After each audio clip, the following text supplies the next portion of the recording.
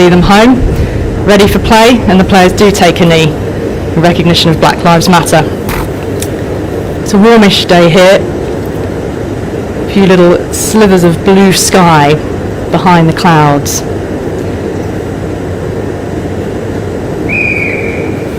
The players rise to their feet, and the batsmen are jogging up and down on their toes as if ready to enter a boxing ring, bouncing about on the canvas.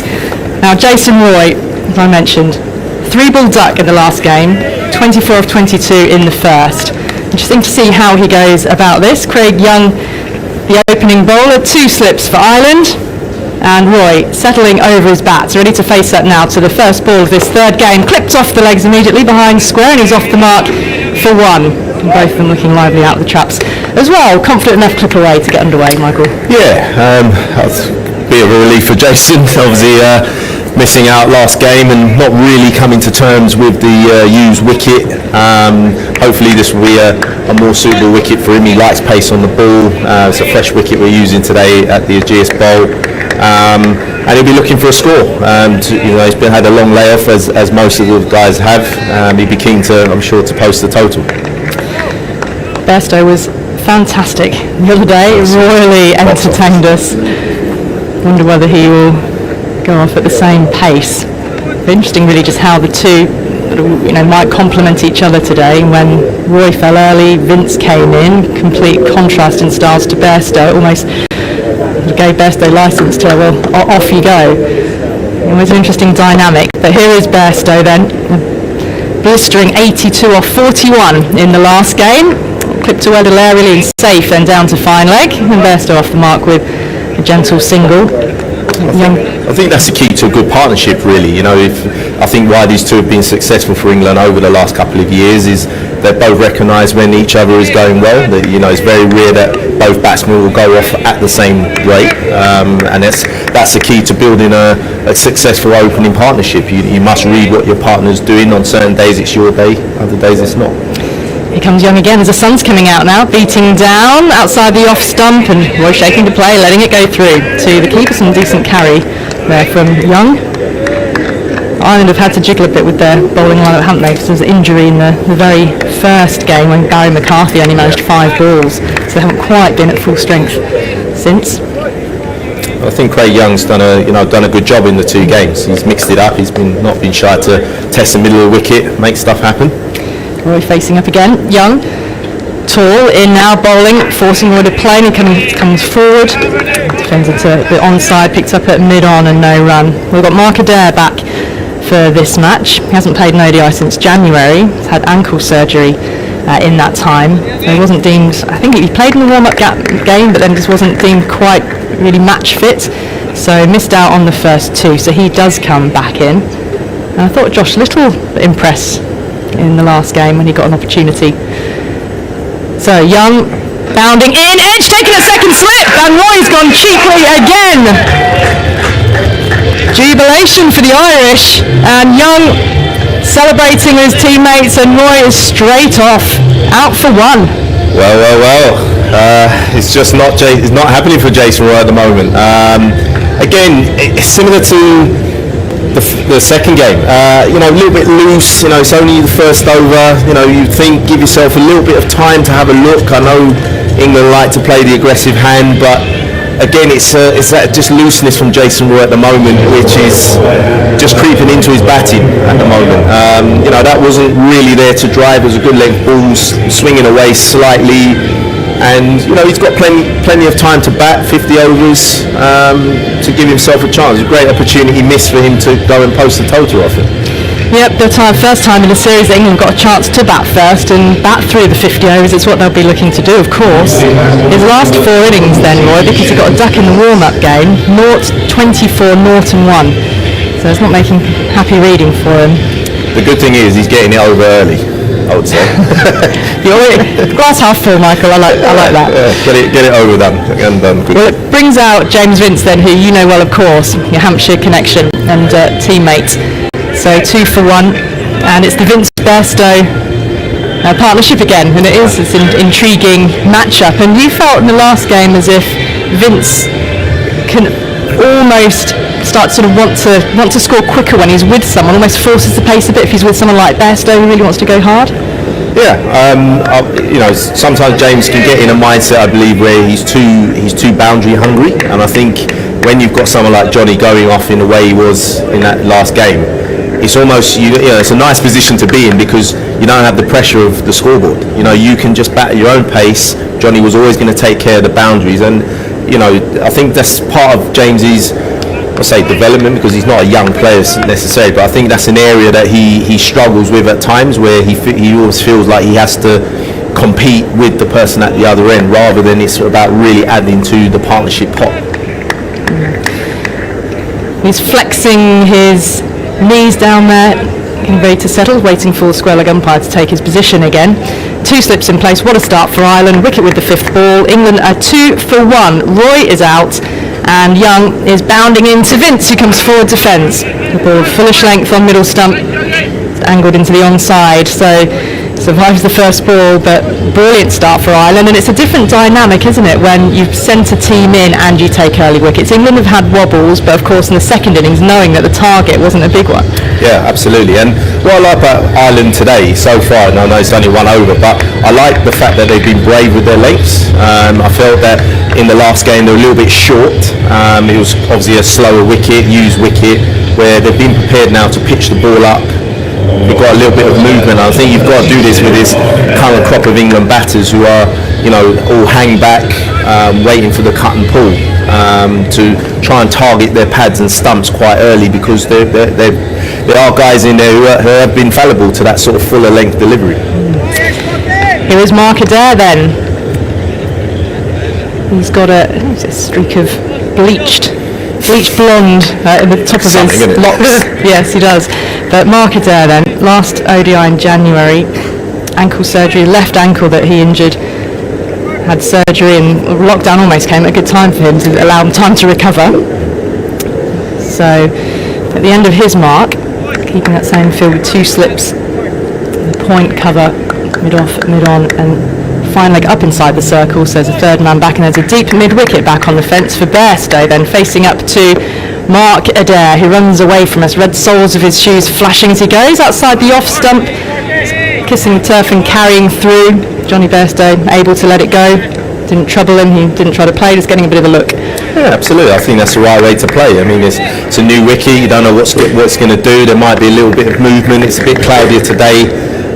Johnny's showing his experience. Let have a look at a few, and then obviously look to punish anything over pitched. Adair running away from us. Overcast again here momentarily. Adair is in playing it at Johnny, but inside edging it into the ground will take a single to mid-wicket. It's off the inside half of the bat.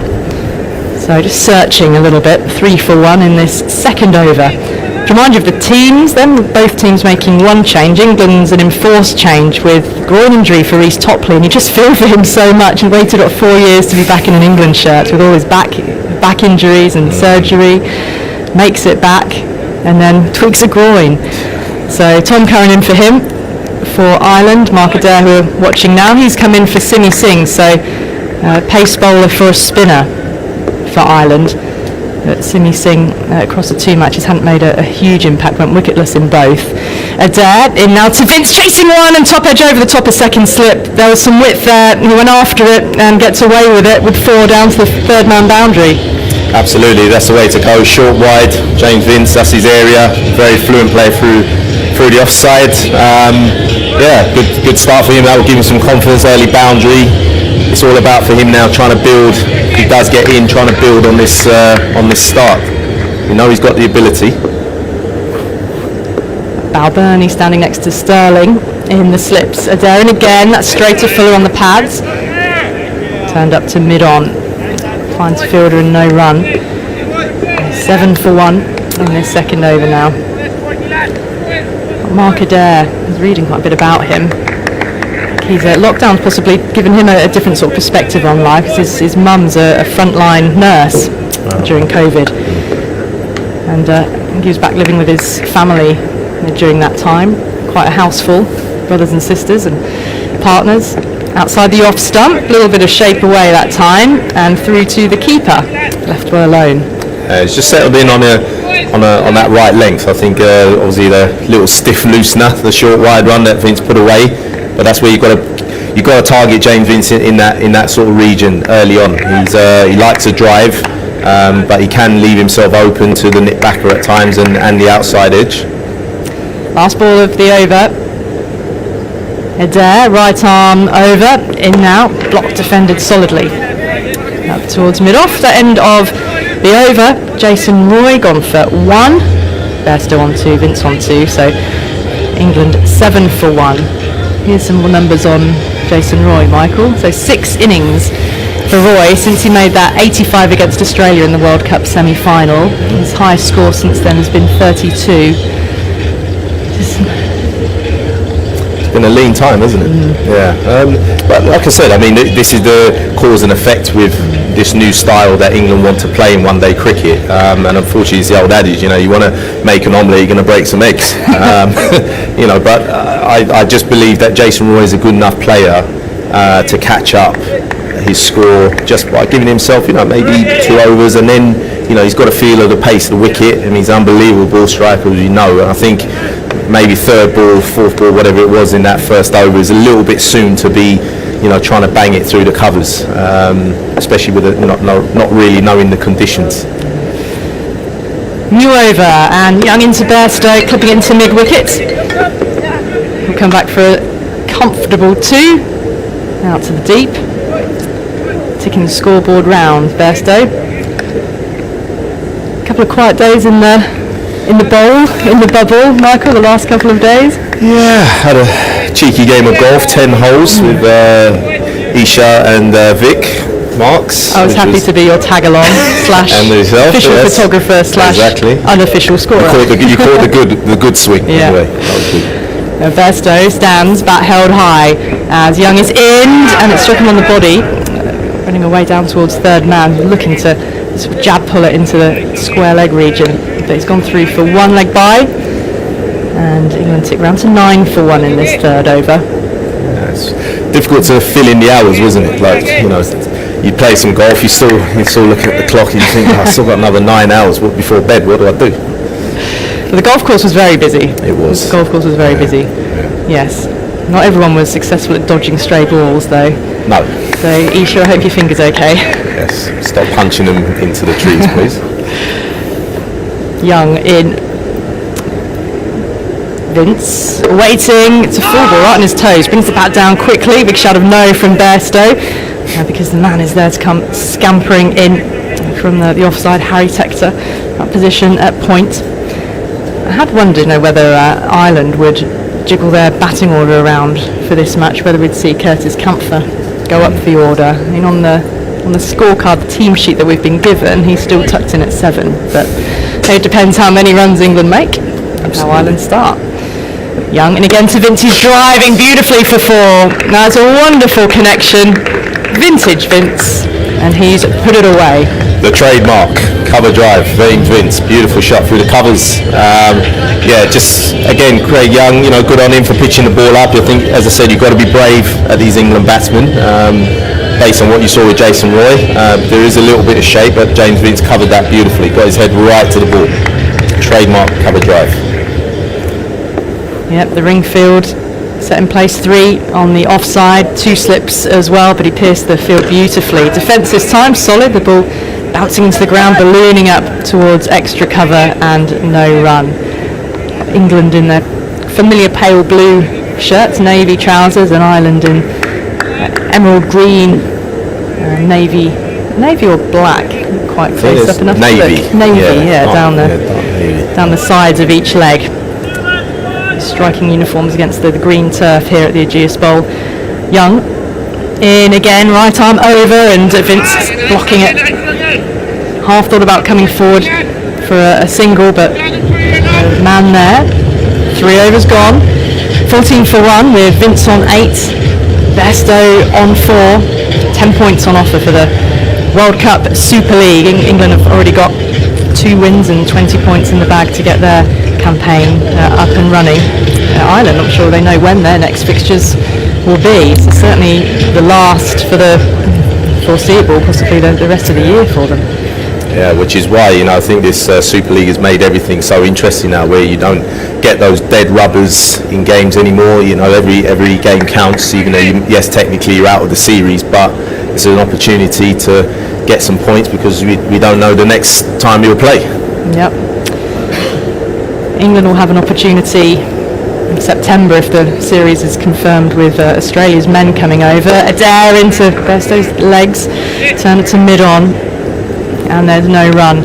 But yeah, very difficult for the nations that don't have a sort of slot in the calendar booked, and it's very difficult. Even series, anything's being left so late to be confirmed fully what all the measures that need to be put in place. And a lot of juggling needing to go on. And I don't know whether you picked up yesterday or day before yesterday with the announcement of the IPL window being set as Adair's in. Oh, got him! He's got Bairstow. Big swing and a miss. And the stumps have been splattered. Well, this is the start for Ireland. 14 for 2. They've got Roy for 1. They've got Bairstow for 4. And well done, Ireland, again. It's that brave length, as I say, challenging these England batters' stumps. Again, Johnny Bairstow, one of those players who has had issues in the past, being gated, and again highlighted there. Well bowled marker there. He's been put away a few times, but he's kept his nerve, kept the ball up, and got his rewards. Well. Things getting interesting early. We mentioned it's been in the chase where England have had a stutter.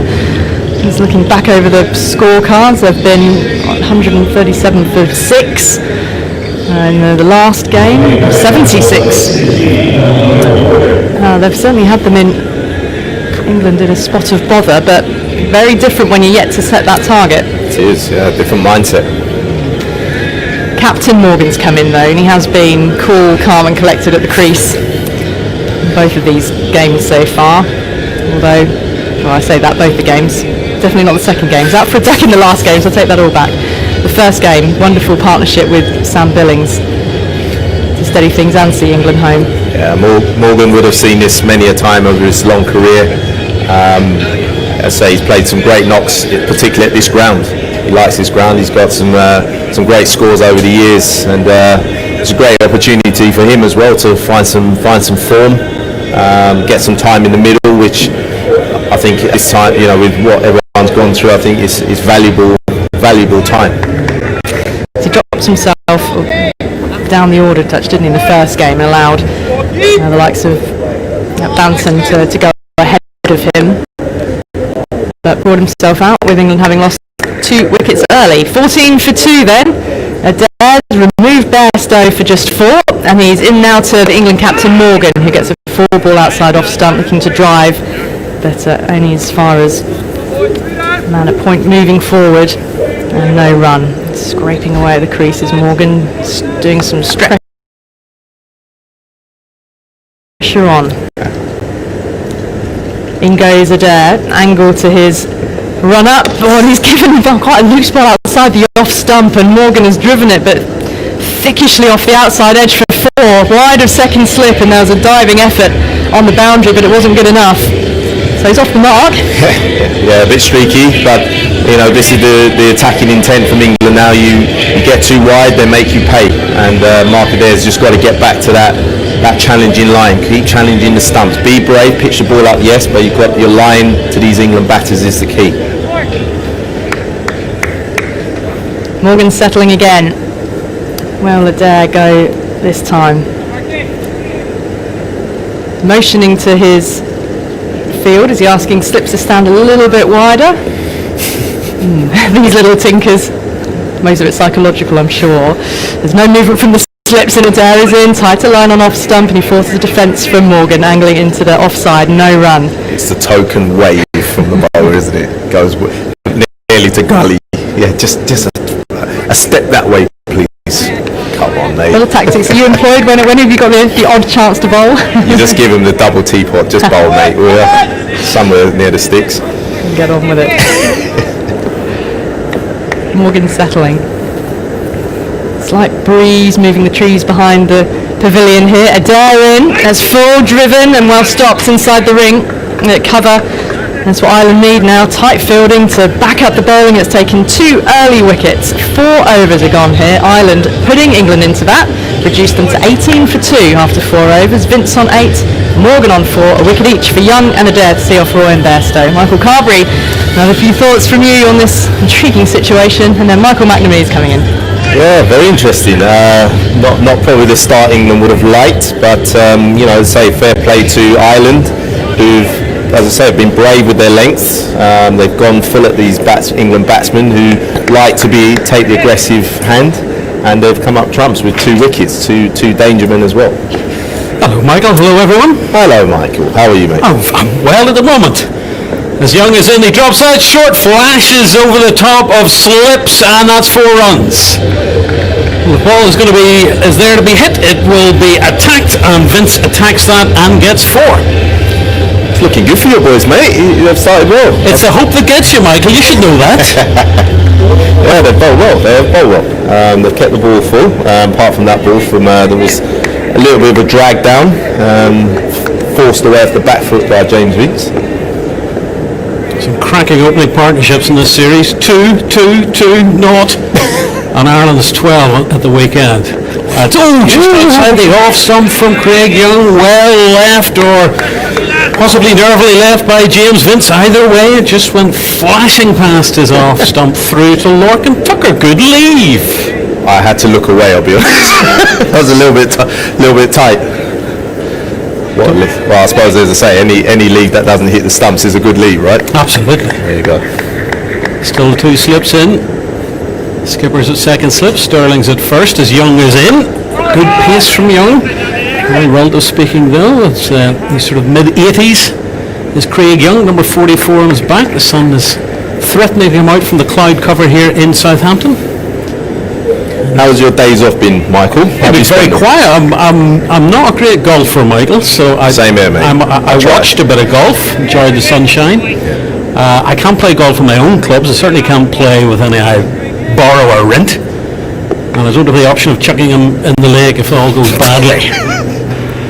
Young is in again, good pace. Strangled appeal, goes off the edge of Vince's bat, squirts out no run. England 22 for 2. In the 5th over here, Ireland winning the toss and electing to bowl. And just that one change with Adair coming in from Simi Singh. Mark Adair still recovering from surgery he had end of March in Cardiff to repair his ankle. And here is Craig Young, short-haired, reddish. That's flicked off the toes by Vince. He'll come back for the second, just behind square on the leg side. And it's pinged in there by Mark Adair. So you were golfing, Michael? I tried my best, mate. I managed to get 10 holes in, and then we had a bit of an incident with Isha Gua getting struck on the hand. So best wishes to her, obviously. Hope she's okay. But yeah, it was very rusty, mate, to be honest. And that's being polite. Yeah. There are probably other words you could use to describe it. Yeah. Won't go there. Yeah. And that's left outside the off stump by Vince, end of the 5th over. Vince is on 14. Morgan's on 4. England 24 for 2. Yeah, very good start for Ireland. They look like they have a bit of energy and buzz around them today. Well, they will want to deny England that extra 10 points. In fact, I suppose an advantage to these Super League games, there is something to play for. Yeah. Anytime Ireland play England at any sport, the men or women in green will want to win for all sorts of reasons. There's always a bit of needle there, isn't it? And I suppose the feeling that Ireland haven't performed to their potential in the opening 2 games, with that proviso that everybody's coming back after 3-4 months in cobwebs. Adair running away from us. That's outside the off stump and left by Morgan and through to the keeper. You might remember that Bairstow was a victim of Mark Adair in the test match at Lords last year. Got him for a duck. One of Adair's 6 wickets in the game, perhaps more famously remembered for Tim Murtaugh's 5-4 on the opening morning. The evergreen Tim Murtaugh, no longer playing for Ireland, had to make that choice between staying in the county game or committing himself to Ireland.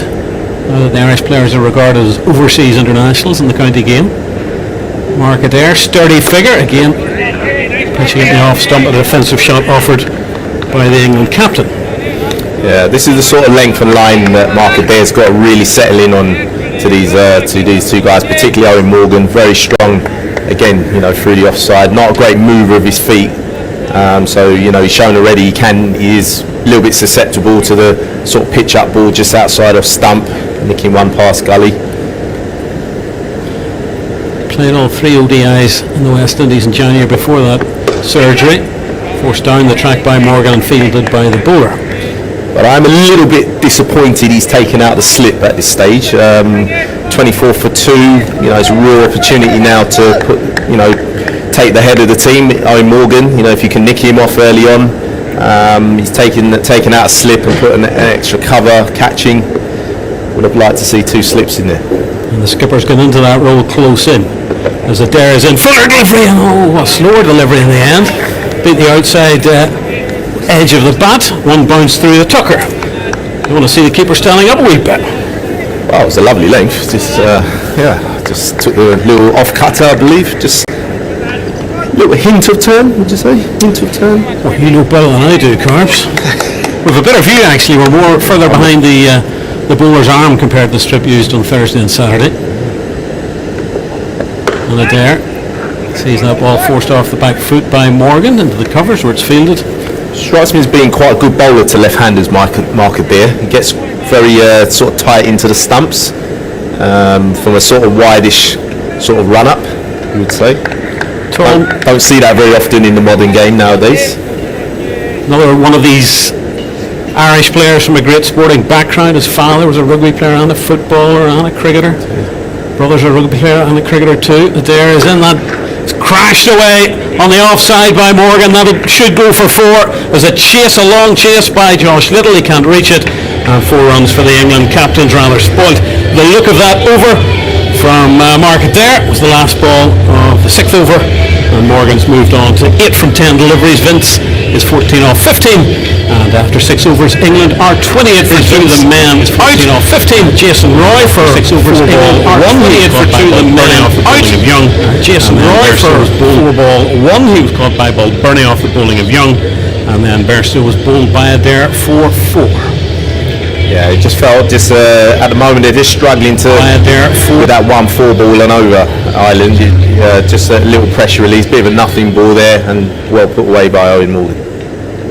And Young still has the 2 slips, bowling in from the pavilion end, drops it short and crashed away, and that's through the fielder in the covers. And it'll be picked up. It was Delaney who went through, and they come through for a single. Tidied up the man running around from mid-off. And the field switches around because Morgan is now on strike. So 1 more to Vince, he's in 15. High cloud here over Southampton, but a nice bright sunny day. And as we've been saying right throughout this series, what a shame there's no spectators here. Albeit this series should have been played in September at 3 different venues in England. Young is into Morgan. Morgan pulls away, doesn't quite get all of that. There's a chase for the man racing back towards the mid-wicket boundary, who'll save it and pull it back. And they come through for another 3.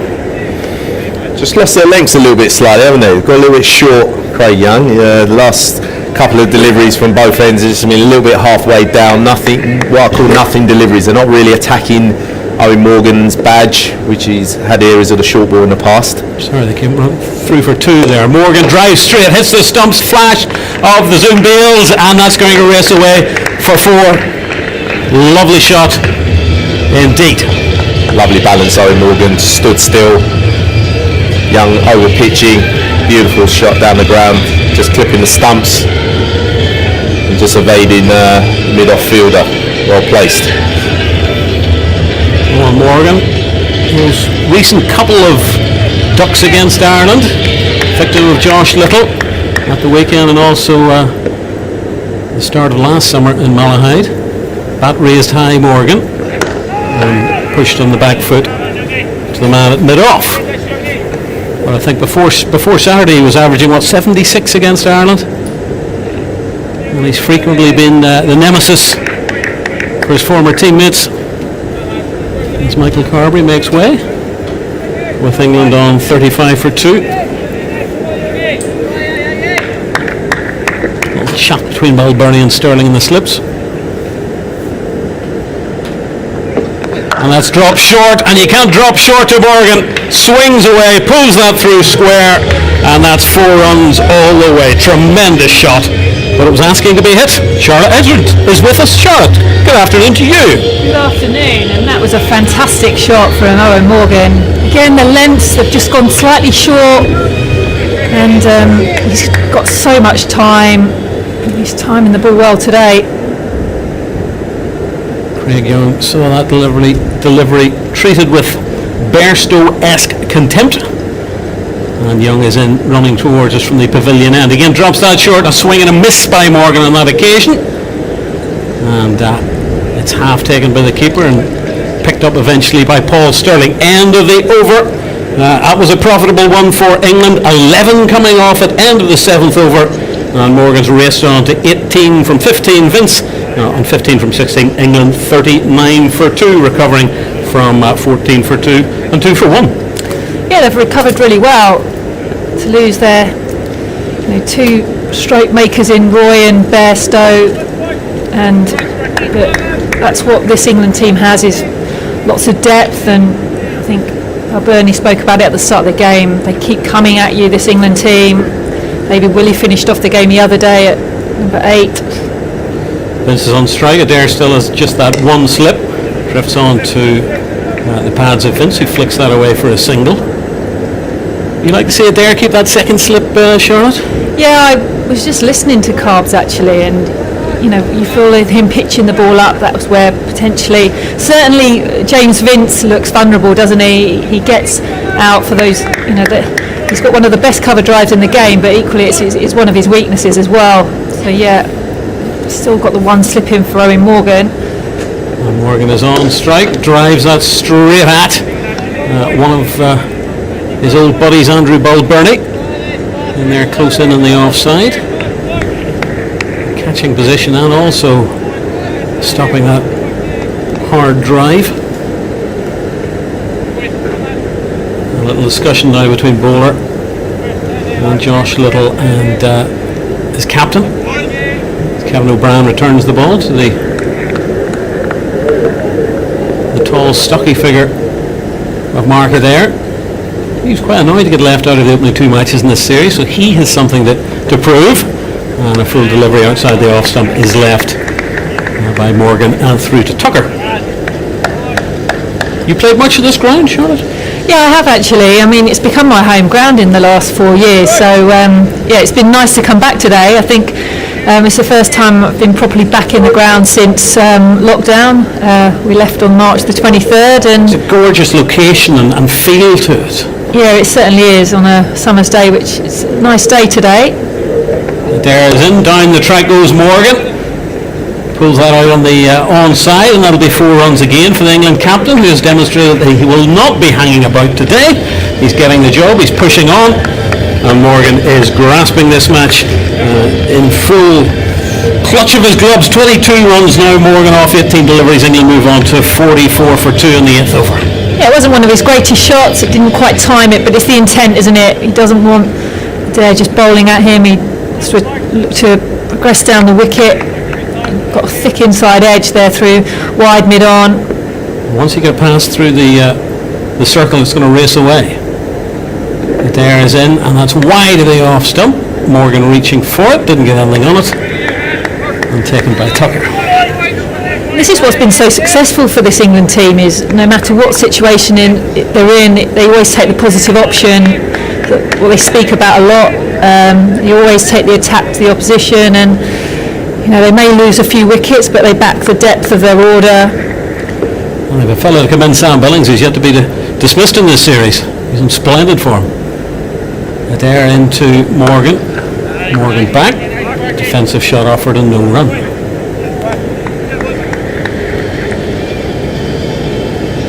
Ireland still don't know at the end of the over there. 8 overs gone 44 for 2. England, Ireland still not really sure what their next match is going to be in the Super League. They've already missed what should have been 2 home series of games, which have got to be rescheduled, and possibly the next game is going to be an away series with Afghanistan in January. But again, the women's team, they think they've got a World Cup qualifier coming up before the end of the year. The domestic Super Series got underway yesterday at Oak Hill in County Wicklow, as Craig Young is in, and that's a beautiful delivery taken by Tucker. Big appeal.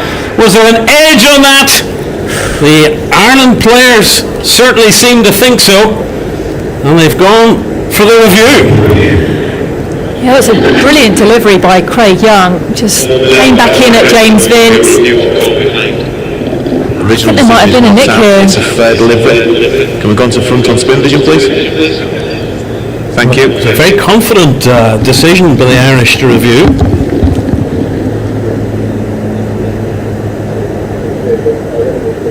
It would have been an inside edge if it was an edge. Ultra edge, please. Thank you. It's a flat line. If you can hold it there, there's a clear spike on the back. That's a wicket. Vince is gone. Can we go back upfield and ready, please? And he's making his... Martin, I'm going to have to get you to reverse your decision to off. out. You're on screen James now. Vince is gone.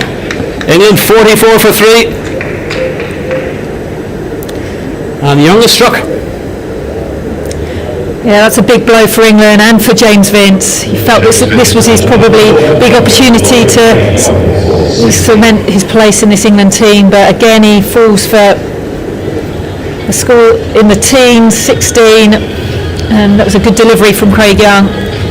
Are his chances running out, Charlotte? I think they are, Michael, if I'm honest. I think he's had a number of opportunities now, and I think we all know what a great cricketer he is, but he's just not quite made it at this level. Yes, trudging off his home ground, and suddenly this game is back in the spin. I think they've enjoyed sort of making it interesting for Ireland, haven't they? They wobbled a bit on Saturday with those 3 dismissals at the hands of Josh Little in the space of 6 balls, just to give Ireland a little smidgen of hope.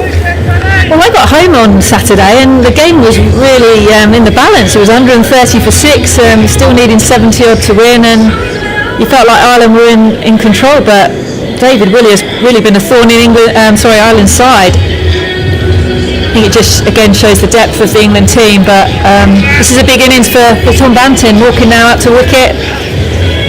Yes, you talked before play started about the mindset of Tom Banton, the fact that he seems to have difficulty getting to grips with the middle order role he's being asked to play here, and the fact that he'd rather open the batting, but he's coming in here at 44 for 3. Well, he's having to do a certain amount of rebuilding with his captain. Yeah, and I think young players, they've got to be able to adapt. So, you're not always going to come in your preferred position, and often younger players get the opportunity, in the middle order. And I think, I think we'll learn a lot about Tom Banton today, whether he has got that flexibility in his game to be able to bat in the middle order as well as the top. Vince was caught. Tucker bowled Young for 16 off 18 deliveries. And Tom Banton so far in this the international series opening match was caught Tucker Bull Young. He was caught Tucker Bull Camphor for 11, and on Saturday he was out for 15 LBW the Camphor. So on both occasions, as he gets off the mark with a little nudged square of the wicket in the onside, off the bowling of Craig Young. Of course, Camphor has got him now 3 times. Got him in a South Africa underage game too. And that plays on your mind, doesn't it? Will we see Curtis Camphor suddenly with ball in hand earlier than expected? I think if I was Andrew Balbirnie, I'd be getting him straight on now and getting him to warm up and have another go at Tom Banton. 2 slips now as Morgan stands at the crease, ducks underneath that short delivery from the Irish bowler and taken by Tucker. And the sun is out, lovely and bright here. The pitch is, as we look down on the Ageas Bowl, it's further to the right than the one used on Thursday and Saturday, so the boundary has been shifted accordingly, so there's a little sort of bare line where it used to be. Josh Little standing behind that bare line on the boundary. That's driven, and beautifully driven for 4 runs by the England captain. No point even chasing that delightful cover drive. Yeah, he's in fine form, is Owen Morgan. It's a glorious shot through the covers, beautifully timed, just slightly over pitched, and he doesn't miss out through that area. He looks in fine touch, the England captain. So really for Ireland at the minute, Charlotte, it's a case of keeping the boundaries down. This is how England are scoring, and Eoin Morgan is collecting quite a few so far. 6-4 so far for the England captain. Young is in. They're firing the bell. Is that off the helmet?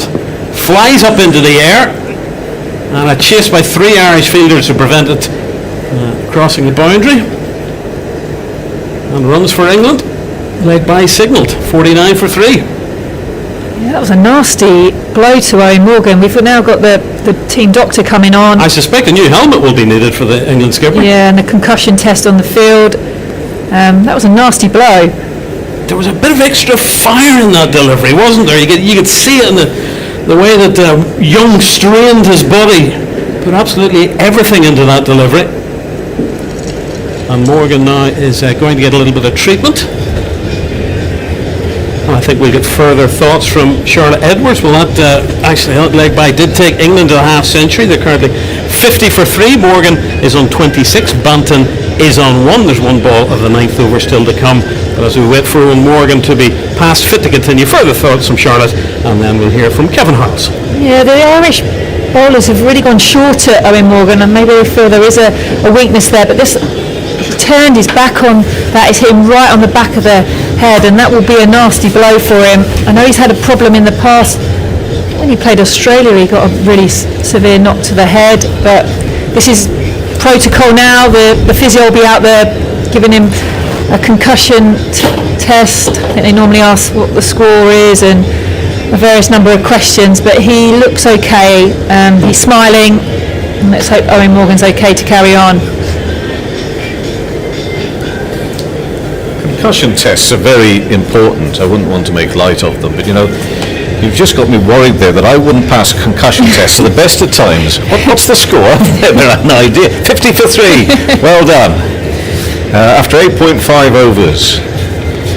And this is the sort of time that Andrew Balbirnie was referring to in his interview ahead of play. We do this, Cricket Ireland that is, we create these moments, we shock for a little while, and then don't go on and finish the job off. Obviously, with only 3 wickets down, there is a lot of work still to be done, but these are the moments that he's referring to. Yeah, I think this is quite a crucial moment. The England captain in on 26, and Tom Banton, who hasn't yet made an impact in this series so far. So, if he can get 2 more wickets here and really put the pressure on the likes of Billings and Moeen Ali, but yeah, they do look really quite aggressive today in their lengths, their bowling, and so this is the moment, like you say, Kevin. This is where they've got to really be ruthless, and if they want to compete against the best teams in the world, that's what they need to do. This helmet transfer is taking a bit of time because Eoin wants it just right. He's got that little padded bit he wants to put around the back of the helmet on the inside as well. I know all about this because I've just had to fork out 80 odd quid for one for my 11-year-old. His head is such a shape, bless his cotton socks. I've had to go for the men's small. Wow. £80. And all this paraphernalia that comes with it as well to sort of pad it out, and dear oh dear. It's such a personal thing though, and I've been hit on my helmet before, and they've taken it off and brought a new one on, and it's just never the same. So I can feel for Eoin Morgan. He will be wanting that to be absolutely right, but it was a big blow to the head. Jason Roy 3 times in this series been out to the bowling of Craig Young. Johnny Bairstow with one very impressive score in the middle of the series. That was 82 on Saturday, but either side a 2 and a 4. We've just seen the end of James Vince on what really was a crucial innings for James. It's for the selectors to think long and hard now, but it's got all the looks and the feel of a hugely frustrating situation for James Vince, such a talented individual. And we should now get the completion of this over, and it's Young coming into bowl, and that's Banton pushing it on the onside of straight. No run. So we finally get to complete the 9th over, and it's 50 for 3. Morgan's on 26, Banton on 1. But a real buzz, a real strong sense of purpose about Ireland because they made such a great start. Yeah, they've really, and the fielders are backing the bowlers up as well. Good bit of fielding there at mid-on. Yeah, they look really aggressive, and that's what they need to be. They need to look to take the England wickets, which they have. They've bowled good line and lengths, and now we've got a change of bowling. Looks like Josh Little's about to come on now. Josh enjoyed his wicket a little bit too much when he got rid of Johnny Bairstow the other day. So much so that he picked up a demerit point by being found guilty of a level 1 breach of conduct. So let's just see if he sticks with the wickets today. He's in and he bowls, and that's an outside edge which flies along the ground down to third man. We're on a different pitch to the first 2 matches. We're slightly to the right. If anything, we're a little bit more behind the bowler's arm than we were for matches 1 and 2. We're on a pitch which actually is probably fairly central to the square, but the boundary's just been pushed out a little towards the Shane Warne stand, out to the right hand side, and it's going to be Banton facing with 2 slips, and Josh Little took 3 wickets the other day, in now with his left arm, in and bowls one, swishing at that one. That didn't look so great from Banton. It's a shame if it turns out to be James Vince's last sort of hurrah internationally for England, here on this ground as well. I would love to have thought that, on this ground I've always had warm, loving things, and he will do, because he's had tremendous success with Hampshire here, his home ground, but may also have seen the end of things. But we wait and see. Time will tell. Little in and bowls and pushed onto the onside, and there will be no run. So the score remains 51 for 3. Weather-wise, well, it's predominantly cloudy, although away to the left-hand side, got a fair amount of blue sky, but it's pretty overcast here today. The sun was shining beautifully for an hour or 2 this morning, and it's been that sort of weather really over the last 5 or 6 days. Some glorious weather and a little bit of overcast. We thankfully have had no rain today, and hopefully that will stay the case throughout. And that one's a little closer, and he does play it very nicely off the back foot. There's Banton, that races through extra cover for a 4. He'll feel a little bit better, but that takes England to 55 for 3. Yeah, this was a nice shot off the back foot, just slightly short from Josh Little. Not too short though, just got in a good position. Didn't look to overhit the ball, and struck that lovely through the offside. Listening to us still on Radio Ulster Medium Wave, 5 Live Sports Extra, Radio 4 Long Wave, BBC Sport website and the BBC Sounds app. As Little comes in to bowl to Banton again. Oh, again we'll find that gap. Will this have the legs to beat the fielder to the boundary rope? I think it's just going to do so. It didn't go quite so quickly on that occasion, but it basically follows the same line, just a little slower to the boundary. That's successive 4s. 11 4s so far in the innings for England, and the score now 59 for 3 with 1 ball left of the 10th over. Yeah, an identical shot really, just slightly tighter to Tom Banton, but he got in a good position again and just timed it through that offside. Back to his mark, just a few yards inside the circle before he does a little shuffle. As Little should complete his first over here, reaching for it and down, I think bottom edge of the bat, down towards first slip, and it's fielded by Paul Sterling. So 9 off the over. England have moved their score after 10 overs in the power play to 59 for 3. Morgan on 27, Banton on 9. Ireland will take a lot of encouragement from those 3 wickets, but we need to reiterate that they've done this sort of thing before, and of course the bigger question marks in so many ways are over the batting anyway, which is to come later on. But they'll take that, I think, with Little having bowled 1 over for 9 runs, Young 5 overs, taken 2 for 30. Reminder also tonight, you can see the highlights on BBC 2 at 11:30, and a little later on the iPlayer, and right now in-play highlights on the BBC Sport website to follow the action. wherever you are, whatever you're doing this afternoon. Good afternoon to you. Coming up to 10 to 3. And the bowler was about to come in and begin his run up, and then had to wait for the formalities of the second phase of the game to be signalled by umpire Saggers. Next ball is driven beautifully by Morgan. Beautiful timing from Morgan. He failed in that second ODI, but of course he got a 36 first time around. That was all that was needed, and he seems to be finding the boundary here very neatly as well. He's taken that one blow to the helmet as he ducked into a shorter ball, but it's a lovely shot for 4. He moves to 31. Yeah, such good timing from Owen Morgan. He looks in really good touch, and you always know when you're in good touch when you're hitting the ball nice and straight. That raise worked way through quite a gap there on the onside. It probably will only get them a single, mind you. 64 for 3, and Morgan on to 32. Struck 7 fours in the 34 minutes he's been out there. To try and settle the nerves. He of course would have desperately tried to settle the nerves of James Vince when he first went out to the middle, having seen the early loss of both Jason Roy and Johnny Bairstow. Sadly Vince has since departed as well, and Banton currently awaits Craig Young, moves across his stumps and plays and misses.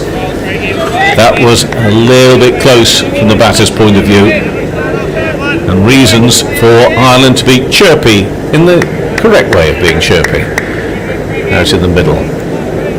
Yeah, I would imagine they're probably saying a few things to Tom Banton. They'll know that he's under pressure and he likes to be aggressive. Scores of 11 and 15 so far for Banton. He's crouched, he's waiting, and he gets plenty of bat on that really. Well, it was quite timed, but it's more or less straight to the fielder at mid-off. Half a tumbling stop to prevent the ball from going past him and allowing Banton to scamper a single or anything like that. Still got 2 slips in, a backward point, extra cover.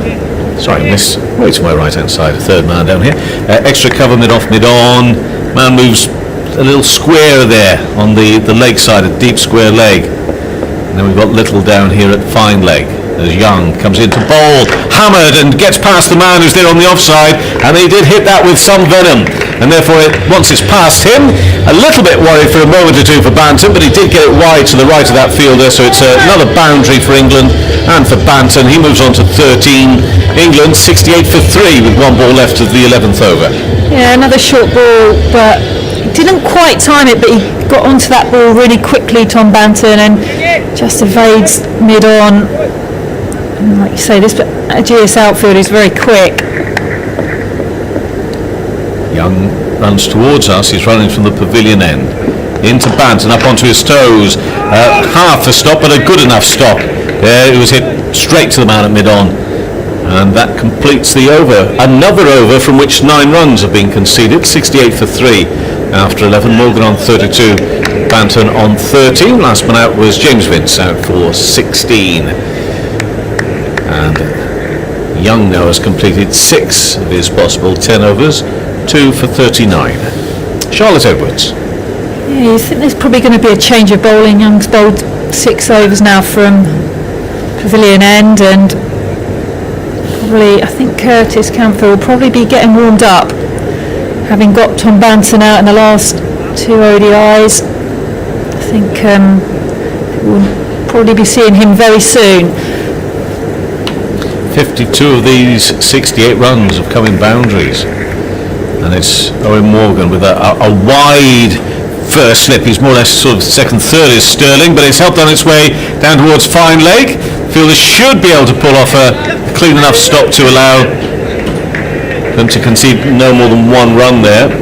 But again, it's sat up, and Morgan with 1 movement just makes contact with the ball, but can't get it really past that fielder out there. Clocking up 82 miles per hour at the moment on speed gun is Josh Little, but he and Craig Young have done a good job here so far for Andrew Balbirnie and his Ireland team. And it's Banton again, waits in the air, but it should clear the fielder. Will it? Yes, it will. Just plugs a little in the ground. Adair was who's also been bowling well today, gets the ball and a right arm throw. 1 run for Banton. He moves to 14, 70 for 3 in the 12th over. Yeah, this hit high up on Tom Banton's bat. When it first left the bat, I thought it was probably going to just go to mid-on, but it just managed to go over the head, but then it plugged in the outfield. Little in again, this time it's carved and very well stopped. Good piece of fielding there on the edge of the circle to throw himself at it. Right hand stop. Hammered it down into the ground.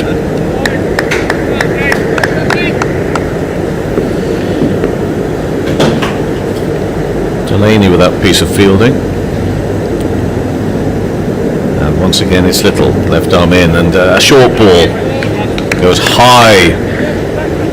So high it signalled as a wide over the head of Owen Morgan.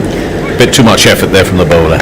Yeah, they really are persisting with this short ball attack on Owen Morgan. They've already hit him in the head once. I obviously feel there is a weakness there for Owen Morgan. They continue to keep bowling short deliveries.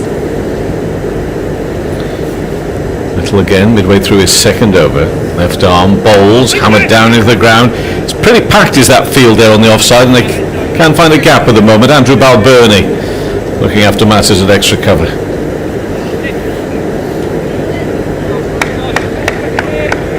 David Milnes, umpire standing at this end. Martin Saggers out there at square leg. It's the second ODI standing for David Milnes and just the first for umpire Saggers. Of course, home officials, home umpires with COVID, give some of these lads an opportunity at international level. Next ball in the air. Gosh, he's got hold of that beautifully. As Owen Morgan, that clears the rope over square leg.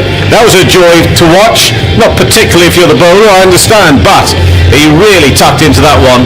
77 for 3 with 1 ball left of the 12th over, and Morgan with that 6 moves on to 39, 7 fours and a 6 so far for the England captain.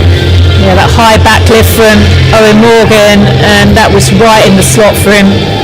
Didn't really get enough ovation on the delivery from Little, and that was a fine shot for Owen Morgan. Little to his mark again. 1 ball left of this over. This time a little tighter and straighter, but just enough room for Morgan to use his wrists to turn the ball onto the onside, so he'll keep the strike for the next over.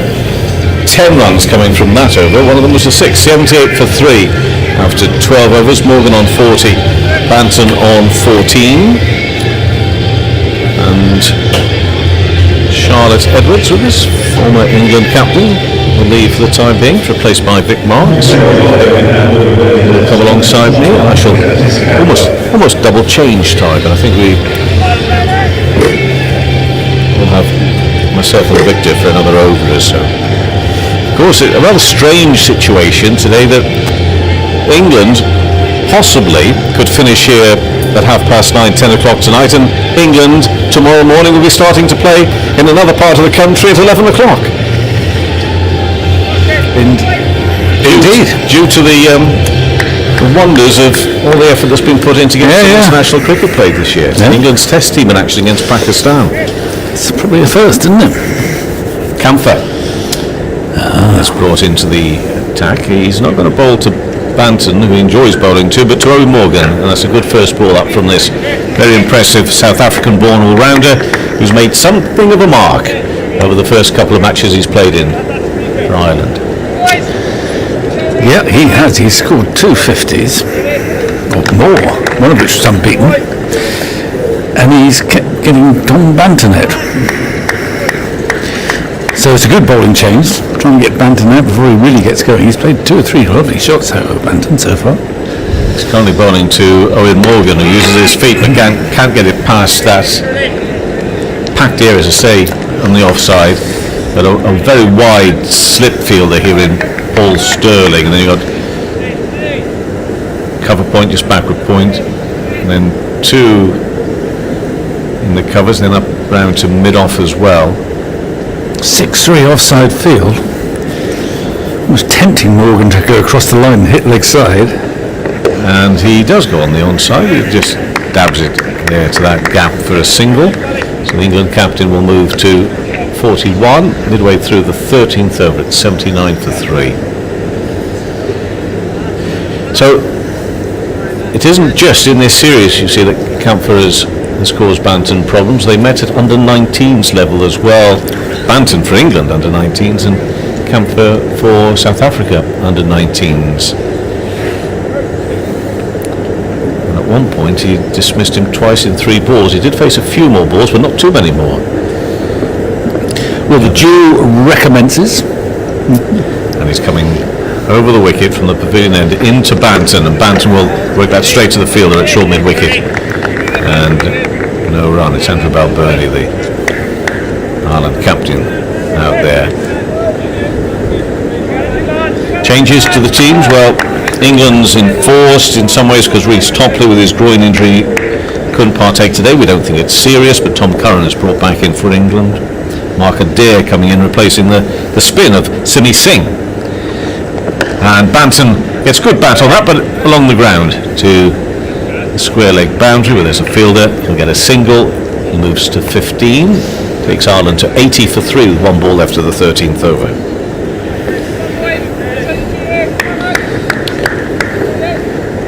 England lost 3 wickets quickly, but it hasn't stopped Captain Morgan playing with freedom, or indeed Banton when he's just come in. To the left-handed Morgan, Camphor will come around the wicket. He does so now. In and up onto his toes, straight to one of those fielders, packing that area on the offside. No run. 13 overs gone. Only 2 runs coming from that over. 80 for 3. Morgan on 41. Banton on 15. Josh Little, he's going to continue. He's always worth watching. He reminds me, he reminds me of? I think he's a poor man's Neil Wagner of New Zealand. In that he runs in, bowls left arm over, and quite often he bangs it into the middle of the pitch. He's tried that today. Morgan hit him for a mighty 6, which cleared the man on the boundary at square leg. Well, Little's coming in to bowl to Banton. Banton again will try and find a gap. It's very difficult to do so that offside at the moment, so no run. So stuff happens, I think, when Josh Little's got the ball. There were wickets the other day, 2 in quick succession. You got Morgan, you got Moen in the same over, you got Bairstow just before that. But he can also go for a few. And he told Johnny how much he enjoyed getting rid of him as well. Up onto his toes, Banton into the offside, and there should be no run. Yeah, well, we're supposed to decry that sort of behaviour. But the atmosphere was so sort of sterile, as it inevitably is when there's no one here, that actually I thought it added a bit of spice to proceedings. When I don't exactly know what he said, but he showed him the way, I think. Back to the He did, and made Johnny smile, but in a way that I wasn't totally convinced that Johnny was thought it was happy. funny. Yeah. I don't know what he said. Little bowls, worked where there's a much bigger gap out there on the onside, and he finds it, but he won't find the boundary out there through deep mid-wicket. Enough to go for 2. And England's score will move to 82 for 3 midway through this 14th over. Well, anyway, Jason Roy and Johnny Bairstow didn't last too long today. Both No, I mean, Bairstow obviously played a glorious innings in the second match. Roy, well, he got 20 on in the first match, but that's about it. And Little again. Bowls, up onto his toes goes Banton. He's a very tall figure is Banton. Sterling does the fielding. Jumping a couple of times as he makes his way to the ball to retrieve it and then throws to the wicket-keeper. So they've thought about a change of game, I think, isn't it, for Ireland? One change every game. And Mark Adair brought in today for Simi Singh. Another competitive, skillful bowler. Bringing a little bit more energy to this Ireland team, but it's Little at the moment. Bowls and looking to scamper a single, and they do towards mid-off. Banton, thankfully, I think a little bit of his height came into play there, because he was able just to pop his head around the corner just to see if there was a chance for a single, and there was. One ball left to the 14th over, 83 for 3. Banton's on to 18, which is his highest score of this little series. 11, 15 and 18 score so far. One ball left. He's hit, you can see why people get excited by him, because he's hit 3 boundaries. Raced off like that. No slips in now for little coming to bowl to Morgan from the north end on the leg stump. And they will get something for this. Whether there's any bat or coming off the pads there, I don't know. We'll confirm that's a leg by. There's one more to the total. And it means the score is 84 for 3 after 14 overs. 4 coming from that over. Morgan on 41, Banton on 18. Vic will say something, and then Andy Mitchell will try and say something. All right. Well, it's quite a recovery. 44 for 3 England. I mean, the contrast between Ireland when they lost early wickets is that not only did they lose the wickets, but the run rate went down. But Morgan, he doesn't pay too much attention to the scoreboard, i.e. the 3 wickets down. He's played very freely to put a stop to this nonsense.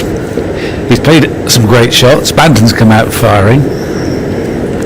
And they lost 50 overs. Bottom edge from Morgan, running way towards very fine leg, and Josh Little is making ground to pick up as he does with his left hand, reaching down, and Morgan's come back for a comfortable second. So Morgan playing a fine hand here, moving on to 43 off 37 balls. The partnership's worth 42 off 37. And England now, yes, recovering at 86 for 3 in the 15th. How are you, Vic? I'm well. In reasonable shape. I'm getting ready for my next bubble, and so are you. Yes.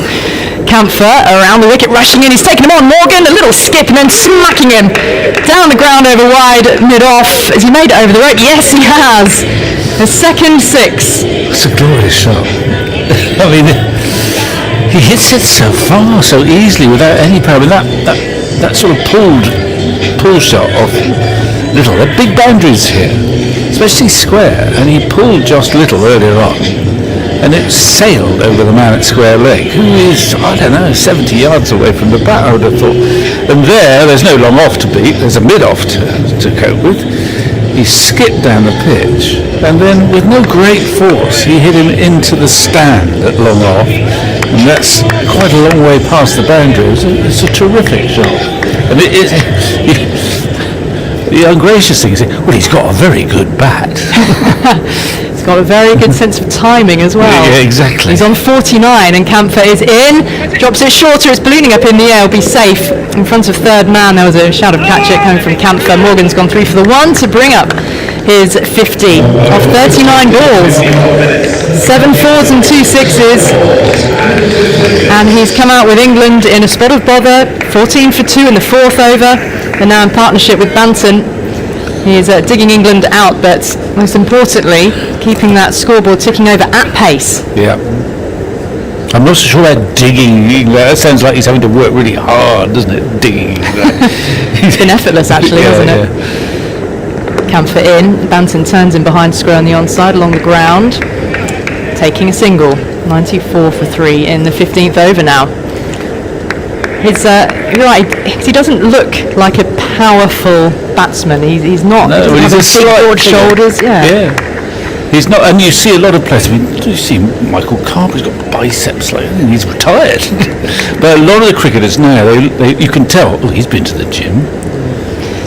Morgan stands bat raised, Camphor in again, it's full, and he gives it respect. A solid defence back up the pitch into the hand of Camphor. And Morgan might go to the gym, but he hasn't been working solidly on getting those biceps expanding or whatever these bits are over here. I'm not very familiar with muscles or indeed gyms. You make up you've never seen those muscles. Well, not in the mirror. He's awaiting again now. The keeper's standing up here to Camphor. Pulled away over mid-wicket. Quite got all of it. And enough for Morgan to come back for a comfortable 2 though. Picked up in the deep.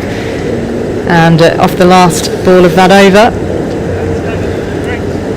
taking England on to 96 for 3, 12 off that over. The runs really are coming quickly for England, and that's what's helping them along. It's what's putting Ireland on the back foot again very quickly after being very much buoyed by those wickets. They took Roy out for 1. Drinks being brought onto the field, by the way. Roy out in the 5th ball of the innings, out for 1, faced just 4 balls. Called it second slip, having a poke at 1, and Bairstow was cleaned up by Adair, out for 4. Vince was caught behind off Young, made just 16, so that was 44 for 3. Now 96 for 3 after 15. Morgan 52 not out off 41, and Banton 19 off 20, and the partnership has developed nicely, 52 runs as it now stands at. And it's a great opportunity actually for Banton. He's got his captain there, vastly experienced Morgan, who must be a lovely man to bat with for a youngster coming in. Morgan's seen it all.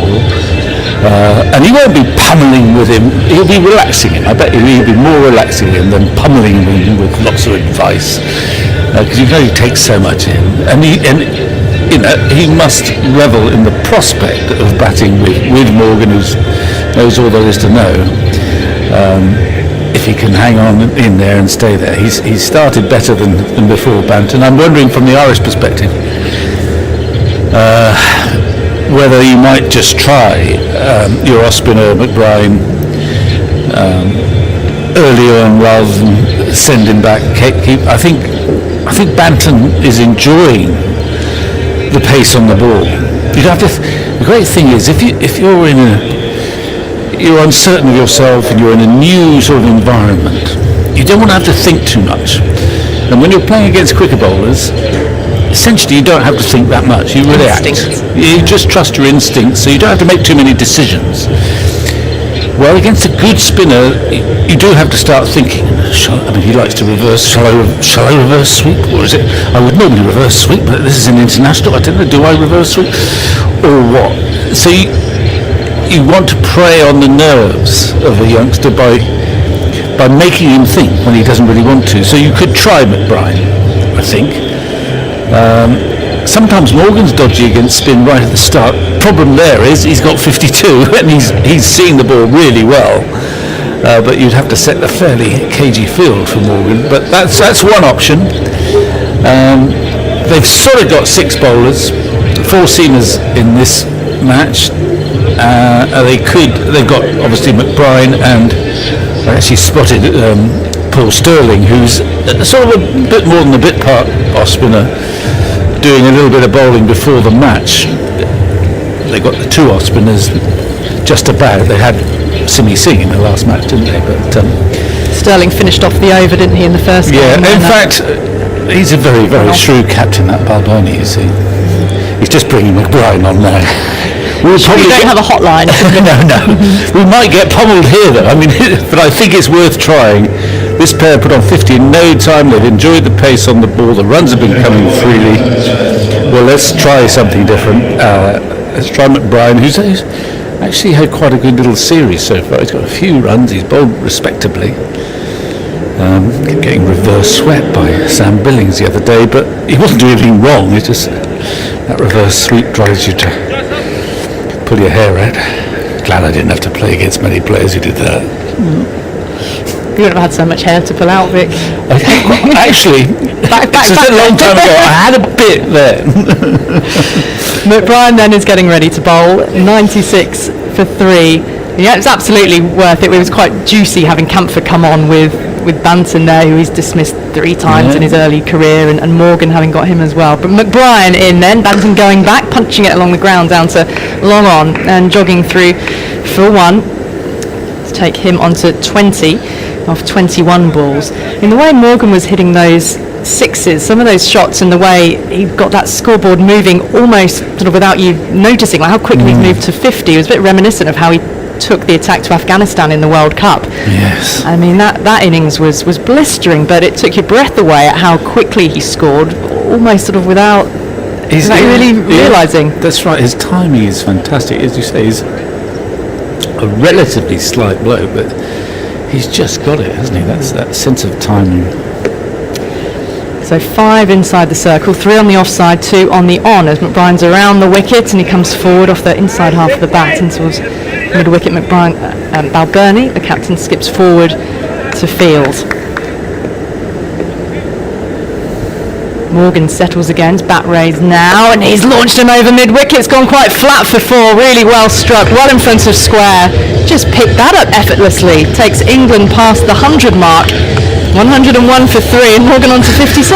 Well, yeah, it's just beautiful placement more than anything. It's sped there. There's a gap at mid-wicket, and he fetched him. And the other thing that is remarkable about Morgan is that when he took over, he insisted that we're going to struggle to find that ball. They found it. Oh, they got it.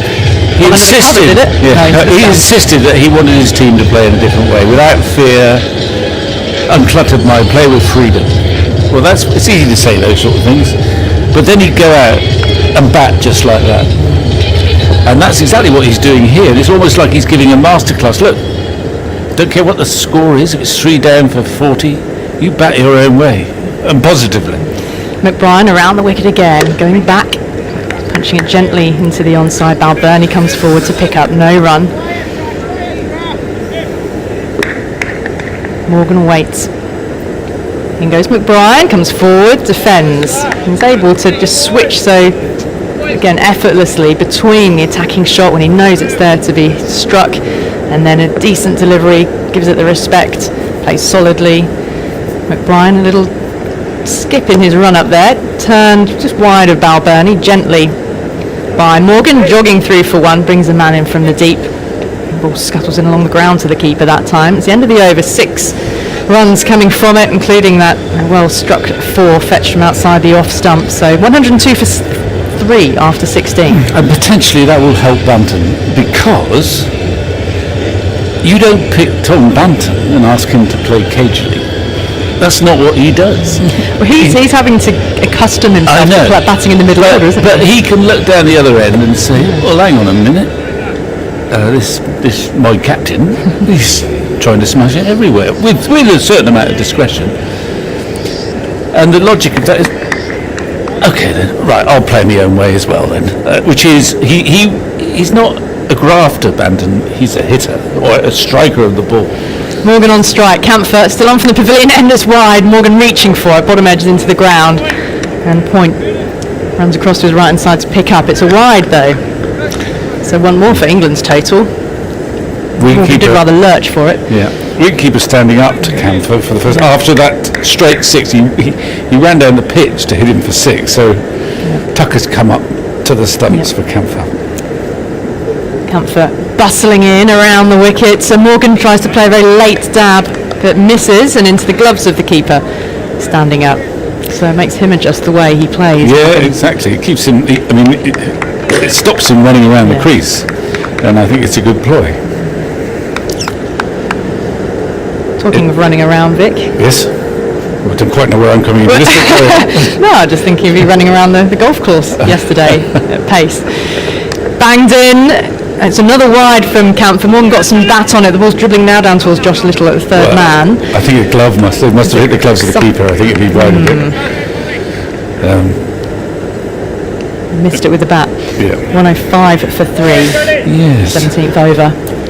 Well, I've got some binoculars on order from Amazon, Vic, for the next time I stand on the tee and watch you tee off from the 7th hole. Oh yeah. Just to see where the ball's gone. Distance, obviously, not into the adjacent fairway. Well, Camphor rushing in again. Banton is bottom edged it, inside edged it, past the stumps. It could have ricocheted back onto the woodwork. Throw comes back into the bowler's end, and he scampered through for 1. 106 for 3. Yes. Well, the problem is knowing where to point them, really, isn't it? It was a pleasurable walk. Well, it was lovely. For me. It's the first time I've played golf with a spectator. Was I putting you under pressure? No, I think probably helped. It was nice to get out and get a bit of exercise around the course, that's for sure. Here's Morgan awaiting them with the keeper up, and Camphor around the wicket, comes back into Morgan, who defends from the crease, and the keeper, Tucker, moves forward to pick up. Roy out for 1, Besto 4, Vince 16. I could tell that you broadcast golf because, at the critical moments you were silent. Yeah, I've learned to whisper around the greens when I've been at an Open Championship, for sure, been at the Open. Morgan on 57. Camphor 4. Morgan's used his wrists to work this away and find the gap beautifully behind square on the onside for 4 more. Yes, just a flick. I mean, he is timing the ball beautifully. He is a sort of touch player. And sometimes it takes him a while to find that touch. When he finds it, he plays some startling shots and he hits with such power, with such little effort. That was the hockey or the hurling influence, the break of the wrists.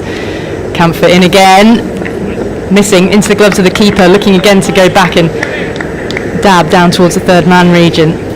Well, he's keeping Tucker behind the stumps interesting because outside that off stump, he has played and missed a couple of times. Takes some catching standing up, but it's a little nick. It's not too bad, but it's a big nick. Struggling a bit.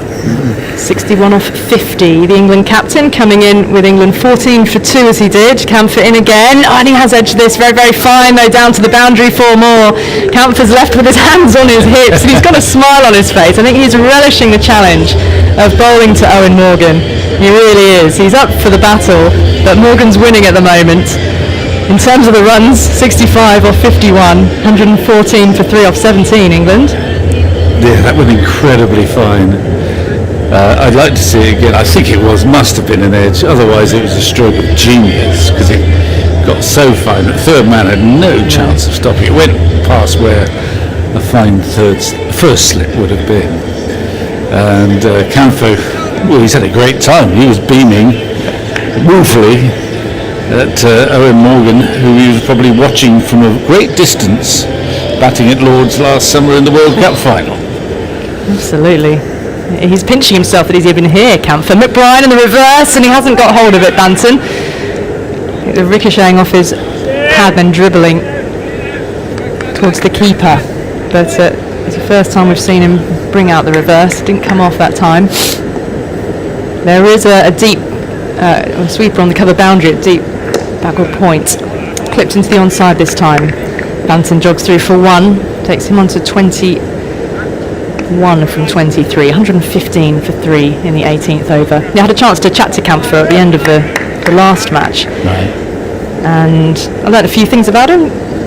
Firstly, that his idol, he's an all-rounder, and born in South Africa, as Morgan comes forward and drives through extra cover along the ground. It's Camphor diving for it, puts an athletic tumbling stop, and coming back for the second. The throw comes in. His idol, Jack Callis. So you can see that kind of combative punchiness about him with bat and ball. So not a bad idol to have.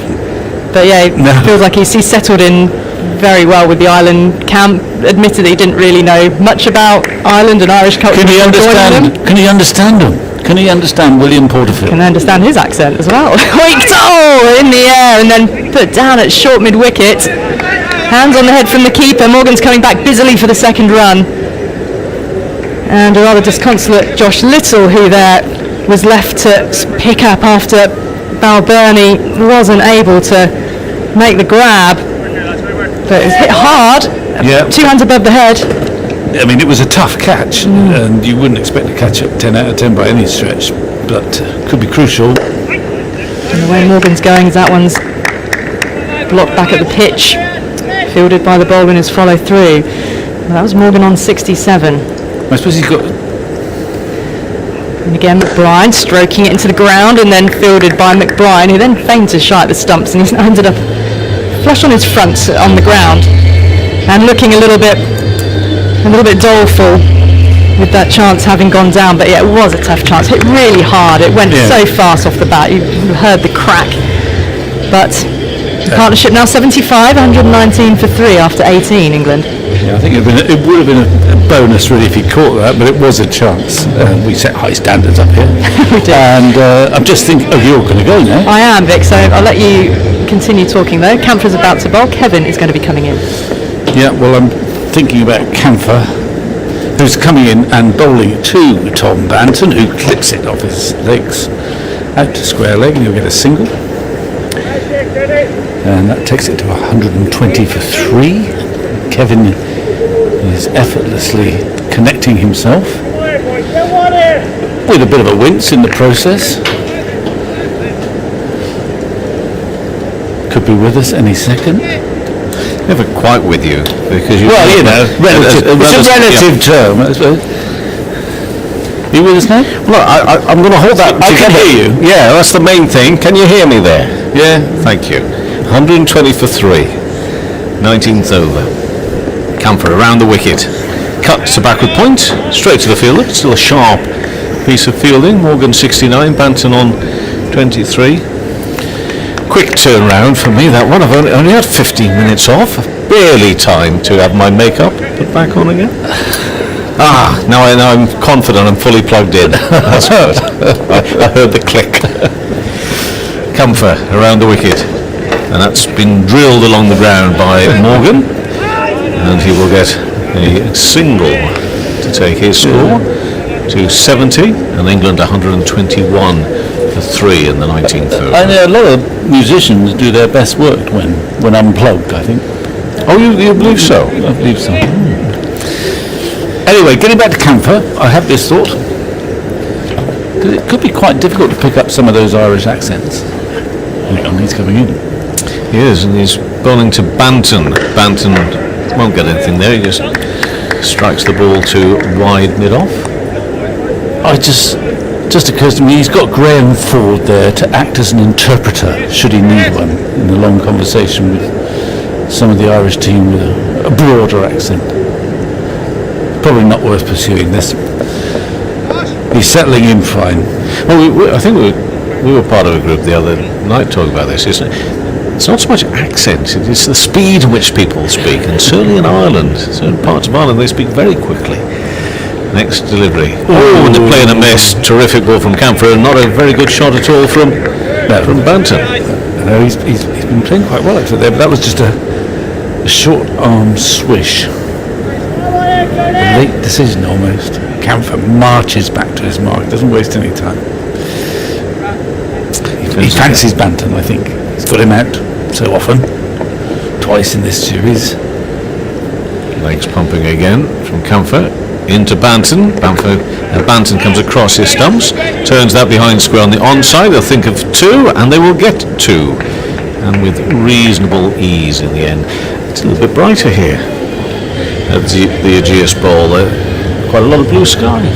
Sun now makes an appearance behind the cloud, which has dispersed a little, and that cloud that is there is more white than grey now. And it looks more of a picture, and as do most cricket grounds, of course. When the sun is out, they look good. But this one, I think, very resplendent when the sun is shining, because of the way that it's sort of surrounded by trees up on the bank behind the Rod Bransgrove pavilions we look out from our commentary position, but also around the sides as well. And you can see there's a little bit of a breeze blowing. You can see on the trees away to our right, next to the Shane Warne stand. And McBride continues to bowl, and that's pushed into the offside by Owen Morgan for no run.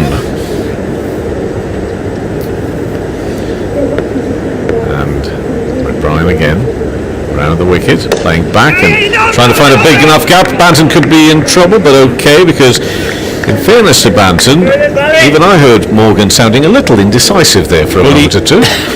Well, he said decisively yes, and then he said very quickly after that decisively no. And he got his no in quick enough for Banton to turn back. But all is well. He looks to sweep again and straight to the fielder at short fine leg. Can't find the gaps at the moment, can Owen Morgan, but he's batted extremely well for his 70 off just 60 balls. He stays in, goodness knows how many of you. You know, there's so much time left in the innings, that's what I'm thinking.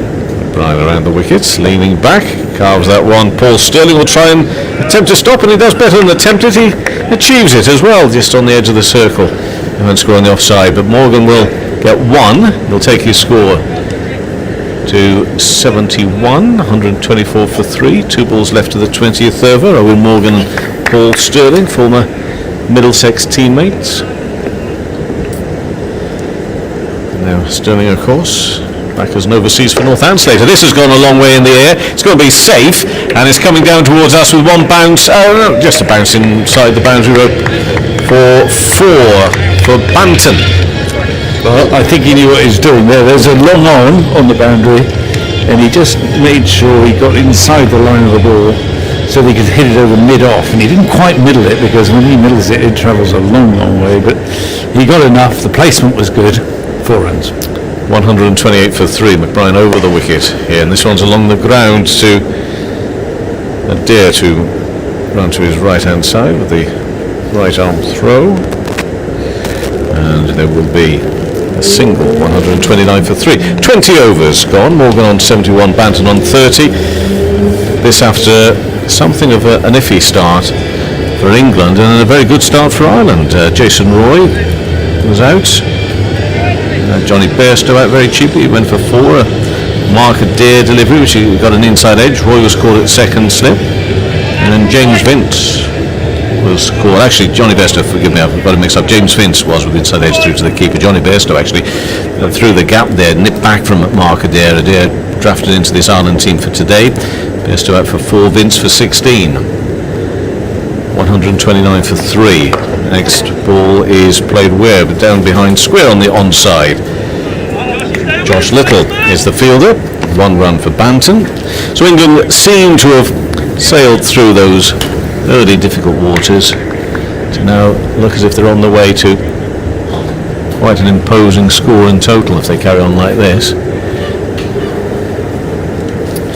The partnership worth 86 runs off 75 balls between Morgan and Banton, and Morgan has just been exquisite throughout, really. Banton, when he struck the ball, he struck it very well. Hasn't had quite always the control, composure seemingly of Morgan, but then again there's something of a difference, one in the way sometimes they play their cricket, but certainly in their experience. But the fact is that Banton, coming into today off scores of 11 and 15, has got himself up to 31 today. It was a 39 ball 50 for Owen Morgan. So it's comfort around the wicket. Morgan will help it on its way down towards the boundary here. There's just a single to be had, and the score now moves to 131 for 3, and Charlotte Edwards is back alongside, and the sun is out. It's a beautiful picture. We do not complain, as you know, Charlotte, but it does get a little bit bright in here, as you may realise, as the afternoon goes on. No complaints. No, I won't be complaining, but I might need my sunglasses. Yes. At some point. It's nice to see, though.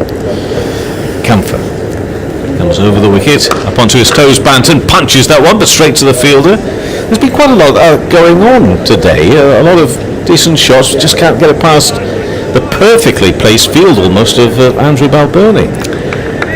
Yeah, they have. They've hit a lot to fielders, but you look at the score, and England are still on 131 for 3 off 20, and they're in a fine position to really make that big score. Comfort again to Banton. Banton works it on the onside this time. Is it going to get the better of the fielder out there at mid-wicket? Yes, I think it does. Despite a very, very valiant attempt with the left arm to try and pull that ball back just inside the rope, it does go for a 4, so it takes Banton to 35, and England up to 135 for 3, 1 ball left of this over. Yeah, it wasn't perfectly timed again by Banton, but he's a strong man, and he managed to just find the left of the deep square fielder out there. It's Delaney who couldn't quite get that ball now. This one's gone in the air, but it's 1 bounce and 4 down towards third man. In fact, it's Carrick over the boundary rope. It's gone for 6, and Camphor can't quite believe it.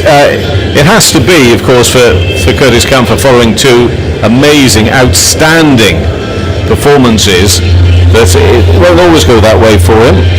So far, with 12 runs coming off that over, 6 to finish off the over, he now has 5 overs, no wicket for 42. I think they've given that a 6, but it was actually a 4, and I think the Ireland players are starting to question that.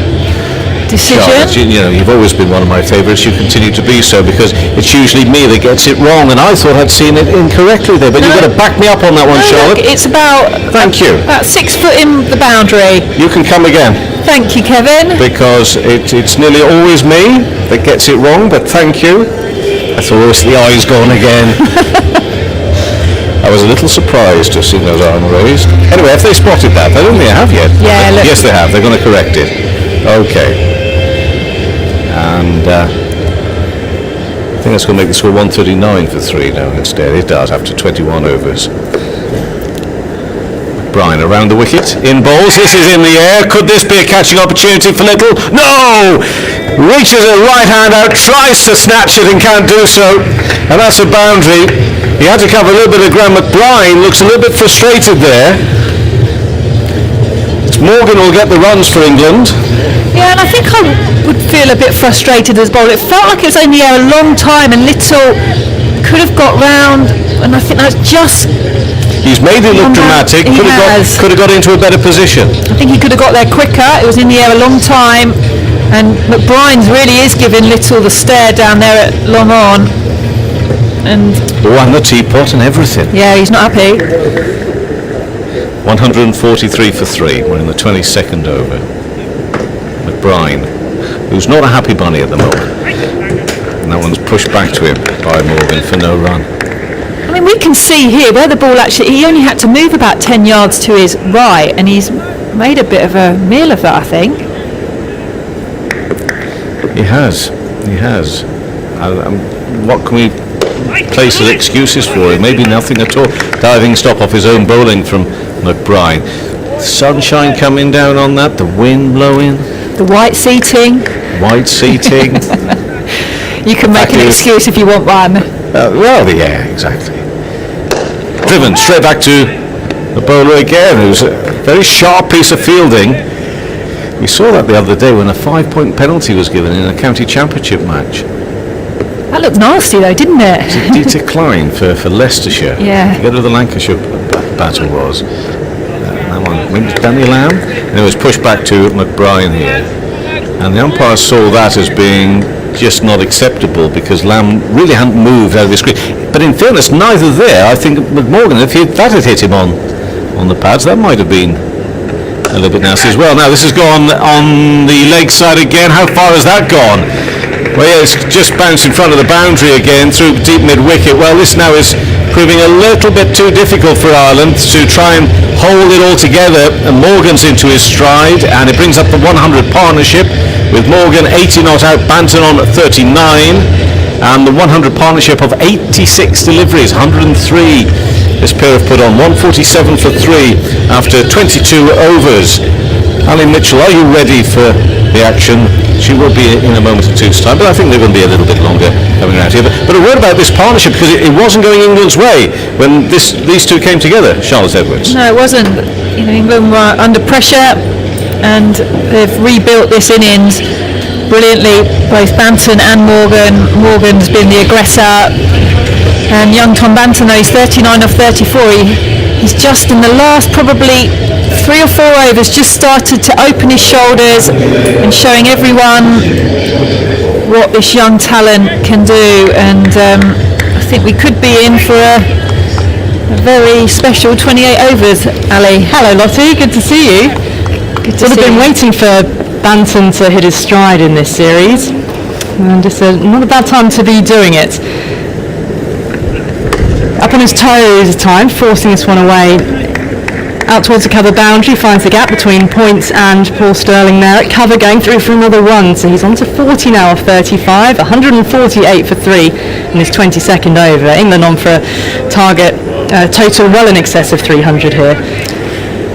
Yeah, I think Tom Banton's been really lucky today. Actually, he's come out to bat when Owen Morgan was there, and I think he's probably helped Tom get through that period of, through that early teens.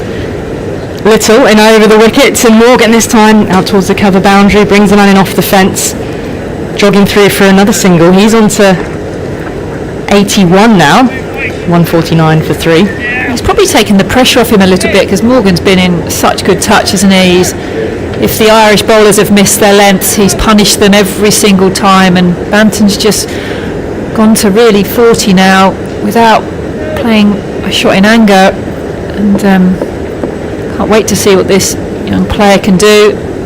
Well, he's searching for a maiden ODI 50 here, and he's smacking that away. He's got hold of it very quickly. Camphor diving stop on the tumbling stop by the rope, sends the ball back in and picked up another 2.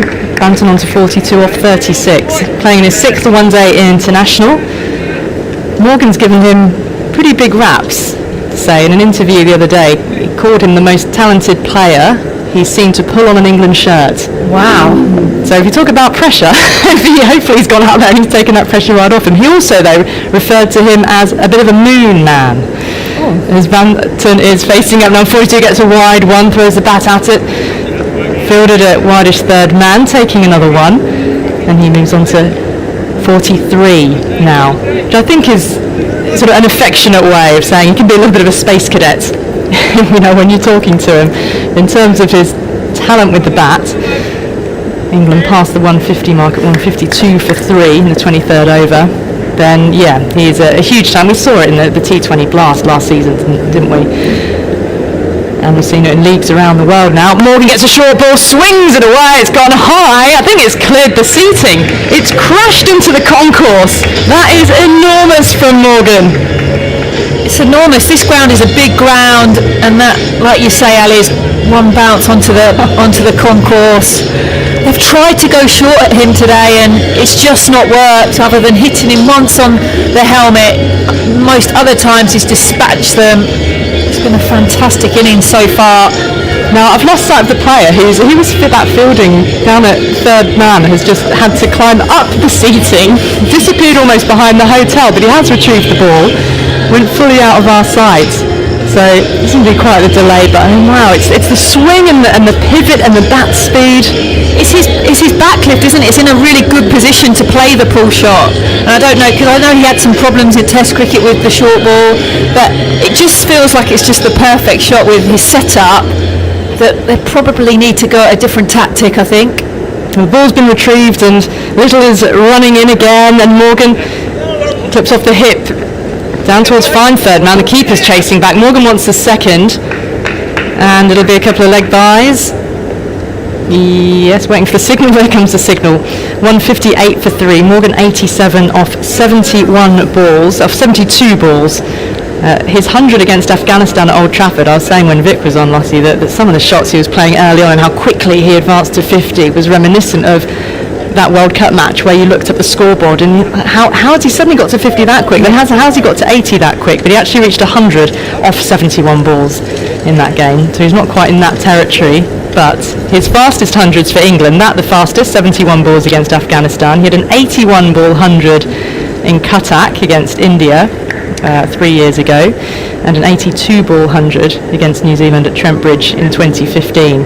Sort of the start of the new wave under Trevor Bayliss and the path towards the 2019 World Cup. But yeah, it's been really impressive from him. A duck in the last game just put that completely out of his mind. He was so cool, calm and collected batting with Billings in the first ODI here, and now he sort of shepherded Banton, who at the very beginning of his innings didn't look completely certain, but he's now got into a better flow in his innings. So he's really turned this England ODI team around, hasn't he? From the way, and he was the one who said, well, we've got to always take the positive option, and he's always the one that leads the way. Like even in a tough situation, they were 50 for 3, he comes out and starts hitting them over the top, and that gets respect from the players. And massively. McBride, new over. Banton launching him high in the air this time. No point chasing that. Smacks into the bucket seats. Banton's doing a Morgan. Just a clean strike of the ball to take him on to 49. Yeah, I mean, I don't think he even timed that ball either, and that's gone 10 rows back into the seating. Lovely flow of the bat, but I think we could be in for a very special partnership at Ali here if these two continue in the same vein. Well, we're seeing Morgan and he doesn't even feel like he's the old guard. I mean, you don't know how long he's going to go on for, but Banton is the new guard, and he's the new talent, new kid on the block. and he is impressing in this innings. He's on 49 off 38 balls, and he's facing up to the spinner McBride. Drops one a little bit shorter, and he goes back, punches it into the ground, and fielded on the onside. McBride picking up again. We've seen a couple of chances, half chances go down off his bowling. McBride in a little bit quicker, and Banton comes forward defensively, sends Morgan back, and there's time to get back as well. Moments of semblance of alarm, no real panic. Fielded by McBride there in the covers, clapping his hands together enthusiastically, try and stop Banton getting his 50 here. Little clip into mid-wicket, will bring up the 50 though. And Banton gently jogs through, and it's a maiden one-day international 50 for the talented Tom Banton. I sense we're going to see a lot more of this from him, but it's been an entertaining knock. A knock that he's worked his way into the innings. 50 off 41 balls, 6 fours and a 6. It's been a superb innings so far from Tom Banton. Morgan now to the spinner, defends into the onside, calls of no. And you really feel that he fought himself at times, because his natural instinct is to be really aggressive, but he had to just rein himself in the early bit of the innings. McBride in, sweep from Morgan, it's gone high in the air, it'll be perfectly safe. Nobody out there at the deep backward square leg boundary, dribbles into the rope for 4 more. Runs keep coming, Morgan into the 90s now. Morgan 91 off 74 balls, it's the end of the over. Banton 50 off 41, the partnership's now 127. It seems a long time ago that Ireland had England. Felt at the time as if it was a bigger spot of bother than it's turned out to be. There were 14 for 2 in the 4th over, and Roy went for 1, Besto went for 4, Vince out for 16, it was 44 for 3 in the 9th over, and then Morgan and Banton have taken charge. 24 overs gone, 171 for 3. And you feel it has to have helped Banton that Morgan's been out there with him playing in the way that he has. Banton is on strike once more, and outside the off stump, shaped to try and cut it, but it was maybe a little bit too close to his body, and he misses it, goes through to the keeper. Yeah, I think he's just allowed him to sort of get into his innings. I think probably if there's any criticism of him so far, he's probably looked to be a little bit too aggressive too early, but he's just steadied himself into this innings, but that's been allowed by the way Morgan's gone about it. He's been the positive one, the aggressor. And that must come from the instinct of being an opener, that you just want to get going from the off. It's the way Banton plays, and plays successfully. It's got him into the England setup. And pulled along the ground, out towards fine leg, just turned it around the corner, swivelling, and goes through for 1, 172 for 3 in the 25th over. But he's also in a new position, and I think as a young player you need to be flexible. I think when you're so often used to opening maybe for your county, but then when you get to play for England you often come in the middle order. So I think it's also about adjusting to those sort of positions as well, and the changes that are required to those positions as well. Well, Morgan could be on for his second fastest 100 here. He's defending one up to mid-on, finds the fielder, and fires the ball back into the gloves of the keeper. 91 off 75 balls. He was asked the other day if, in order to try and get used to batting in a middle order role for England, would he go back to Somerset and ask to bat in the middle order, but he wasn't very impressed with that idea. He gave it pretty short. I think he maybe was like, well, I haven't really thought of that, to be honest. No, I open, I love opening, I want to open, which is fair enough. It is what has brought him this success. Morgan pulling away again, once more into the seating, clearing the rope, another 6 for Morgan. He's crashing the ball around this vast ground, the Ageas bowl, and he's on to 97 off just 76 balls. That is 4th 6. It's fantastic stuff.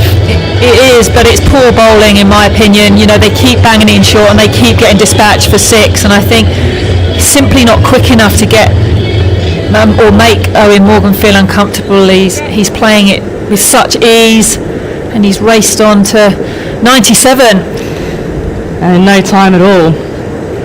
Facing up again on 97, and this time defends slightly fuller length from Little. Morgan just stood still at the crease, patted the ball back, blocked it back. It's been quite a thundering knock from him.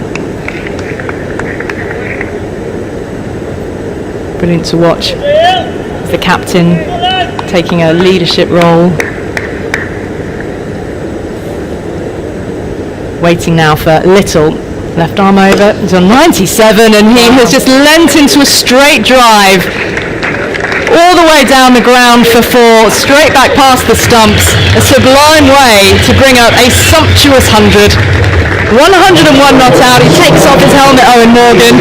He's embraced by Tom Banton. He's got a beaming smile on his face. He does enjoy batting against Ireland. He has crashed this 100 around the ground. 100 off just 78 balls. It's his second fastest 100 for England. 182 for 3 after 25 overs. He loves batting at the Ageas Bowl as well. His third 100 here at the Ageas Bowl, which is fantastic. And what a way to bring it up. It was probably the perfect shot. Just he timed it superbly down the ground. A straight drive. And what a 100 it's been. It's been entertaining. It's been effortless almost. It really has been. It's his 14th one-day international 100. Second against Ireland, third, as you say, at Southampton. There was the chance that went very hard above the head of Balbirnie when he was on 67, but it was struck so hard that I'm not even sure if Balbirnie had managed to get 2 hands to it, but it would have been an absolutely spectacular catch if it stuck. But it's 25 overs, Ali. I mean, he's got the opportunity here to make a double 100. Like it's just, it's unbelievable how quickly he's got this, and the position they were in 40 for 3. But this is the mindset of this England cricket team. They're always on the attack. But it's been effortless, like you said. It's been a superb 100. Gareth Delaney's being brought on now. A little bit of leg spin with a drag down though, first ball, chopped into the ground though out towards cover by Banton, going through for 1. He had a bit of a bowl in the first game, went wicketless. But I think this is a sign of the captain now looking around thinking, well, who do I turn to? How am I going to break this stand? Partnership's worth 139 off 105 balls, and Banton and Morgan are running amok. Yeah, it's one of these days when the bowlers don't look you in the eye as a captain.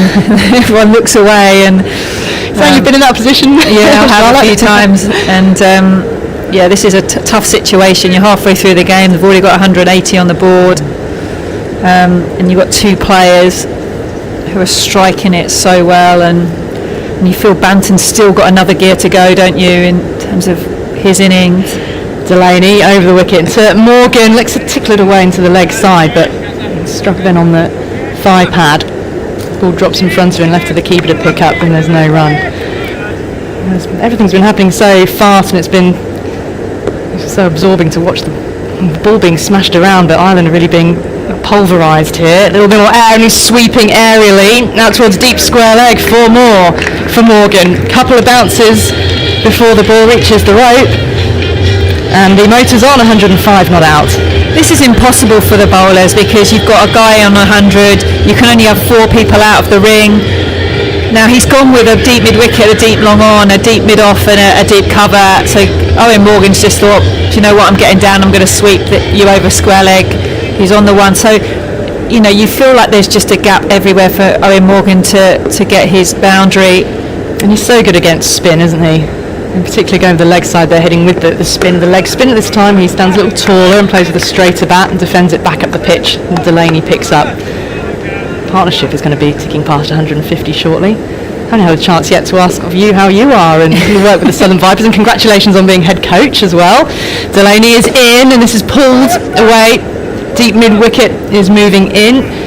It's a aerial just off the bat and then into the ground. Throw comes back into the bowler's end.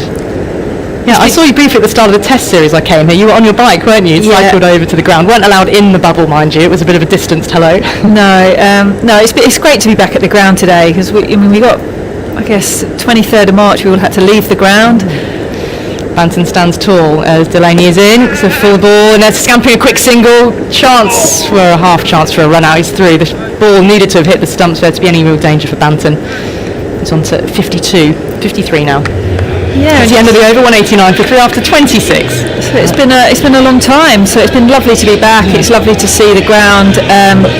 It's looking fine today, and the great work the people here have done, the ECB, to get these games staged, because it's been it's certainly been great for the game, and I think everyone's been through a tough time since March, but so nice to be back at cricket. And how's your planning going? Because there is now an elite women's competition, which there was a big fear that wasn't going to happen at all this summer. Yeah, so hopefully that's going to start at the end of August, so we're waiting for those dates. Little in new over to Banton, who stands tall and thumps him out towards deep cover. Finds a gap between point and cover, but there's a sweeper out there and it's Camphor. Sends the ball back in, another one for Banton. 190 for 3 England. Yeah, you really feel we're going to salvage quite a bit from our season because this, the new elite domestic structure is such an important cog now for the women's cricket, and hopefully, fingers crossed, we'll get started at the end of August. Yeah, and then there's still time to get a shortened competition in.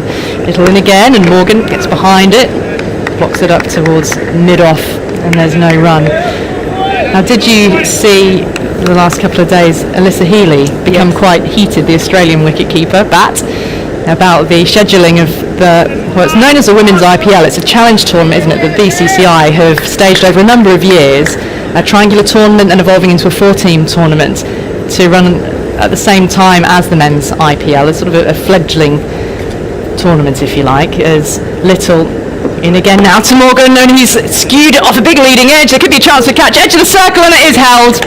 And it's the end of the England captain. He has flayed Ireland all around the park, and he's gone for a quite magnificent 106 off just 84 balls. Highly entertaining to watch. Went for the big heave over mid-wicket, and Tector has covered a little bit of ground and taken a skyer. Yeah, it was a tough catch actually, probably the only ball that Owen Morgan's mistimed all day, and it's been a superb knock from the England captain, 106, and what a knock, 14th international 100. Well, Little gets the wicket against his name, but they've all gone for a lot of runs, the Ireland bowlers. But magnificent partnership as well between he and Banton. Banton's still there on 54 or 46 balls, but between them they've taken England from 44 for 3 in the 9th over to 190 for 4, and we're only just beyond the halfway mark. So in England, depending on what happens now, of course, but there's a platform. We've got Billings coming out, who's been in great touch in the first 2 games of the series, but looking at, if they carry on at the rate they have been, looking at the 350 mark, but whether they can keep going at the rate of scoring Morgan was, who knows. We've got Billings, then Moeen, who hasn't had much time in the middle, Tom Curran's back in the side, Willie, who did have a good knock with the bat in the last game, Rashid and Saqib Mahmood. Yeah, there's lots of depth, and I'm sure they'll be eyeing that 350 alley, and mindset is to get as many runs as they can and being as aggressive as they can. But Sam Billings has been quite impressive so far throughout this series. 18 matches, average of 32 in his international career, but that's been only strengthened by what he's done in this series so far. 67 in the first game, 46 not out in the second, and England now put into bat by Ireland are looking to set them a formidable total to chase. But it's Banton who is on strike here, standing tall but then thumping the ball into the ground and up towards Sterling, who's at short extra cover. Billings down at the non-striker's end. And just to round off what I was saying about Alyssa Healy, so the IPL has been moved from its usual window, of course, and now it's pushed back to an October-November slot, but it clashes with the Women's Big Bash League in Australia, and a lot of players very discontent about that, because of course the Australian players would like to play in the Indian League. There's only sort of 2-3 players from India who are due to play in the Big Bash. Yeah. But Alyssa Healy, very, very vocal on social media about her displeasure at that scheduling, heaved into the onside. Now racing on the ground out towards deep mid-wicket. Banton coming back for the second now. Ball comes back into the non-striker's end. Well, I think there was a misunderstanding, wasn't it? I think it was like they were thinking that the WBL wanted the Indian players in the WBL, but it was more that Alyssa Healy wanted to play in the IPL. You know, that why have you put the dates in the middle of the Women's Big Bash? So no one can play really. Banton awaits. Here is Little. close to the body, manages to work it past the square leg umpire and come back. Throw comes back into the gloves of the keeper for a single. It's the end of the over. Yeah, I think scheduling, this year we hope it's going to be an anomaly, what with COVID, and the women's game then really should have a blank canvas to work out how all these tournaments can sit together in a jigsaw for the betterment of all. I'll leave you to ponder about that and the state of, well, where England could get to here. 193 for 4 after 27 overs. Morgan, a highly entertaining 106 off 84 balls, and with Banton and Billings out in the middle. Michael McNamee's coming in. And England's player of the series, certainly batter of the series so far, is Sam Billings, and he's out there, and what an opportunity for him to bat 23 overs with Tom Banton, who's on 57 off 49. So it's England are in a great position, Michael, which I don't like to say, really. Well, we've got to call it as we see it. It's a big test, a big challenge for Ireland. Let's not forget they did win the toss and elect to bowl. And the possibility of England building a platform like this was always going to be there. The way they bat right down, the strength, the shots that Owen Morgan could manufacture, the strength of his wrists, the power of his hitting. And Curtis Camphor is going to come back here at the hotel end. 5 overs, no maidens, no wickets for 40 so far for the supposed golden arm. And he's in the bright sunshine. That's a full delivery. And played off middle stump for a single by Banton, who moves on to 58 now, and Billings is on strike. England have got to be thinking 350, haven't they? 350 plus probably. Well, if Ireland can keep them substantially below that, it'll be something of a moral victory, but there seem to be a lot of gaps out there at the moment. It does, and 2 men in fine form as well. You just feel like Banton's got another gear to go yet in terms of his striking ability. He's very well set now, 58. So it looks good for England. This is Billings' first ball.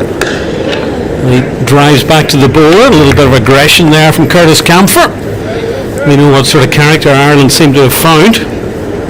He's a fighter, he's a battler. And he'll keep going. And he's only 21, which is what Ireland need. They need these 20-somethings. The policy of Andrew Balberty and Graham Ford seems to have been in this series. We give them a go right through. Camphor in once more. And dab down on the onside behind square for a single. They've scurried back for the second. The big appeal as the throw came in. Tucker thinks that's close. As Billings scampered back. And we will see. We have umpire review for run out. Have your best side and angle, please. The TMO is Alex Wharf.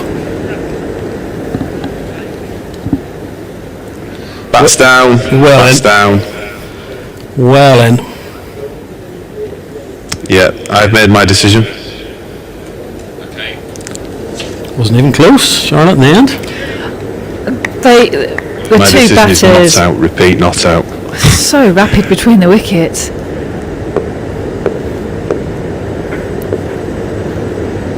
Camphor is in to Billings.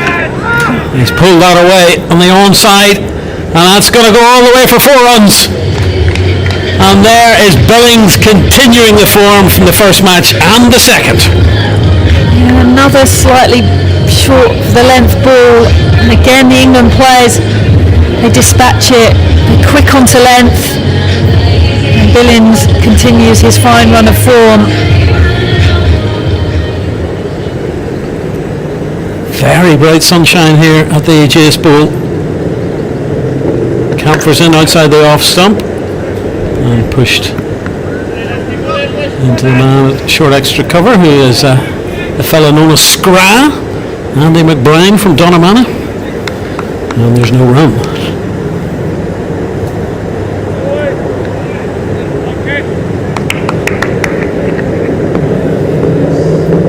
Drowsy feel out in that sunshine as Camphor's in.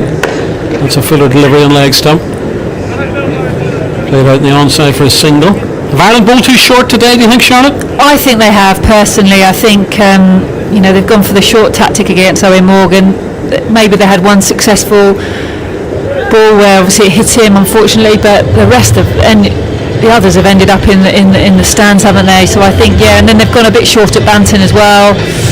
So yeah, I think potentially the tactic hasn't worked for them today. And it did look like a predetermined plan, didn't it? Very much. Very much at Morgan it did, because yeah, they were pitching the ball up early, and as soon as he came in, they tended to go short. But yeah, I mean, it looks a good pitch, but yeah, I think they might look back on some of their options with the ball, maybe not being the right ones. But they've got a big job to do now, the last 22 overs, to try and restrict this England team. 201 for 4 after 28. That is the rather worrying statistic for the Irish team and fans. Banton 58 off 50, Billings 7 off 5. He's only getting started. The man is yet to be dismissed in this series.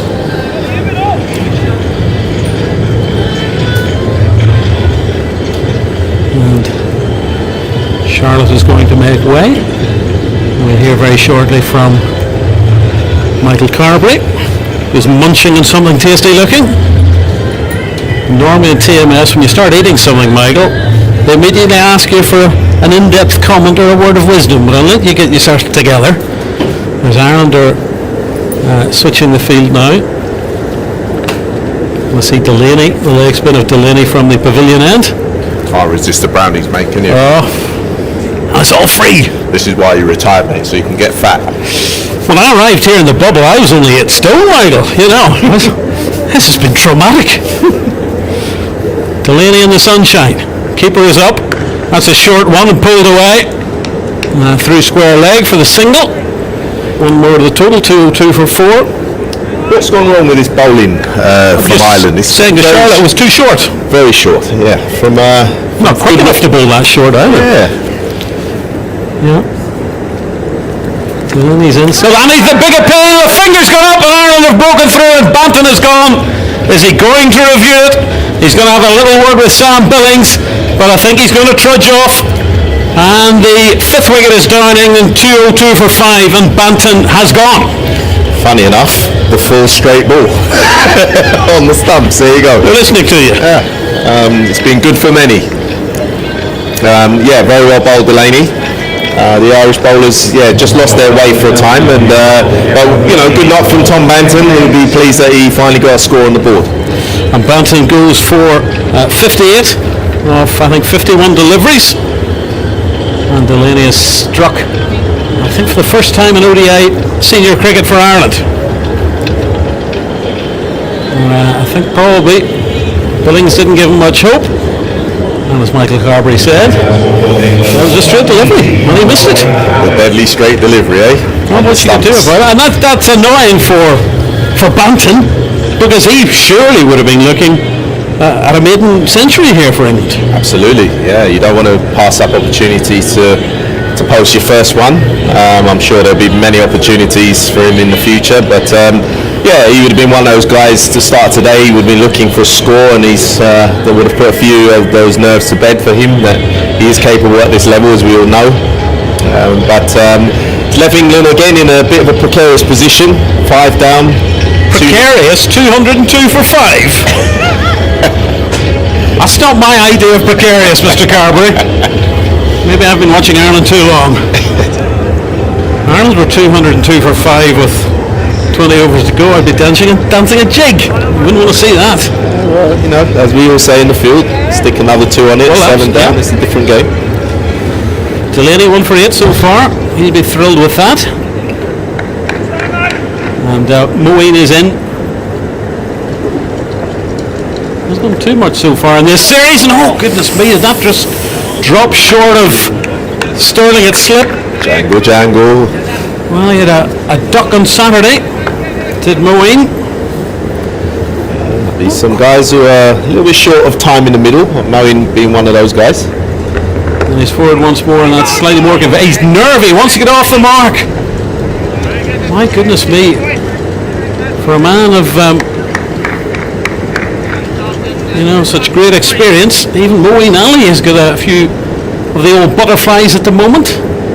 Delaney, extra spring in his step, and Moeen Plays that away on the onside, but again sharp Irish fielding. And this is where it's key now for Ireland to be up now. Really put some pressure on someone like Moeen Ali. Again, not had a lot of time at the crease. Last ball of the over.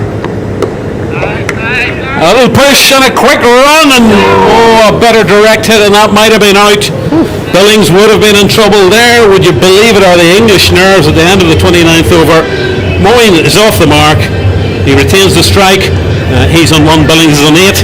England 2 or 3 for 5. Quite a colourful first 4 balls from Moeen Ali. I think with a direct hit, he wasn't even in the frame, was he? Just slightly too high for the keeper to bring it back to the stumps. It was poor old Harry Tector, who would pride himself on his fielding. Great athlete, and he has apologised to his teammates.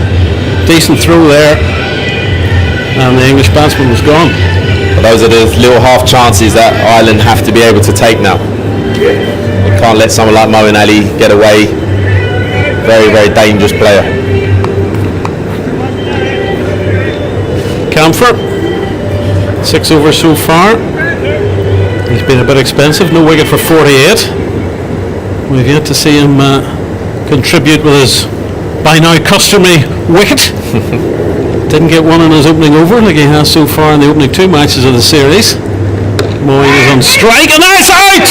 And it's taken us another poor shot from Moeen Ali, and taken by the man at short extra cover, Paul Sterling. And a failure for Moeen, and England 2, 0-3 for 6. Like with me, I said, precarious position. Stick another wicket on, it's a different game. Moeen Ali never really looked comfortable, I'll be honest, at the crease today. Leading edge, straight to cover. That man Camphor, again, he makes stuff happen, doesn't he? well, Sterling I think could have caught that in his sleep. And Moeen trudges off like a man who's enthusiasm, but his confidence is slightly leaking out of him at the minute. It's been a poor series for him. It has, yes. As for a few guys, that time out of the game, it must have an effect. If you don't hit the ground running, batting can be a tough game at times mentally. And he'll be pretty disappointed he hasn't been able to register a score in the series to date. Didn't bat in the first game, a duck in the second, and what, one today was that? One off five. 1 off 5. It happens to us all, but not a serious Moeen Ali unless he suddenly produces some magic with the ball later on. But again, credit to the Irish bowlers. Someone like Camphor, after his early punishment, he settled in on that line of length, challenging the stumps. Just maybe sat in the pitch a little bit, Moeen trying to turn the ball a little bit too square rather than presenting the full face. He's probably a little bit disappointed with that dismissal, a little bit soft. Just saying, Banton's LBW absolutely plum. Plummer than plum. Watch out for that on the highlights. Little highlights on the BBC Sport website. Highlights tonight as well on TV. Is Camphor, who has got his wicket, and he's round the wicket to the new batsman, who is David Willey, who's had a decent series, but he's looking nervy to go off the mark. Willey so far, star with the ball. Another man who wasn't needed with the bat in the opening match, but tremendous 47 not out, and that excellent partnership with Billings to win the game on Saturday. And here they are back together. Left-handed Willey gets a straight delivery from Camphor, plays it back down the strip to the bowler. This is an interesting phase, and maybe a slight criticism of the Balbirnie's captaincy here. I mean, you've just taken 2 wickets in quick succession. You've got a real opportunity now to break. You want to see him attack more? I want to see a slip. Yeah, there's no real attacking options here for Camphor, who's bowled well. It is a defensive field as Camphor's in round the wicket to Willey. For defensive, that's a strike of the stumps by Harry Tector. That's what he should have done a while back. It's almost Ireland waiting for the English batsman to make a mistake. I think in this situation, you've got to try and get on the front foot, try and put slip, catching mid-wicket, catching cover, something in Davy Willey's eye line, just to know that if he makes a mistake, he's going to get snaffled. Just his 6th game as captain of Ireland, Andrew Balbirnie. And I suppose you learn as you go along. Should have got that win in the middle ODI against the West Indies. A couple of missed run-out opportunities by Mark Adair, who held his hand up. Should have won that middle game back in January. And have been well beaten on 2 occasions in Southampton in the last 4 or 5 days. Last delivery of Camphor's over. Willie respectful. Lays it back to him. So the end of the 30th over. Billings on 8. Willie still to get off the mark. England 203 for 6 and just a flurry. A couple of wickets there. Banton went on 202 and Moyne went on 203. Michael. Yeah, again that man Camphor, again coming to the party when Ireland most needed him. He's really stood up in this series for a man playing his debut.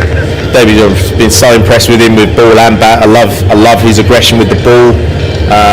He's showed unbelievable guts in his innings so far. When he's had the opportunity to bat, he's dug Ireland out of some terrible positions. I think he's been a real find. I think he's definitely put his hand up for man of the series in this short series against England for sure. Absolutely. He's a fellow you want in your team, He's man for the trenches, isn't he? Got something about him, yeah. Here's young Gareth Delaney. 1 wicket under his belt so far in ODI cricket. And that's angled away by Billings on the onside for a single. England on to 204 when Morgan was in, things were looking extremely bleak, but you're right, they've turned again, but let's not forget Ireland gave themselves a little sniff of hope on Saturday. And at the minute all they're living on is little glimmers of hope throughout this series. Can they make anything more of this today? As Delaney is in, and again a watchful shot from David Willey. Bring cover up. Come on, be brave, Captain Belburney. Bring him up. Well, you could go out, if you went out on the balcony, you could make yourself heard to the Irish captain, Michael, if you're goldered loud enough. A big wide swipe of the ball at the ball by Willie, taken by Tucker. I just think in this situation, you don't want to allow someone like Davy Willey to just play himself to 20 or 30. You saw in the last game, he's a capable batsman. Well, Delaney does have a slip in. Willie is back, forcing out through the covers for a single, and he's off the mark. I think someone like him, you've got to throw the gauntlet down a little bit. There's an opportunity now to go possibly 7, 8 down. Is he gonna keep playing that brave cricket England like to play in this situation? I think you have to try and play on these guys' ego at times. And the slip is out for Billings, and the field spreads for Ireland. That's he's nearly caught in the back foot there, Billings. A little bit of an optimistic arms in the air from the bowler Delaney. Blonde hair, tall figure. Again, in this situation here, Sam Billings just fresh to the crease, face 8 balls. Why is there no slip? Oh, Mr. Carberry's getting annoyed with Ireland. Onto the toes of Billings. He's able to pick that off. And up to mid-on for the single. That's the end of the over. 31 gone. Billings in 10, William 1. Ireland battling back with that little couple of wickets. 206 for 6 England. The big innings was Owen Morgan. He was caught by Tector off the bowling Little. A brilliant 106 off 84 deliveries. He peppered the boundary, peppered some of the seats around the Ageas bowl as well. Yeah, he played beautifully. That's one of the best knocks I've seen Morgs play in a long time. His balance at the crease, his poise. We know he's got power. He's got a brilliant record at this ground as well. So the omens were not in the Irish favour. You do get that into your head, do you? You're back at a ground you like, you get a wee bit of an optimistic buzz about the place. Yeah, it does happen from time to time. Warwickshire was one of my grounds. I used to like playing there, had some good success. Headingley was another good ground for me over the years. I'm struggling to remember any good grounds for me. The NCU Northern Irish Cricket, it's drilled back to Camphor. It must be somewhere, mate, that you've taken someone down a few times, surely. Had a good tour once. Had a good tour to Cambridgeshire. Yeah. We played Ely, which is a lovely ground. We played one of the Cambridge College grounds as well. I wasn't a bit of nick in those days. That's a long time ago, Michael. Camphor's in. And just dabbed down by Billings. Summer in 92. There's been a lot of water under a lot of bridges since then. It's a lovely place to play. Did you ever play at Feathers? Didn't play at Fenners. No, I can't remember which of the college grounds we played at. So long ago, but gorgeous. The weather was beautiful. Wasn't quite seeing it like a beach ball, but you know, maybe a slightly large grapefruit. And Camphor is in, another defensive shot. There's a little bit of a lull to this game in Ireland, not quite tightening the screw, but Curtis Camphor took some punishment earlier on in this game, and he's come up with 3 dot balls so far in this his 8th over and the 32nd of the match. Come on, Andy Balbirnie, get a slip in. You don't need deep cover at this stage. Keep the pressure on. Keep the pressure on. Michael Carberry finding his Irish heritage, I think, and that's a big strike right down the wicket, and that'll be 4 runs. Albeit a great shot. It was over pitch ball, and Sam Billings drilling it down the ground. But you just sense that they're happy to sort of let Sam Billings into his innings here, which again is it's a dangerous player. You know, Sam Billings has got power, and he can take games away from you. He's again one of these 360-degree type batsmen, modern batsmen. Billings is in red hot form at the minute in this series. Defensive shot there. Curtis Camphor runs through the field. So what were your scores on this tour, Michael? Oh, I don't know. I could invent anything and you'd believe it, wouldn't you? 174 not out. You know, no. What happens on tour stays on Well, yeah. I actually probably remember the off-the-field activities better than the on-the-field, which is what should be for a university tour. Last ball of the over. Shot. And beautiful cover drive from Sam Billings. Races all the way to the boundary. So there you are. We thought that Camphor was tightening the screw, but those 2 boundaries for Billings move him on to 18 off 15. Willie is 1 off 8. England with 18 overs left to bat, 214 for 6 further. I don't know, maybe touring reminiscences from Michael Carberry. And then we'll hear from a man who probably, I'm sure, was in his bed at 8:30, Kevin Howells. Yeah, lovely shot from Sam Billings to end the over there. Looks in really, really good touch since he's got his opportunity in this ODI series due to the unfortunate injury to Doe Denley. But he's really taken his opportunity and looks a class above, really putting these Irish bowlers to the sword. I do think the Irish bowlers have missed a trick slightly in terms of their tactics and in terms of keeping the pressure on these England batsmen who had a slight wobble there a few overs ago, losing 2 or 3 quick wickets since the departure of Owen Morgan.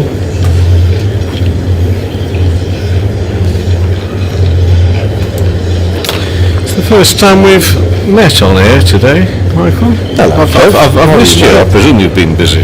I have been employed for the TV, and if you'd like to see Mr. Carberry's work, you'll have to stay up late tonight at 11:30 on BBC Two for the TV highlights, or like Michael himself probably, because he likes to look back, make sure he's on form, you can catch it on the iPlayer. Either or, mate. At any time, although you'll have to be quick if you want to see it before England are next in action, because they're next in action at 11 o'clock tomorrow morning. They are, and during the interval today we will cast a quick glance on that series there between England and Pakistan, another 3 test series, and then they're playing T20 matches. Still waiting for confirmation of the Aussies coming here in September. I did read an Australian publication today which seemed to suggest that the players themselves think they will find out on Thursday, the Australian players this is. Where are we now? I'm losing to Tuesday.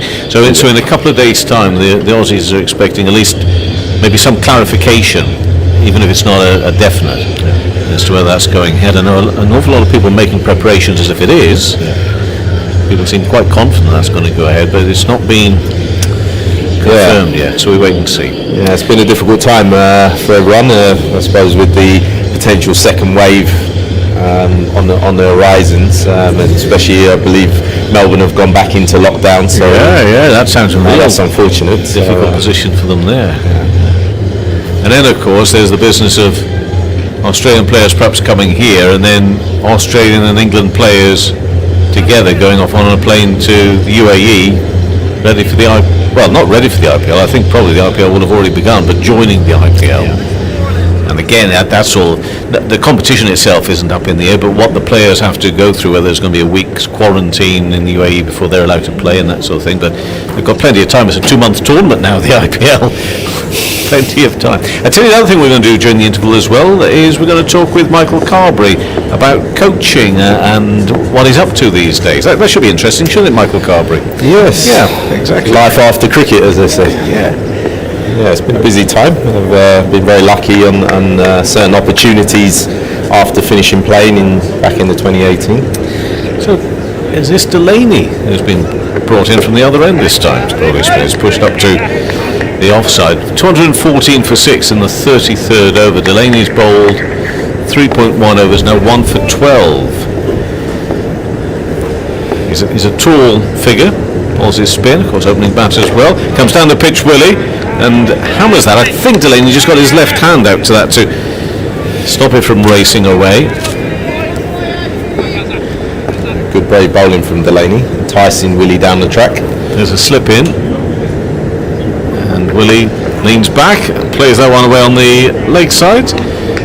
Square to the square leg boundary for a single, and Willie moves to 2. England up to 215 for 6. A lot of cricket still left in this innings. We're only midway through the 33rd over. Wickets have gone in clusters, so that top order didn't offer a great deal today, and then Owen Morgan got going, and just heard Michael talk about that. Amazing. Good also from Banton, but then a little cluster of wickets again. See if Ireland can really capitalise on that.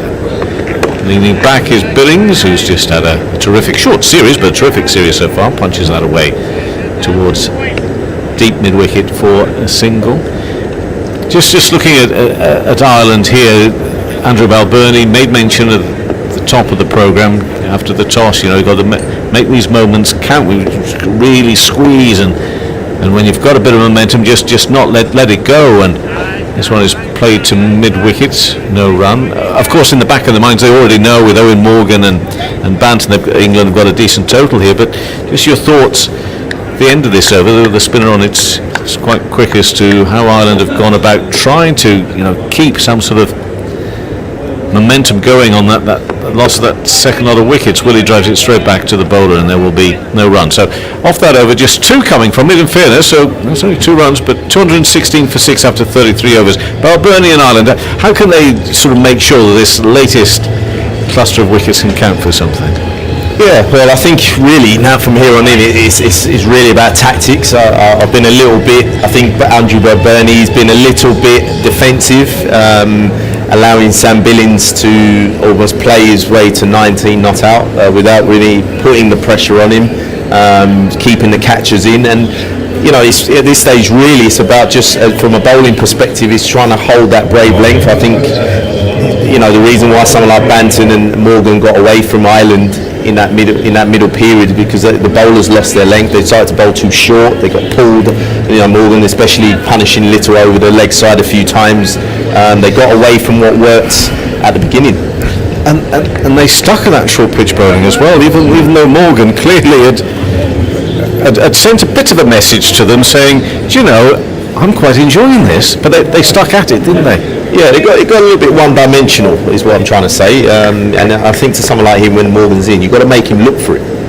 Craig Young is back into the action, bowling, and that one is pushed back to the bowler by Billings. The short ball, it should be a surprise delivery, and you're not going to catch someone of class of Owen Morgan. You're not going to catch him out too many times. You've got to make him look for it by having good tight bowling on the off stump, and then surprise him with the short ball.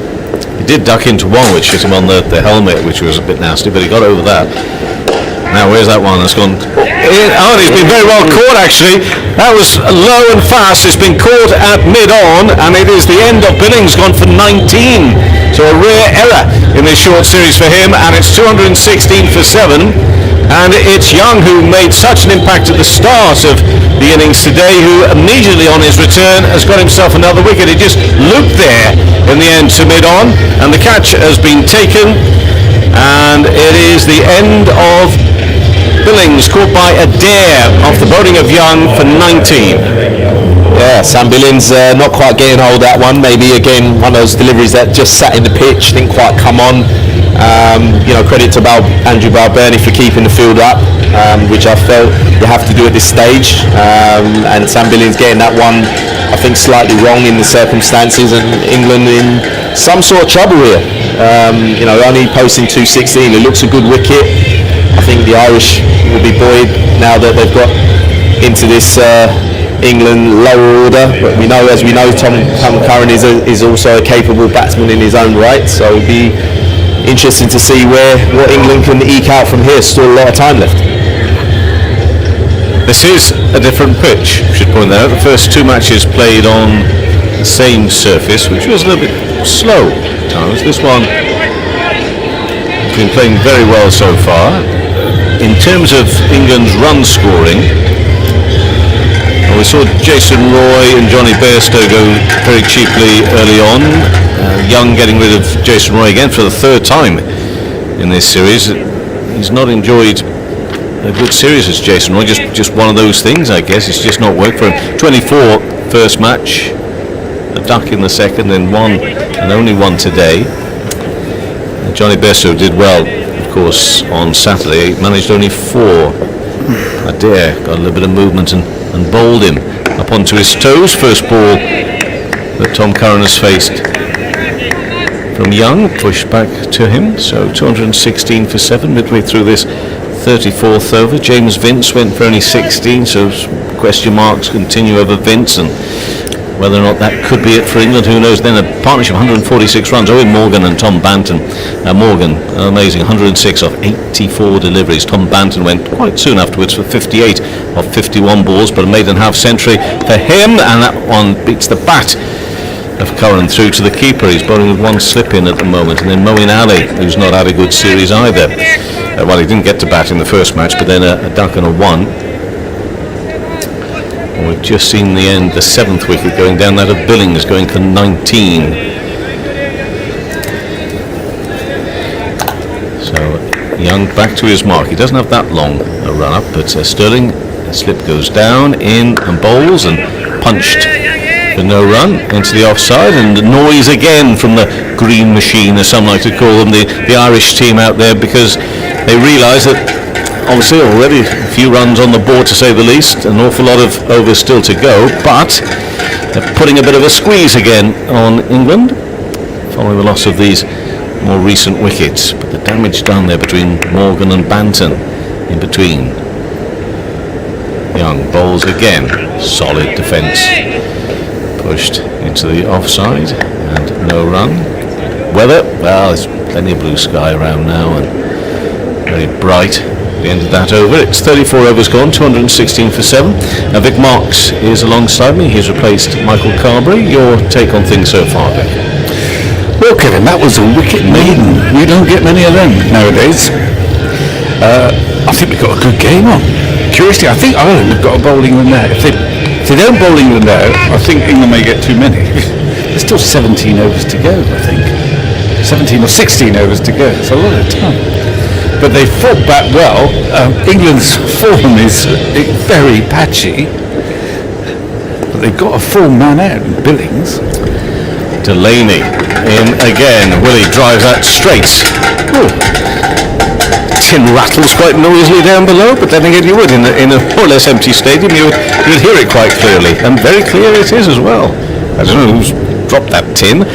Next delivery, worked away by Willie, very fine for Josh Little to go chasing. He'll come back for 2. Total of 4 wickets fell in 6.5 overs for 26 runs. Wow. Yeah, that's right. I mean, it all seems such plain sailing. 190 for 3 England were. And now they're 218 for 7. That's quite a turnaround. 218 for 7 the score. Make that 219 for 7. They make even more. He's beaten the fielder out there through extra cover. Very sweetly struck to the boundary. There have been quite a lot of boundaries in this innings so far. Most of them from Morgan and Banton, but 28 fours and 5 sixes. That is another 4 to add to the score. And this time it's to David Willey. Moves to 8, England 222 for 7. Midway through the 35th over. They'll push into the offside and they'll have to scamper, and David Willey runs quickly, spends a long time looking at that ball to see if he does have to keep running, and the answer to that was yes, you do. Yeah, he didn't get hit by it too when the throw came in. But no, it's a good game at the moment because it's swinging this way and that. It's a very good pitch. I think it's a better pitch than the other one actually. It's coming on a bit more, I reckon. But wickets have fallen. And Tom Curran, will he get off the mark with that shot? No. Beats the initial fielder on the offside, but not at mid-off. Of course, in cricket, and particularly one-day cricket, more wickets come from batsman error rather than unplayable pitches or unplayable deliveries. Delaney again with his spin, and our lakeside wide. Bowling to Curran. I think Balburney's handled things pretty well. I mean, popping Delaney on, whom England wouldn't have faced before, I don't think. It's quite a good idea. And he's in again, comes in wide and pushed back up to Delaney. By Curran, completes another over, that's 35 of the 50 gone. 224 for 7. Willie on 9, Curran's faced 6 deliveries, yet to get off the mark. Delaney's figures, now bowling from the pavilion end, 5 overs, no maidens, 1 for 22. Well, that's pretty economical, but he came on, he got a vital wicket of Banton, that sort of skidding leg break. It didn't turn much, but it just skidded on quicker than we thought. And the other factor is that Delaney's now bowled 5 overs, so Balburney's got plenty of options open now. He's used at least 6 bowlers, so he doesn't have to bowl X out for 10 if they're not quite on top of their game. He's been able to bring Young back. He's got 3 for 39. A good decision to bring him back. He wants to try and end this innings early. Bowling from the north end, and Willie just turns that to the lakeside, no run. It was 44 for 3 at one stage, well 14 for 2. It became 44 for 3, but then that fourth wicket taken their total to 190. That was midway through the 27th over. Was an awful lot of short stuff to earn Morgan. Yeah, I agree with what Michael was saying. He is susceptible to short ball, Morgan, but you don't want to let him prepare for it. And that's another short one, which this time David Willey will get hold of and manages to keep it down nicely to fine leg for a single. Willey will move to 10 and the score to 225 for 7 in this 36th over. Third of the 3-match series. England already wrapped up the series with their victory on Saturday. Always something to play for, but even more so, I guess you could argue with the 10 points for the World Cup Super League. Well, there'll probably be more to Ireland than England, but next delivery, and a beautiful delivery, which is not too far away from the off stump, playing a miss. Curran. Of course, I suppose, because we're generous souls, I think we are. We have to sort of assume that this is like April for a lot of these cricketers, and that they haven't played any competitive games, even though it's August and the sun is out and it's 20 odd degrees. Which was give them a bit of leeway. Yeah. And the contrast between certain players and others in terms of where they are and finding their form is immense in this England setup. It's Curran facing again. Drives, but can't get it past the fielder. So it's a little bit of steady as she goes at the moment in terms of the game. Yeah, but they need to rebuild it, and they want to. I mean, if they bat their overs, they'll get close to 300, and that's a very competitive score. But if they bowled out 250, you need 2 Irishmen to come off, and the victory's not far away. Rich Young again. Bowls to Curran. Still can't find a gap out there. Come back well, hasn't he? He's come back well. Has Young. He's got a wicket somehow, got Billings. But also he's kept the pressure on now. Sensing the chance. Batsmen know they can't take too many risks. And suddenly it's frightfully noisy out there. 1 run so far from this over, and only 1. Should be the last ball of it. A slower ball, and very nearly Getting a little nick on that through to the keeper, so he's bowling extremely well and causing problems here now. He's Young. 8 overs, 1 maiden, 3 for 40. 225 for 7 is the score. Willie on 10, and now it's 10 balls faced by Tom Curran, and is yet to get off the mark. Let's have a look. Is he going to keep going with Delaney? I think he is.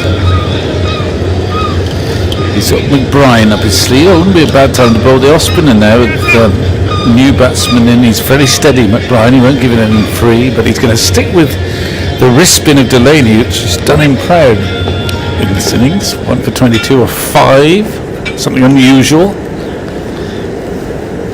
Delaney bowls off the back foot.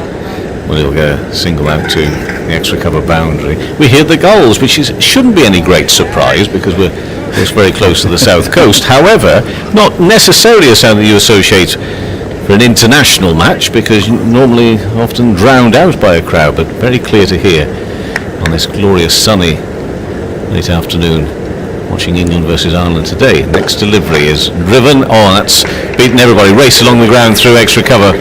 So Tom Curran eventually finding something he can get his teeth into and hammered across the ground to the boundary. Takes England to 2.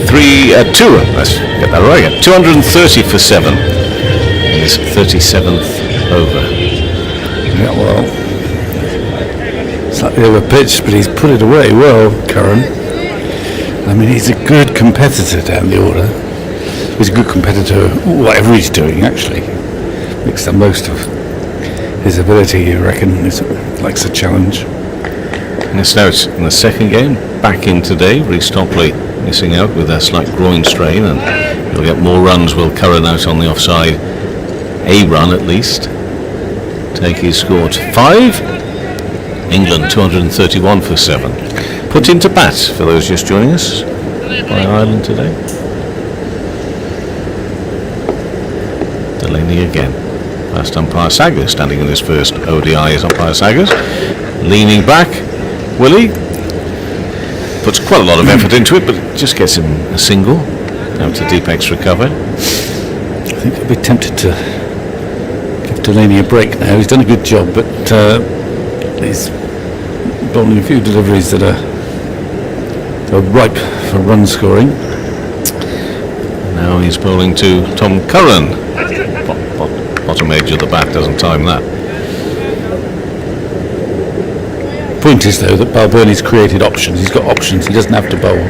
He's got to agonise about how we're going to fit the bowlers in, because he's got an extra man who's come in and bowled 6 overs that he wouldn't have anticipated. Should be the last ball of the over, of which it will be a dot ball. So from that over, 7 runs came. 37 overs gone, 232 for 7. Willie on 12 and Curran on 5. Delaney 6 overs, 1 for 29.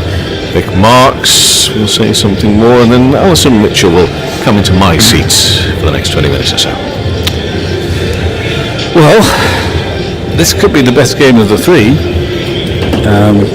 It's certainly got a different pattern to it, and it's certainly changed in complexion in the last half hour or so. I thought when Morgan, just before Morgan was out, you thought England are on course for such a big total that the second half may not be very exciting. 190 for 3 just before Morgan got out, with lots of overs to go, but the loss of 4 wickets.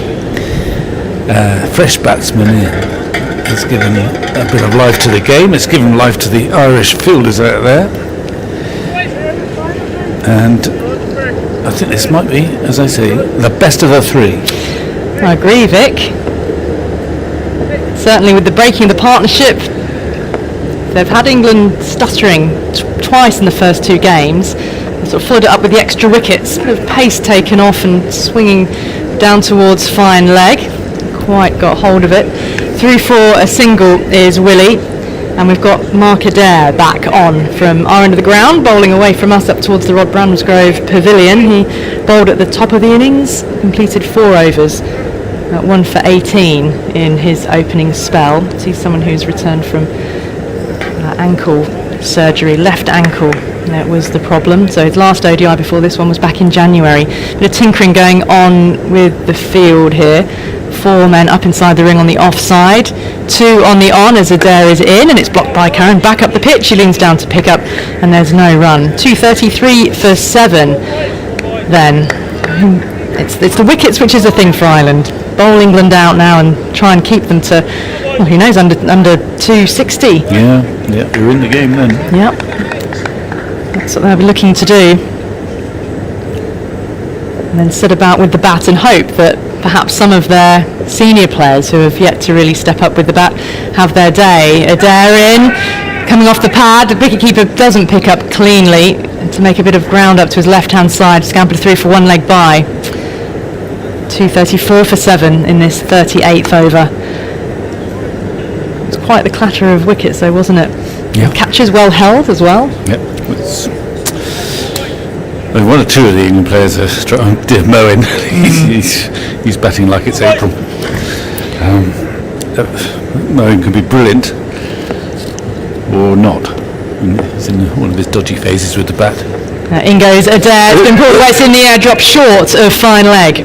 He was right back on the boundary, but it seemed to hang in the air for some time, looping rather gently down towards the boundary. Willie jogs down to the far end and leans on his bat handle, breathing rather heavily. But it ballooned away off the top half of the bat. One bouncing into the hand of the fielder. 2:35 for 7. Willie 14 off 23s. Curran has faced 16 balls for his 5 so far. He crouches with his bat held aloft. Oh, he's lofted this towards us. It's gone high in the air. How much distance has it got though? Not enough to clear the rope. Drops just in front of the foam. That really did go high. It was looking. That was looking to land flush on the green, Vic, and not run on. It did. It's a sort of a trajectory of a 9-iron or possibly a pitching wedge. But he hit it well. It only bounced once to clear the boundary. It's a bold shot. I mean, I think Ireland are doing the right thing. They're keeping the field up for Curran, encouraging to go for a big shot. Problem for them was he connected well. Adair in again. He's back to take a bit of pace off. Missed through to the keeper. 2:39 for 7 is the score at the end of that over. 7 runs coming from it. So Curran 9 off 18. And the men still to come is Adil Rashid and then Saqib Mahmood make up the England batting order. But the biggest contribution, of course, came from the England captain, Owen Morgan, 106, crashed off 84 balls, took apart the Ireland bowling in a partnership of 146 for the 4th wicket with Tom Banton, who a couple of days ago was talking about how unfamiliar and uncomfortable he felt in the middle order, having never batted in that position before. But he made a breezy at times 58 off 51, took a little bit of time to get into the innings, and then played some fine attacking shots as well. Yeah, I mean, England obviously won the first 2 games, but I'm not sure they've learnt as much as they would like. They've sort of known about William Billings, who've been very good. They've had them in their squad for 3 or 4 years, at least 4 years in the case of Willie. But those who are trying to make a name for themselves or make themselves go up the pecking order, well, they've struggled really. I mean, Vince has really struggled. It's hard to see how he gets in the future when some of the big boys come back from the test matches.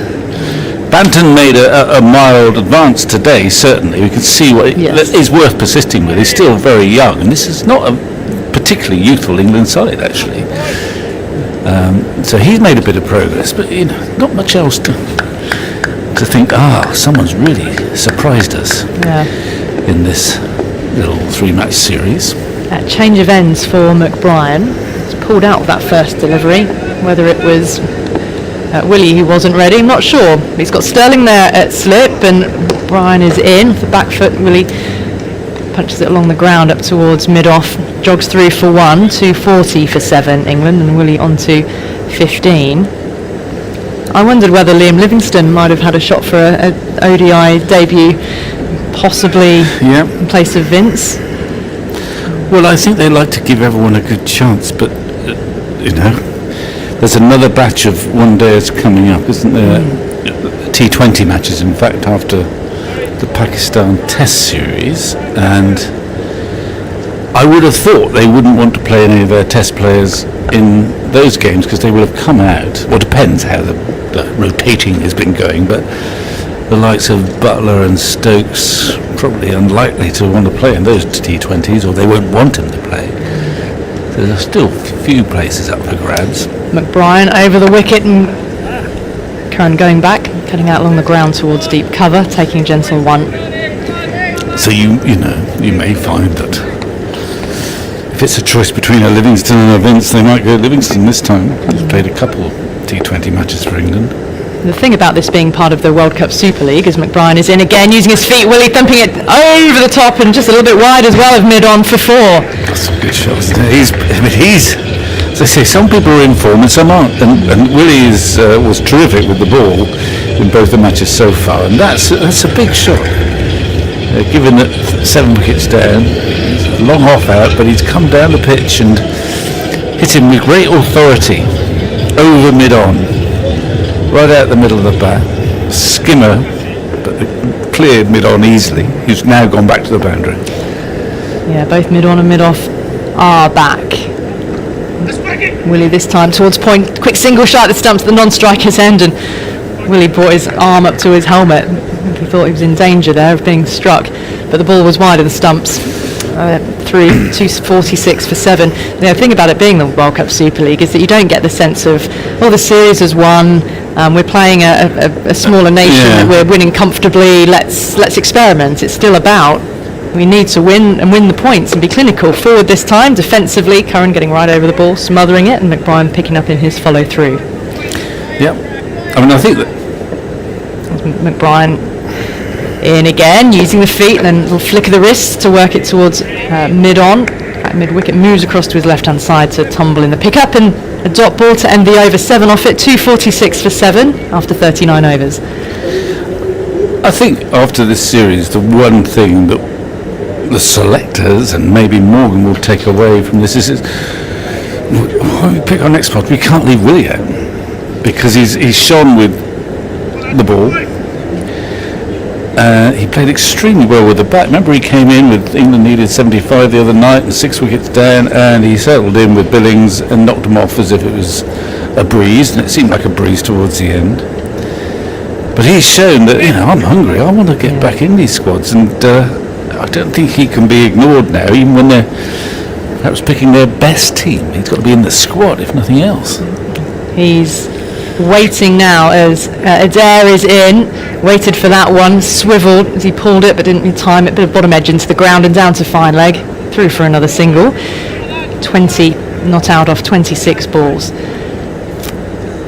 So the one day is expected to take place against Australia in September. Well, that'll be interesting because as to whether some of the test players, even if they'd played 6 test matches, Roots, the other one, of course, the most obvious one, and Archer, and Wokes, they might be ready to play, if you like, again against Australia. They might find a change of format refreshing, even if they have played a lot of cricket. A little bit of a dabble, but a miss through to the keeper, and Curran is wandering away towards square leg. He's tempted.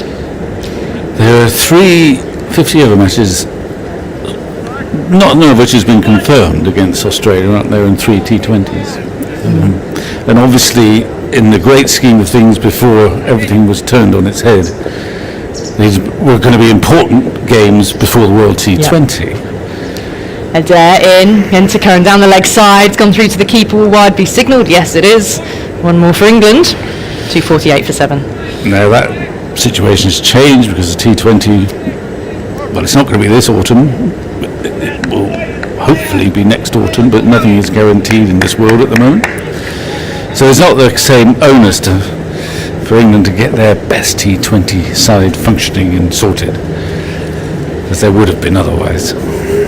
Curran's waiting there for Adair. Tried to pull this and missed just a little bit of the deflection off his body, gathered by the keeper, moving across to his right hand side, no run taken, really wisely so. Well, Curran should know all about this because Adair's bowling well, like Curran sometimes does, with cutters and slower balls and doing it quite well. I think Adair and Young have both been impressive during this innings. And Young at the top picking up 2 of the first 3 wickets to fall before Morgan came out, and really started to climb into the bowling. Along the ground this time, worked up towards long on. Everything feels quite sort of gentle and slow paced at the moment as we head up to the 40 over mark, 2:49 for 7. But I wonder whether, fitness will be one thing, won't it, at the end of the test series, to see how those bowlers who do play both formats shape up first and foremost, and then a decision on, is there a sense of the rotation continues, i.e. we rest some for the one day, as some decisions might be taken out of the selectors' hands. You'd hope not. You'd hope everyone will be fit. Going to pace off, but a low full toss clips out along the ground. Easily back for the second now is Willie. Throw comes back into the bowler. Yeah, and there's also the fact of this can be very tiring. I would have thought for some of the players, even though they haven't been in the team, they've been in the bubble for weeks and weeks. In fact, that's the ones you really feel sorry for. The England players who have been constantly in the bubble but haven't played at all. That's the hardest. Well, that's what I thought about the West Indies tourists, Vic, the 50 odd days.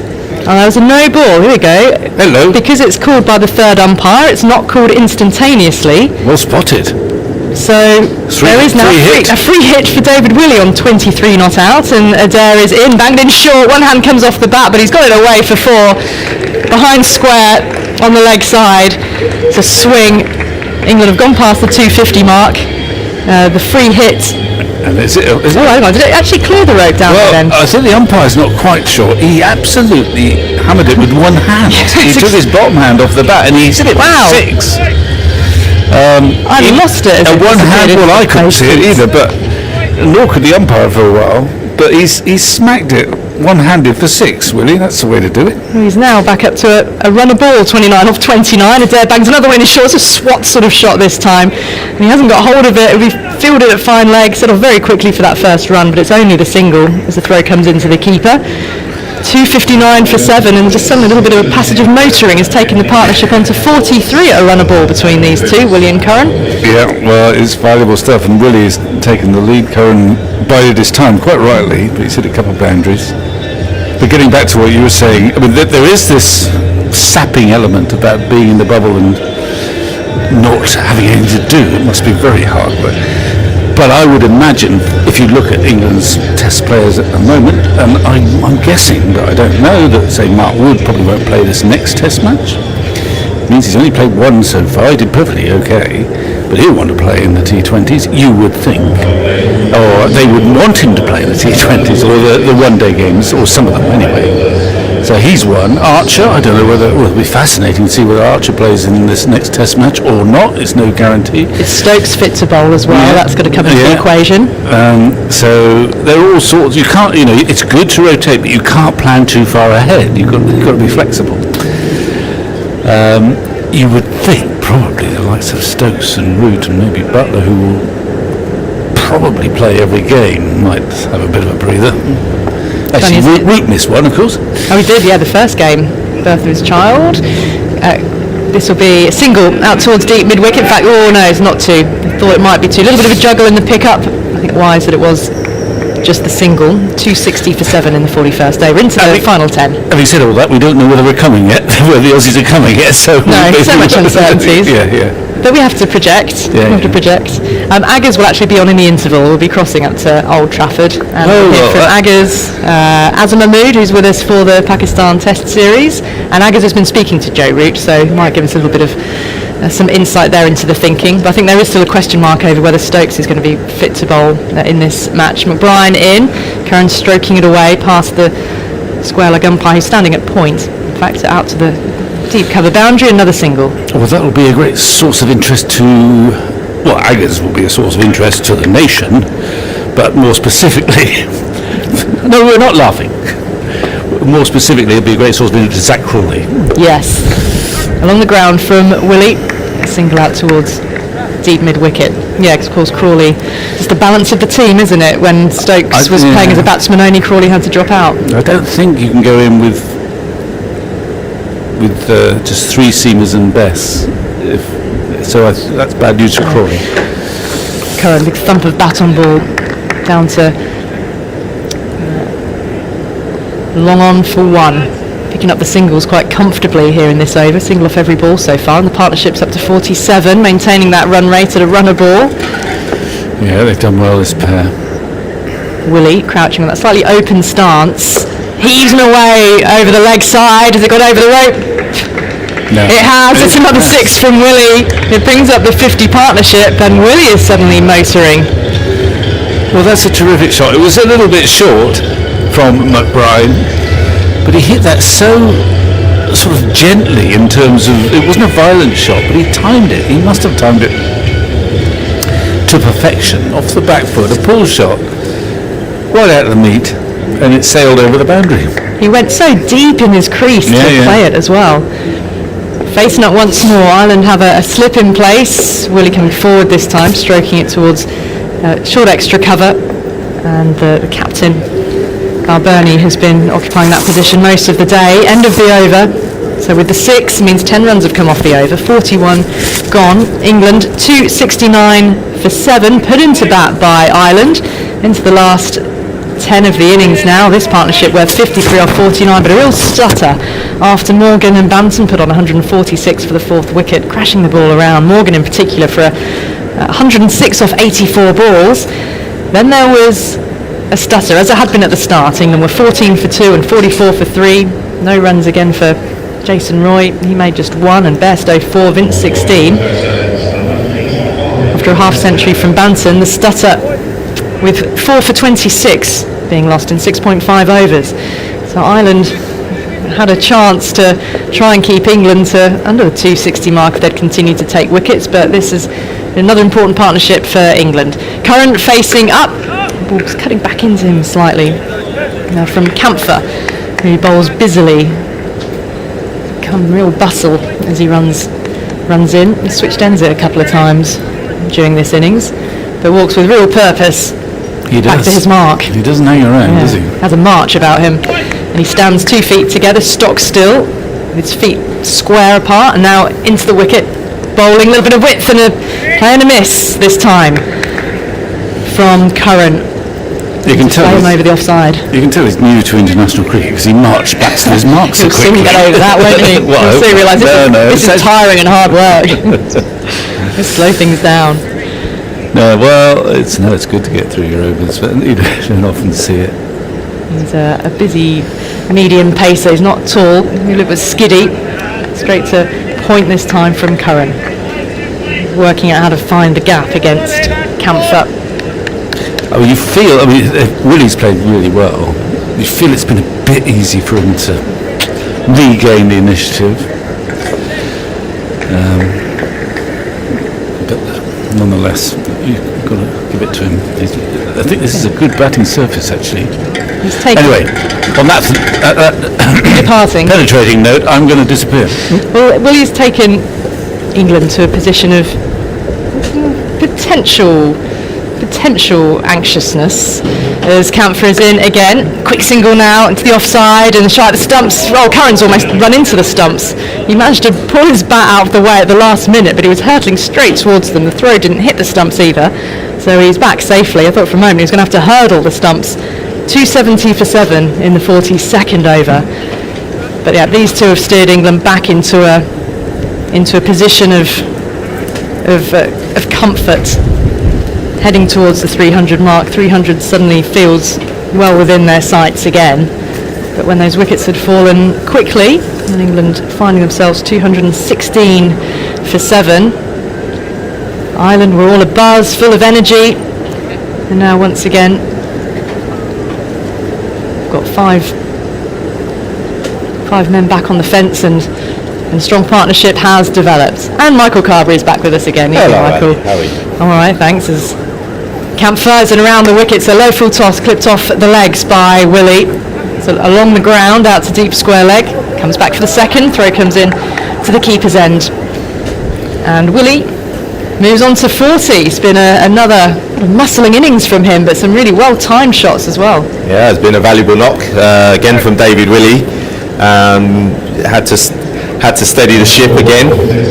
I think again the Irish, tactically have just got it a little bit wrong. It's gone a bit flat out there. You get a sense that it's almost them waiting again for the English to make a mistake. This is another free hit. Camphor around the wicket into the toes of of Willie, probably well bowled on the free hit. Willie dispatched the last one for 6. Oh, but hold on, he's managed to hit it for 4. I thought the fielder was comfortably in pursuit, but the fielder in the dive has taken the ball over the rope. And so the free hit brings more runs. 8 off the over with a ball to come, 277 for 7. Yeah, more pain for the Irish. There's a little bit of untidy cricket coming into things out there. The 2 no balls so far has cost them 10 runs, and you don't want to give someone like David Willey opportunity to open his shoulders, especially not on free hits. Well, the no balls are being called, but they do come in quite late. Camphor around the wicket, making some room, exposing the stumps. Doesn't really, well, he's looking at the toe end of his bat as he's batted it back up the pitch, and Camphor was able to field in his follow through. The partnership's worth 61 off 56. England are heading towards the 300 mark at 277 for 7 in 42 overs, having been put into bat by Ireland. And these two really start to motor. Michael McNamee is on his way in. Michael Carberry, a few more thoughts from you about how Ireland might manage these last 8 overs of the innings, and then here's the other Michael. Yeah, you do feel in terms of the Irish, it's a bit damage limitation coming in here. The 8 overs, England will be looking, now that David Willey's in and playing well, to launch towards that sort of 320, maybe beyond 330. It's really a case now for Ireland to try and keep it nice and tidy as best they can. Try and limit the no balls. Well, how do I press the red button? The big appeal goes up. McBride thinks he's got his man, but they have come back for a second. Well, it was off bat or pad or what, but they've come back for a third as well. It's a long run back for Paul Stirling. A leg by signalled, and Mr. Balbirnie would like a review. Interesting. The bowler is Andy McBride. Third umpire to director. We have a review for LBW. Original decision is not out. It's a fair delivery. Can we have front on spoon vision, please? Thank you.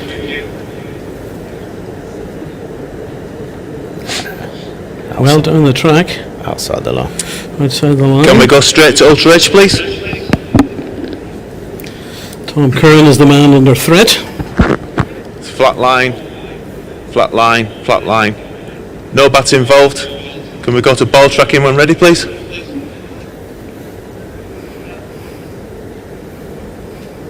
Pitching outside off. Impact is outside off stump. Can we go back on field when ready, please? Martin, you can still the original decision of not out. You're on screen now. Just should have asked you, Carbs. Yeah, I wasn't too sure about that appeal, I'll be honest. What is the game coming to if you're appealing and coming down the wicket? Ruining the game. Well, come on, lads. Indication that Ireland are wanting to cling to anything because they know if they don't get these wickets, they're looking at a big 320 plus. Oh, that's a big hit. What a hit by Willie, down on one knee, smashes through mid-wicket. And Willie has got the taste for this again. That is a massive hit. That's almost hit the roof. 50 for David Willey. Well, 38 balls, 3 4s, 3 6s in 56 minutes. And if he stays in, England have got a big target that they're going to collate.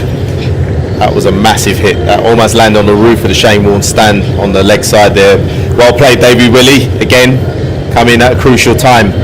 And this is the danger for not applying the pressure from the Irish early in his innings. It allowed him to sort of play his way in, get his eye in. And fans of David Willey would know from county cricket, he's a very dangerous ball striker. Second half century for England for David Willey. Of course, he got 47 not out on Saturday to help England to victory. McBride is in at the far end, and he plays out on the onside and through for a single. And his highest score as well. So what a series it's been for David Willey. Talked about the troubles and the mental problems he had getting over his non-selection for the World Cup. But he has come back with a bang in this ODI series against Ireland. A big swipe. Runs for Curran behind square in the offside, just the one. And Ireland are going to have to hold this fielding performance together because the ball, I think, is going to be flying to all corners in the last 7 overs or so. Just an observation, the likes of someone like Kevin O'Brien, in this situation, a man full of experience. O'Brien is in, another swipe of the bat from David Willey, squirts out to, that's Markadair, just behind square on the offside. Yeah. The only thing that surprises me, the lights aren't on yet, Mike. The sun is splitting the trees here and the lights aren't on. What's going on? Mate. I know. Another big hit from Willey on the offside, but stopped by the man at mid-off. I'll just go and drop 10p in the meter, mate, and we'll get them switched on. It did come on they did come on a very odd time on Saturday. 43 overs gone, England 288 for 7. Willey's in his half century, 51 for 41, and Tom Curran, slower progress for him, 15 off 32. What do you think the two batsmen are saying in their little discussion? Well, I think it's pretty much gone to plan. I think, credit goes to Tom Curran as well. He's played a lovely hand as well. He's just played that anchor role for David Willey. He's got him back on strike. He's ticked over strike himself, played some lovely shots as well. And I think the chat now will be, we can stick around now for at least another 2 or 3 overs, set it up, and then we can have a proper go at the back end. It's still got some dangerous hitters, the likes of Rashid to come in, who can manoeuvre the ball around. But I think the key would be to keep David Willey in. Curtis Camphor's final over, 1 wicket so far off his 9, and that's forced out on the offside by Curran. 1 for 64 so far for Curtis Camphor. He's proved expensive, but so a few of his teammates too. And the field shifts round for the left-handed David Willey. Yeah, just getting back to my point about Kevin O'Brien, a guy who's been around a long time. He's got good experience. I think Ireland possibly could have been a little bit cuter in terms of how they used the sort of McBride-Delaney kind of combo. I would like to have seen 5 men on the boundary. Camphor round the way. That's high. That's a high catch. Opportunity now for the man underneath it. Is he going to take it? Yes, he is. And it's the skipper. And another wicket goes for England. And that's 289 for 8. And David Willey has to go. What a crucial wicket. And again, it's our man Curtis. He does it again. Mr. Golden Arm, Mr. Golden Arm. Just when you need Ireland look dead and buried, he does come up trumps. I think David Willey on reflection maybe went a little bit early. He's playing so well. There's still a long way to go in this England innings. Still 6.5 balls to go. And there was probably a real opportunity with him at the crease to launch up towards 330, 335 perhaps, but he now departs. David Willey holds out to the man at long on who was skipper Andrew Balbirnie. You can see the little blow of the cheeks, relief that he didn't drop that one. 51 for Willey, his highest ODI score, coming off 42 deliveries, and that was a partnership of 73 between Willey, very much the prominent partner in the partnership, and Tom Curran. Yeah, it was a much needed, much valuable partnership. Those two came together. England looked in all sorts of trouble. We figured that, possibly getting rolled for 250, I think the Irish would have been more than happy with that score, but those two come in and they really put back to ball, put the Irish under pressure, didn't let them settle in, especially David Willey, who cleared the ropes a few times. And it's going to be a big run chase, you feel, for the Irish batters, who haven't been in the greatest of form, but looks a good pitch. I think the likes of Sterling, probably give him that spur when the Irish turn to bat to come in and post a good total. Adil Rashid is the new batsman, but he's at the non-striker's end. No run off that delivery from Camphor, who's done it again, 2 for 65. All sorts of records. Yeah, the bat came off the... Just getting on the toe, wasn't it? Yeah. Hand came off the bat. Balbirnie in his sunglasses watched it, took it well over his shoulder. Tom Curran on strike, full delivery from Camphor, and drilled down the ground for a single. 290 for it in the 44th over. Rashid is again a very very dangerous player in this situation. He's got first-class hundreds, Adil Rashid, so he's no mug with the bat. Will he have a look first or give it a bit of umpty Adil, early on? he likes to play shots from ball one. It's possibly what Curtis Camphor wants to hear. Let's see. Rashid, right-handed. That's onto his pads. Oh! A diving, attempted catch. But Harry Tector close in there. They've dashed back for two and they'll get two. And Camphor didn't take it cleanly, but it was backed up by Paul Sterling. He's got some of the best wrists in the game, Adil Rashid, as he proved there. Just the wristy flicks, but he gets such power, and that would have been an absolute blinder if that was taken a mid-wicket there. Well, I think Harry Tector would have backed himself as one of Ireland's young fielders. Forward defensive push by Adil Rashid to that one. And that's the end of the over. There was a wicket. There were 4 runs off it. 292 for 8. Curran on 17. And Rashid off the mark with 2. Is it always like this in Southampton? I would come here for my holidays. Every day, mate. Is it? Every day, yeah. My brother's on holiday in the Isle of Wight. He's getting this weather, which I assume he is. Yeah, very nice part of the world. I say very lucky for. I've been living here now nearly 14 years, and it's always been a lovely part of the world to come and visit, and glad to call it my home as well. So, come up to the northern half of Ireland sometime, Michael. See how the other half looks. I've always enjoyed my time in Ireland, mate. Again, lovely part of the world, very hospitable people as well. If we had this sort of weather all the time, we'd be a completely different race, the Irish. Totally different. You make up for it for the Guinness, mate. Oh, let's tick those cliched boxes, Mr. Carberry, yeah. I do like a Guinness. Will they be raising a glass or two tonight, Ireland, or will it be another case of what might have been? They're looking at a very big target to chase despite all their efforts. 292, England, 2 wickets left, 6 overs still to go. And looks like Craig Young at the far end, the pavilion end, 3 for 40 so far. He's got 2 overs left to bowl. And he's in now, and that ball is left by Curran to wicketkeeper Tucker. There is a ring of 5 fielders on the boundary, 2 on the leg side, 3 on the leg side, 2 on the off. Tended to go with the short ball policy in this game, especially Craig Young. He's looked to test the England batters out. Curran with bat raised, short delivery, smash straight by Curran. That's a chase and a dive, and they just get the 1. And Rashid is on strike. There's a little bit of a danger of telegraphing the plan a little bit here from Craig Young. Again, you don't want to allow Curran to just tick over, milk those balls into the leg side and pick up 2s. You want to be trying to think about, look, we can knock these guys over for 310 potentially, and Ireland's back in the game.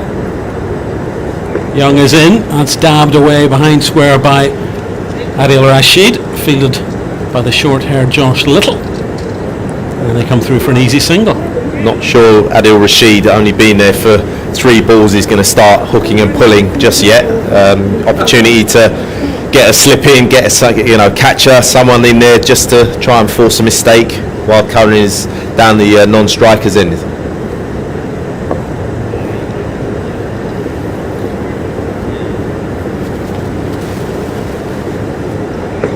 Young is in, and that ball's been left by Curran. Another short delivery from Young through to keeper Lorcan Tucker. It's definitely cold drink and ice cream weather. It is, isn't it? 99 flake. Beautiful. Oh, stop it.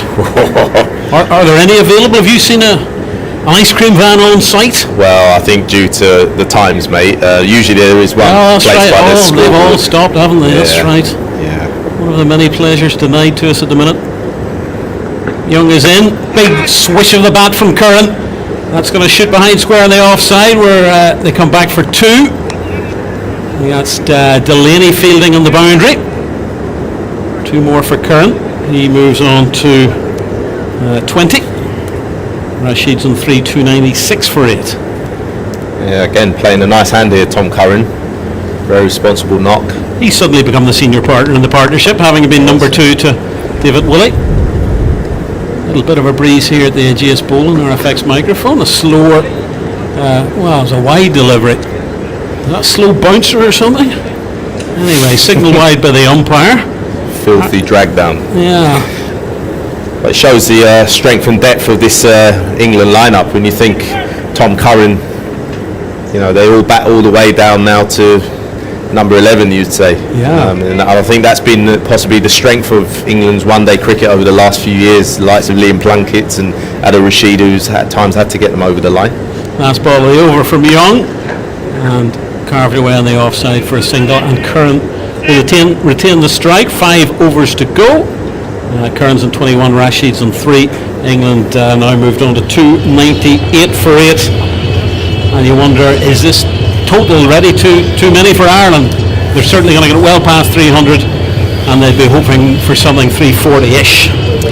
In a strange way, I feel that could actually help the Irish batters, because They'll have to get underway at a lick. Yep. Yeah. I think that, you know, the problem we saw in the first 2 games was they almost looked like they were going to stick or twist, really. You know, they couldn't decide which way. I went out too hard in the first game and then was shotless in the second game. I think the likes of Sterling, now when you know you're faced with a big total, you've only got one mindset really, which is to be positive, chance your arm, take calculated risks. Somebody's got to get a century for Ireland. You feel someone's got to get a big score, yeah. I was the stupid man who confidently predicted Ireland could chase 180 in the second innings of the Test match last year. We won't discuss what happened. They were a little bit short on that occasion. And it's going to be Josh Little coming back from the hotel end. 1 for 48 off his 6 overs. He's proved expensive. He's got the wicket, the vital wicket though of Owen Morgan. Left armour over the wicket. That squirts out behind, and the keeper's going to directly hit the stumps, and that looks out. That could well be Adil Rashid run out by wicket-keeper Lorcan Tucker. Going to have a look at it, but Tucker's fairly confident. There was a dive from Rashid in the end. Not sure there was always going to be a single there. Certainly not if he's sent home, and he's well out. Good work by the wicket-keeper. And England, another wicket. They've had a flurry, haven't they? That's 298 for 9. Well. Great piece of fielding, as proven again. You know, the direct hit. Adil Rashid proving to be well short. Not quite sure why that needed to be sent upstairs. But just to be, in the words of many an Irishman, Michael, to be sure. To be sure. Yeah. Oh, I'm descending the cliche now. Right, they're not going to stop England from reaching 300. We've been confidently predicting all day that it's going to be 300 plus. No, they say about assumptions, mate. Yeah. Good work by the wicket-keeper. Very good. Took his big glove off, hit the stumps directly, and Rashid was out by a mile. All of a sudden, it's taken a very different, I think, after Owen Morgan and Tom Banton were going so well. Let's not forget, England were 190 for 3 at one stage, Michael? Yeah. I think the Irish boys will be chewing their right hand off for this. Potentially the opportunity to knock England over for under 300. Still looks a very, very good batting surface. Rashid was out for 3, run out for 3 off 3 deliveries. Saqib Mahmood is the batsman, and is that beautifully placed. That's a cut off the bottom edge, and that'll be 4 runs. England will take them wherever they can get them. Streaky start for Mahmood, but 4 runs, and they're past the 300 mark. 302 for 9. Yeah, no fielders there, unfortunately, for Ireland, and beautifully placed past the stumps and keeper. Knew what he was doing. Of course. And 4 more to the total, and now England have managed to pass 300. Psychological 300. I don't think Mahmood will be offering too many forward defensive pushes, will he? Little is in, and there's a forward defensive push. Make me eat my words. Single for Mahmood. He's on to 5. And England 303 for 9. And this is the 46th over at the Ageas Bowl in Southampton, which still bathed in the most gorgeous early August sunshine. You feel Tom Curran, this is opportunity now, licensed now to really open his shoulders. I've seen him play some top knocks in the Big Bash recently. He's a decent ball striker. Ireland will have to take their chances. That's a slower ball swung away on the onside. Just the one. Again, Delaney fielding in from mid-wicket. Not too sure about Saki Bamu's batting prowess. So it might be that Tom Curran may have to take the long handle. Take the lead role. He's made slow progress, Curran, but it is his first knock in this series, left out of the side on Saturday. He wasn't required with the bat whenever the first game was, a million years ago, Thursday.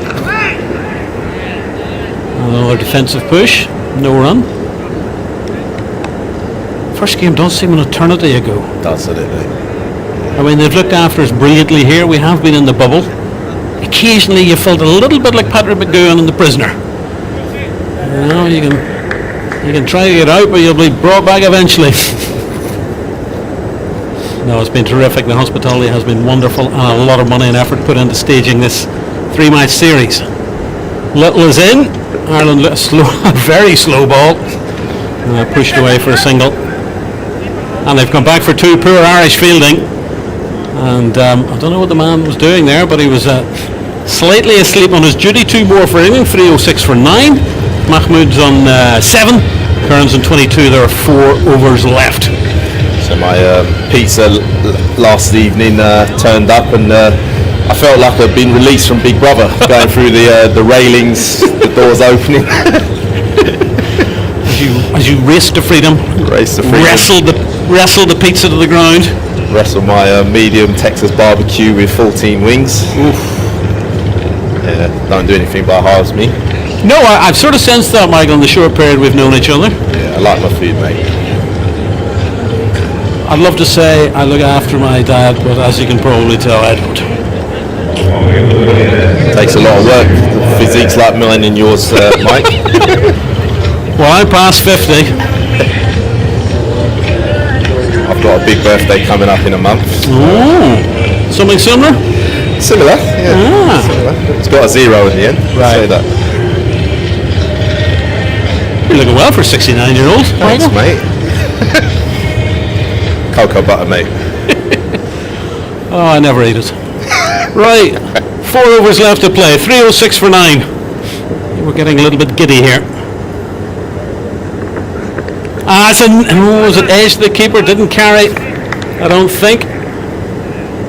And Mahmoud got away with it. Run rate currently 6.63. And this is the man who's returning to the Ireland side. Mark it there at the far end. 6.1 over so far, 1 for 37. Bairstow has one victim today. That's a wide one. And it's a reach and a stretch by Curran. Is it going to go all the way? A mad scramble to prevent on the far side, but I think it has rolled into. Has it rolled into the Toblerone? I think it has. 4 runs. Is it? No, it's not. I think just pulled it back. Just pulled it back. Just pulled it back. It was a great shot. It was an unbelievable shot. Almost like a hockey slap. It was quite a wide ball, and Tom Curran somehow managed to reach it and timed it. Absolute, you know what's off it. Struggling to see. Just pulled it back in, I think. One of the youngsters might have been Delaney pulled that one back. It's almost impossible to see our monitors in the sunshine now. And he's in once more, and another swing of the bat by Curran. That will be 4 runs. Through mid-wicket, powerfully struck. And Tom Curran has decided that he's got to get England up towards 320, 330, 340. And with shots like that, he will do it. Yeah, again, poor bowling. It's a nothing length on this wicket. The back of the hand, slower ball, and Tom Curran just sort of waiting deep in the crease and swivelling and pulling that through mid-wicket. Adair looks like a man who's coming back from injury. He's not absolutely 100%. That's dabbed down by Curran out to the offside, where it's picked up by Kevin O'Brien, who's barely been in the game. We've already mentioned him. It's one of those days when the ball has avoided him. England 313 for 9, Curran 29. Mahmoud is on 7. I think he was glad of that when Morgan and Banter were going off. Mahmood's on strike. He's 7 from 4 at the moment. We're towards the end of the 47th over. Just joining us, big innings from Owen Morgan, big century from him. Not big century, but should have been a big century. But as it was a very rapid century, 106 off 84. A big partnership of 146 with Tom Banton for the fourth wicket. As England went from 44 for 3 to 190 for 4. At that stage, England were looking at 350, 360 plus. As it is, they're 313 for 9. Mahmood, that squirts off the edge of his bat down to third man. They've come through for 1. It'll be fielded by Josh Little. Right, why no slip? Why no slip to Mahmood? He's at number 11. Got to be trying to get wickets. You've got to be thinking wicket silent. It's the only way you're going to get off the park here. You cannot allow England to tick along for the next 3 overs, allowing the likes of Tom Curran. You need to get on the Zoom tonight to Andrew Balbirnie, I think, Mr. Carberry, and offer a few suggestions. 3 overs to go, 314 for 9, Curran 29, Mahmood on 8. That's very odd, really. You know, at this stage, you want wickets. You know, is Saqib Mahmood going to start hooking and pulling Josh Little? I doubt that very much. Left arm of Josh Little, that's a good delivery. There's a number 11 shot. Little swipe and a miss from Saqib Mahmood. Get a slip in, says Mr. Carberry. But surely as a bowler at this stage, I mean, you know, you've got to be, you should know, you know, I'm probably being a bit unkind to Andy Balbirnie, but surely as a bowler, you know, you should know what field you want to be bowling to and the situation of the game. The man still learning his craft as a ODI skipper is Andrew Balbirnie. He's a lovely fella as well. Very nice guy. Yeah, even your senior players, you know, Sterling's been around a long time. You know, get the word in the captain's ear. Well, he's vice captain too, is Sterling. He's been given that added responsibility. Little is in. Mahmood doesn't not much foot movement and cuts that for no run.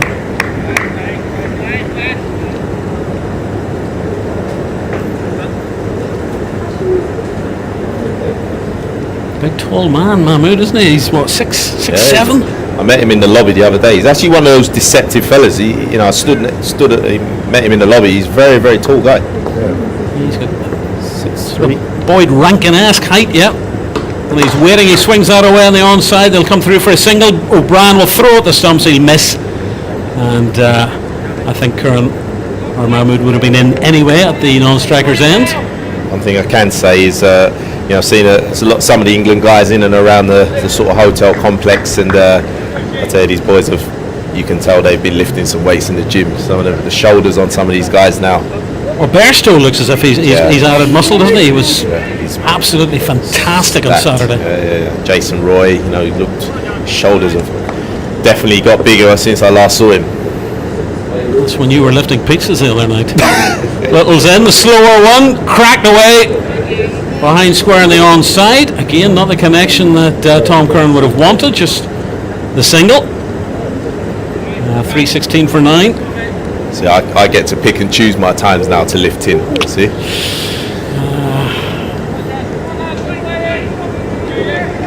Was that part of your, what was sort of heading the gym part of the deal? Yeah, massively. I was big into the gym. Little's in. And that's a cracking shot. Well, it's not a cracking shot. Straight to into the ground and into the waiting hands of Tector. I would say that was a large part to my success as a player. I started playing first class cricket. I was very slight, I would say, probably around the sort of 10.5 stone mark, and spent a winter here training with a bodybuilder mate of mine in Croydon, where I grew up, and put on about 3 stone worth of muscle that winter. That's a defensive push on the onside by Mahmood. They'll easily get 1. They might just chase 2. That's great running by this pair. And Saqib Mahmood is well in at the far end. End of the over, 2 left, 318 for 9. Mahmood's 11 off 11, and Curran is 30 off 47. The way the one-day game in particular was going, it gave me that confidence, knowing that I could clear the ropes, particularly when I joined here. It's a big playing surface here at Ageas, and where you have to hit proper sixes, and just knowing that even miss hits, you still had that confidence. And I think bats. Bit heavy bat, was it, Michael? No, not really. I didn't use a big bat. A lot of people thought I did. I used around 2.8, 2.9 through my whole career. But I think as the profiles of the bats change, you could afford to go up to. I think by the end I was using about 2.10, but the thing picked up about 2.6. But the amount of wood in it was unreal. Right, 49th over. It will be bowled by Craig Young, 3 for 46, his last over of the match, and that's struck and driven straight, and that'll be 4 runs for Tom Curran. And this is a tired looking Ireland at the moment, and Curran's got his eye on a few more boundaries over the next 11 deliveries. Absolutely, just missing the Yorker. Craig Young going up there full, ended up a half volley which Tom Curran seized upon, clearing the front foot, as the common technique is these days, drilling it down the ground for a boundary. 322 for 9, Curran's on to 34. Shorter one, crashed away on the onside. It'll just be 1, or can they push for 2? No, just the single. Disappointment for Curran. Mahmood's on strike, he's on 11. I think it's important for someone like Craig Young with this field set with Jenny the leg side field has pushed back, that he looks to mix up his pace. You know, the bowlers who've been successful here have mixed it up pretty well generally. Well, they brought in a man on the onside boundaries. It's pushed forward back to the bowler by Saqib Mahmood. No run. Every dot ball a little victory for Ireland. In these 2 final overs. Get a slip in, come on. You need to get printed in the big. Come on. Go and get your beige sheet. A magic marker. I cover for you. Where was that toilet roll that was hanging? Oh yeah, I don't know where that came from. from. On the balconies, yeah, right on that. Can't slip in, says Carberry. That's another. Well, it's not connected at all. It's going to fall short of the man at mid-on, and they scamper through for a single. Didn't get the right connection on that at all, Mahmood, but they got away with it. And one more brings England to 324 for 9. When Morgan was peppering the beige seats and some of the white seats back when he was smashing the ball all over the place, Ireland might have taken 325, 330. 2 balls left in the over. Curran slices that away behind, square in the offside. He wants to retain the strike with good running and chasing by Josh Little. Gets the ball in left-handed to wicket keeper Tucker. And so at the minute, 7 off the over, last ball for Craig Young from the far end. And the field spreads. See, I'm not in agreement with this. I still think you've got to be looking with some intent to get Saqib Mahmood out at this stage, and let's get off the park as an Irish contingent. Yeah. Played into the ground by Mahmood for no run. So 1 over left. England 325 for 9. Mahmood's on 12 and Curran's on 36. And Craig Young finished with figures of 10 overs, 1 maiden, 3 for 53. So he's been one of the more impressive, albeit maybe expensive at times, Irish bowlers, Mike. Yeah, overall I thought he clawed it back well. He took some punishment. Morgan in particular got hold of it. I think he didn't quite sum up the right length on this pitch. He tended to be a bit on the short side. You know, I praised him early on for being brave and pitching the ball up at these English batsmen who don't like necessarily coming forward straight away, and he was rewarded, but for some reason then decided to drop the ball in short and was punished. But credit to him, he's picked up the early wickets, and you see that as a good day. Managed to drag it back to 5.3 and over. 6 wickets in the series for Young, and to finish things out from this near end, the hotel end, is Little. 1 for 60 so far off his 8 overs. And he comes the batsman goes very wide. Saqib Mahmood outside his off stump. And they've got 1, and they'll come back for 2 as he slices that into the offside. Was that the bowler following the batsman? I think very telegraphed plan with the 2 men back behind square on the offside, coming round the wicket. He was obviously going to try and target that wide line, which is good bowling. He managed to execute, get it in the block hole. cannot afford to get too straight and miss his length, because Tom Curran will pop him over the top. And currently game goes wide, and it's a wide delivery, and it's through to the keeper. England 3:27 for 9. So what's the discussion, Balbirnie? Taking it upstairs. Is there a little edge there? I did hear a little noise, but whether that's Tom Curran hitting the ground as the ball went past, but I did hear something in my monitor. Original decision is not out.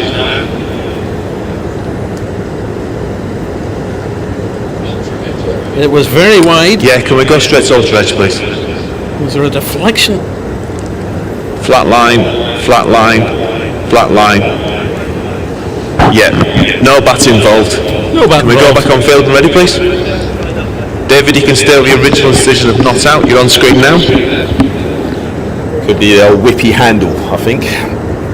The old whippy handle. Right, 3:27 for 9. 4 deliveries left. Curran's on strike. Again, he goes wide. And is that another appeal? No. I think he's just happy Dot to got ball. one past the bat, I think. This is very odd. Right, He's, good sort of- ball. he's pitching the balls about an extra stump, set of stumps away from the off stump. Curran's obviously following it. Is there going to be the double or the treble bluff? Balbirnie moves back onto the long off boundary. 3 balls left, 3:27 for 9. Curran's on 38. It's on the stumps, and he whips that away, or is it off his pad? And Mahmood, does he get in the way of the bowler? Either way, they run through for a single. And Josh Little is claiming that Mahmood was impeding him as he tried to get the ball. Big units coming together there, wasn't it? Tell you what, It's pretty strongly built young man, Josh Little himself. well, that was on the stumps, that delivery, and was worked away either off the pad or the bat of the batsman. Seeing the replay, it was almost a collision of two sizable fellas. And a discussion between Balbirnie and Little as to where exactly all the various fielders should be spread. This has been I suppose for Ireland, that was signalled as leg byes, that single, so it's been a dot ball, and 1 leg bye so far in the last over. 3:28 for 9. It's bowled to the plan, in fairness to Josh Little. Little is in, left arm, round the wicket, that's high, and Balbirnie should be underneath this one. It should be the end for England, and it is. They're all out for 328 of the penultimate ball of the innings, and it wasn't quite the massive target that England looked like getting at one stage. Yeah, I think Ireland done well to hang in there, helped by a cluster of wickets after the departure of Owen Morgan, who played beautifully. I thought today was such a controlled knock, as you would expect. You know, captain leading from the front. But I think, overall, I think Ireland, after that big partnership between Morgan and Banton, definitely would have taken something under 350. Would have managed to get that. I think the fact of being able to chase now something sizable, it's not going to be easy run chase against this England bowling lineup who've been all over Ireland in these previous 2 games, but it may just be the catalyst for someone like Paul Sterling, Andy Balbirnie, the experienced top order of Ireland who haven't really got going in this series so far, give them something to chase, knowing that they have to get a good score on the board. So Mahmood was caught Balbirnie, bowled Little for 12, that came off 15 deliveries. Tom Curran was left as the not out batsman, 38 of 54, which included 4 fours in an hour and 12 minutes. So in 49.5 overs, England 328 all out. The notable scores: Captain Owen Morgan 106 off 84 before he was caught by Technical Little. Tom Banton, LBW Delaney 58, and the other half century was David Willey, caught Balbirnie off the bowling of Camphor for 51. So at one stage England were 44 for 3, then they were 190 for 4, and then a little bit of a flurry of wickets before some tidy hitting by Willie further down the order. In the end, you would probably say might possibly be a little bit of a disappointing total, 328, but it's a very, very big ask for an Irish side who ran and chased and tried to come up with bowling plans, maybe guilty of bowling too many short deliveries. But Ireland, in their 50 overs, will need 329 to record their first win over England in men's cricket on English soil. Kevin Hiles. Joint highest total, I think, in an ODI versus Ireland, that, for England. It's a beautiful evening. Late afternoon, early evening. It's a bit breezy, but plenty of blue sky around. Sun is shining, and we'll be back underway in just under half an hour from now. Now, it's a bit of an odd one, this, in so many ways, but what isn't odd at the moment, I'm afraid? Today marks the end of this series. It's one-day series between England and Ireland. And tomorrow, England are in action again. Not here. Oh, no. Other end of the country.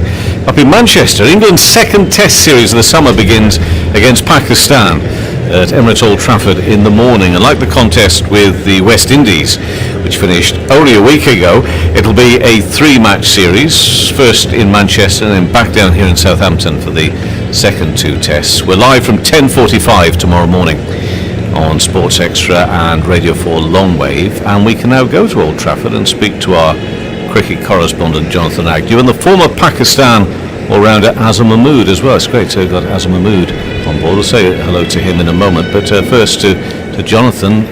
Well, the sun isn't shining and the colours are on. It's a bit bizarre. Sorry, say that again? I said, well, the sun isn't shining and the covers are on. Oh no! Manchester rain. It's not a bad forecast for as of after today, but it rather hampered players' practice again, as you can imagine. It's not a bad forecast, but anyway, I just thought I'd pull you up because you're obviously enjoying the Ageas Bowl. Yeah, it's nice here. Yeah, I must say. Okay, so the West Indies, there was so much to celebrate and enjoy and take from that series. However, from a cricketing point of view, England perhaps expect a sterner test with Pakistan, do you think? Well, I'd think so, and I'd rather hope so, and I felt very sorry for the West Indies, who I think rather burnt themselves out. You know, a long time in the bubble, and quite a lot of tension, if you remember, uncertainty when they first arrived about the whole thing, the whole setup. Well, people have kind of got used to that now, and England got used to it, of course, and playing these matches with nobody watching, and very little atmosphere, and that's something that Pakistan are going to get used to, and England might just have a little bit of a jump ahead of them as far as that's concerned. But I'm always excited by Pakistan, because they don't go the traditional way. They don't follow the rules. They can be absolutely amazingly exciting, innovative, and then they can collapse in a heap. I mean, you can get all sorts of things in between. So I love watching Pakistan play cricket. They're coming here with some of the most exciting young fast bowlers around. Everyone's talking about Naseem Shah, of course, 17 years old. And what's really exciting about him is that none of us have really seen him. We've seen him on the telly, and you can look him on YouTube. But, you know, when you see someone of that age running in and bowling, as you can see on those short clips, this is someone who I'm really excited to watch. He bowls a proper pace. He is only 17, and there's some talk about that, but he looks pretty fresh-faced to me. It doesn't really matter, frankly. This is a really good young talent who took the youngest hat-trick in Test cricket. His action, it's interesting, we talked about it here just a moment ago. For me, and there'll be lots of talk about this over the next few days, because fast bowlers talk about fast bowlers' actions, you try and compare and contrast and so on, but for me, if you chop him off at the delivery stride, and you just look at the actual delivery stride and the release, for me he's Richard Hadley. I say forget the rest, forget the run-up, but just the way the wrist goes and the beautiful upright action. But hey, people have other thoughts about that. But you know, when you see youngsters like that, who are going to have Shaheen Afridi, he's only 20, left armour as well. They're going to have the old pro Muhammad Abbas in there as well, and probably 2 leg spinners, which will be really interesting too. I think Shadab might get a game tomorrow because his batting again counting in his favour there. But you know, this is always a really exciting team to watch, and to see how they adapt to these strange conditions. We'll just have to wait and see. But they're coming here with lots of skill, no doubt about that.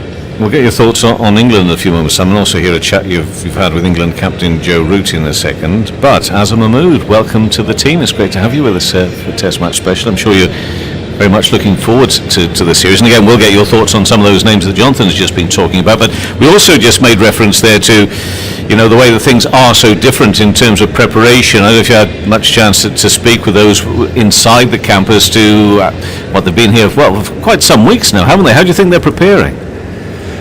First of all, thank you very much for having me here in this team. Really looking forward to working with you guys and excited about the test match cricket. I spoke to the guys and they were very prepared.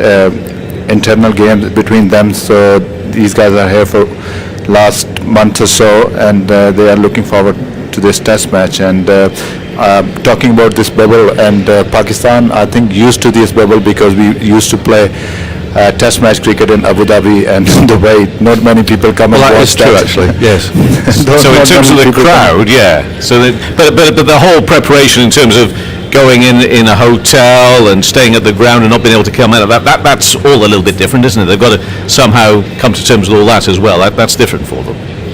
Yeah, that's different for them, but it's a great opportunity for them to know each other, and because they're a really young team and they like each other company, they like each other's success, and they give them time to gel together. And I think it's like a more sort of camp sort of thing, like where you prepare yourself and getting ready. And we always did, like Pakistan always did before coming to England. They always go for a boot camp or something like that. So this is like a boot camp for them. Okay, we'll get some more thoughts from you in just a moment. Let's catch up with the thoughts of the England Test captain, Joe Root. He's been speaking to Jonathan Agnew. Oh, Joe, you're back again. A few days out, refresh yourself a bit? Yeah, it was nice to get home. I think all of the lads really enjoyed being able to get back, see families, spend a bit of time in familiar surroundings, and refresh ahead of this series. We talked about haircut count, I think, last time. I see you've still failed. I've still failed, yeah. It was time I didn't want to spend away from home, to be honest. It was,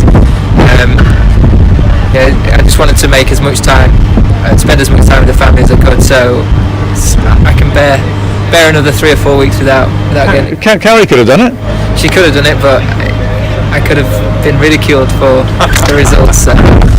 Fair enough. What was it like coming back? I mean, was back into the bubble again? Was that an issue for people? I wouldn't say it was an issue. I think everyone knows what to expect now, so there's that unknowing is not there anymore. And actually, it's always nice when you meet back up with the lads, and we know what we're trying to do this series. We obviously set out to go and win, and off the back of 2 brilliant performances, we're in a really good place to go and do that. Yeah, I can imagine, I'm only guessing a bit, but I can imagine when you're preparing for the West Indies series, you had time together, you could really focus on them as a team. How about Pakistan? Because you've only finished West Indies only a few days ago. Have you had enough time, do you think, to really look and study a whole new different set of opponents? I mean, the footage is available for us all the time now, so we can look at stuff, we can do our research and look at different bowls actions, the guys that we haven't seen before, look at modes of dismissals and how guys have got out in previous series, but a lot of the work does come throughout the games and playing against them and getting a feel for things out there. And one of our big focuses recently, in more recent times, has been really looking after our own games and looking after our own performances and how we're trying to go about test match cricket. And if we can keep focusing on what we're trying to do, our game plan is, keep executing it well like we have done in the last couple of games and on the previous tour to South Africa, then we'll give ourselves a really good chance. I thought our bowlers have been excellent at the lengths they've bowled. Batters have been able to make substantial scores and build scoreboard pressure and drive the game from there. So we just got to continue to keep improving on that, keep trying to develop that, and get better at it all the time.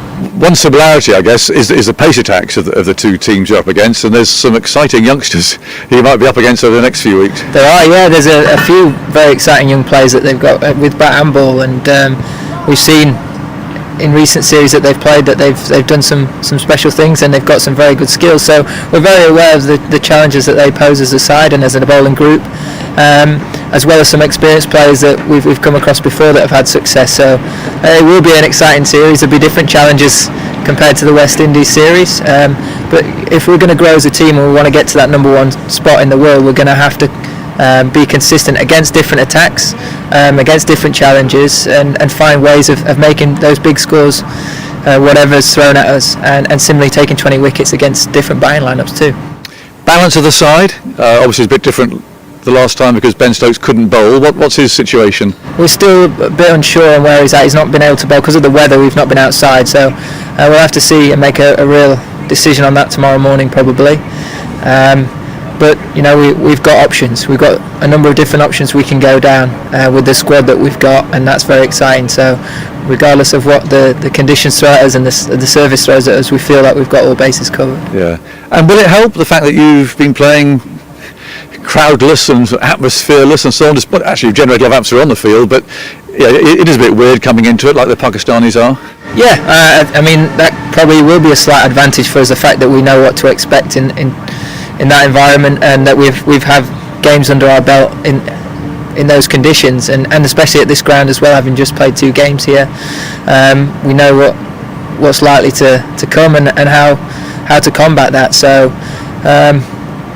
you could say we've got a slight advantage there, obviously in our own conditions as well, and ultimately we've just got to go and perform as we have done in the last 2 games. Look to make those big runs with the bat, and keep asking really good questions with the ball.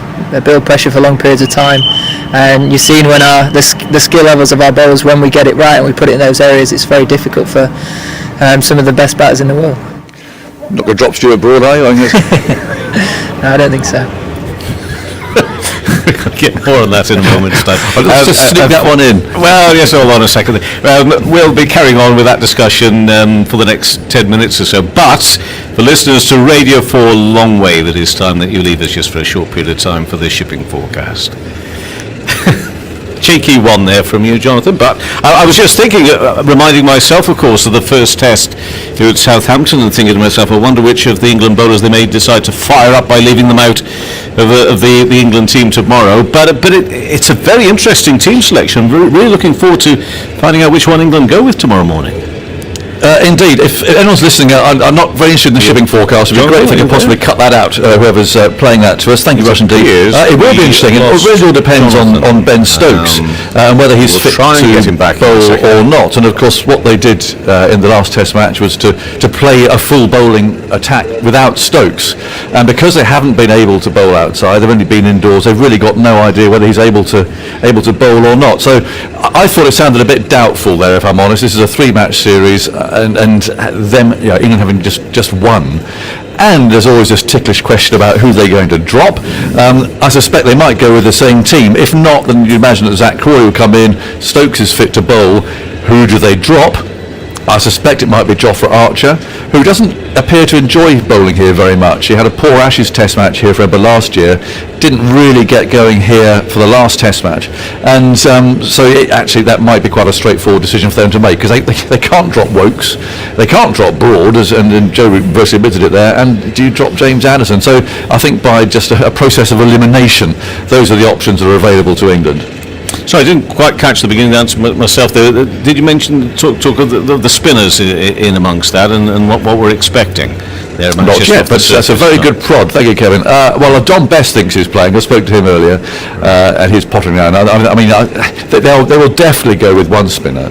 As I said, Pakistan might go with 2, because they'd have seen that the pitches there have been dry.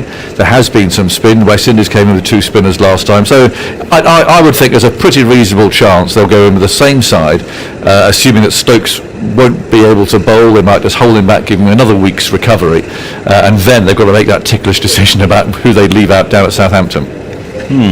Obviously that exciting bowling attack of Pakistan we must move on to quite quickly, but let's, whilst we're on the England bowling attack, and Stuart Broad in particular, your thoughts on Broad and what England have at their call at the moment. It's pretty strong, isn't it? Well, it is, and it's always, the management, the selectors are always thrilled when they've got lots of choice, because they've got depth in squad, and you hear all that thing, it creates competition and so on. Actually, it's quite a tricky place for the players to be, because yes, some do respond to having pressure on them and players breathing down their necks and knowing they have to go out there and perform, otherwise they could be dropped. Others don't respond so well to that, and they need to be comfortable in their environment. They need to have the confidence that they're going to remain if they do bowl a bad over or something like that. So not everyone you can treat the same. As we know, though, however, Stuart Broad is of the feisty variety. Thank you. Welcome back, Radio 4 long-wave listeners. We're just chatting here about the team that England might well put out tomorrow. Stuart Broad, of course, is a much more feisty character than that, and he relishes in that sort of competition. But I'm not sure someone like Chris Wokes or Jofra Archer necessarily is like that. So it's all a case of managing selection, but not every player is as thrilled as the selectors and management are to have such fierce competition. And Stuart has continued really to speak his mind, as his Stuarts want, and everybody seems to love that about him. But making it clear that he considered retirement after what had happened here at Southampton just a few weeks back. Yeah, it didn't surprise me. I mean, I think it's a fairly open secret. I mean, he thought last summer might be his last, and so everything that's happened since then has been rather a bonus. And I mean, he's bowled brilliantly. And I'm talking about the start of the Ashes. I had a long conversation with him, and he thought that the way it would go might very well be that he would, I don't know, maybe play out half the series or something like that. But we just said just treat each week as it comes, and just take it from there. And that was the way he went into that Ashes series. And of course, he had a brilliant series. He bowled beautifully in South Africa as well, and here he is again now, bowling just as well. So no, it didn't surprise me at all that he thought that. I mean, he knows that he's at the top of the hill, if you like. If he's not just teetering over, and it's a high level of skill, determination, and everything else that he has, and character that's making him kick those knees up and keep going at the moment. So let's talk about Pakistan and the bowling attack, which Jonathan referenced 5 or 10 minutes ago. This isn't really that experienced. There's a lot of inexperience, but an awful lot of potential here. Explain to us some more about some of the bowlers we can look forward to watching and listening to over the next few weeks, and what it is about them that you think makes them so exciting. I think 3 bowlers, which Mohammad Abbas, Shaheen Shah Afridi and Naseem Shah. Abbas is more experienced than all of them.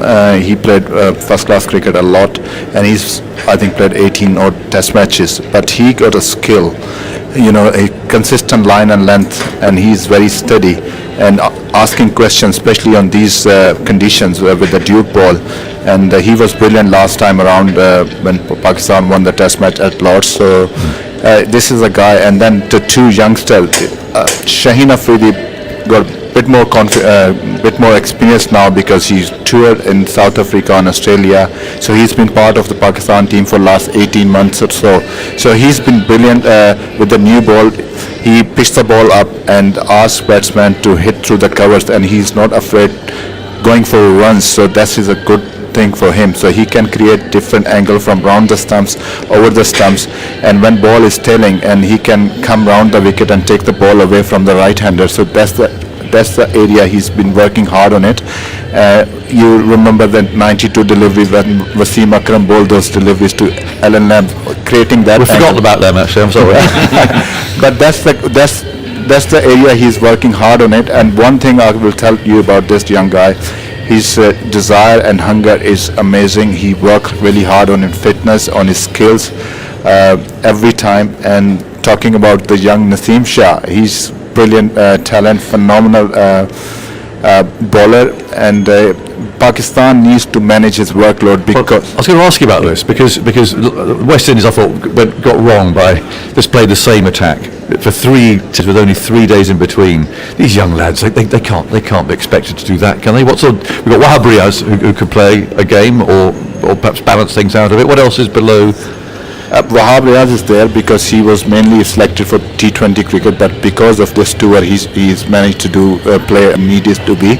But Yes. because I can tell you when we were in South Africa, Shaheen Shah Afridi in the first test match touching 90 miles an hour, and after the first match, he bowled I think 36 over, and then second innings he was bowling at 80, and he said, I'm running in, and why I'm not bowling quick? I said, listen son, your body is used to bowling 4 over or 10 hours. Yes. So now you have to bowl 36 over. You will be fine. It will take time to body to adjust bowling a lot more overs. And same thing happened to Naseem Shah when he went to Australia after the first test match. They rested him for the second test match. So I think we need to manage the workload. It's very important. And you asked question about what bowler they have. Sohail Khan is there, so he's been brilliant in the practice matches, and Imran Khan is there. They are very similar to Mohammad Abbas. They don't have that much pace, but they can give you a good control with the line and length. So if Abbas is not playing, then might be one of these guys can come in. If one of these guys not playing, might Wahab come into the second test match.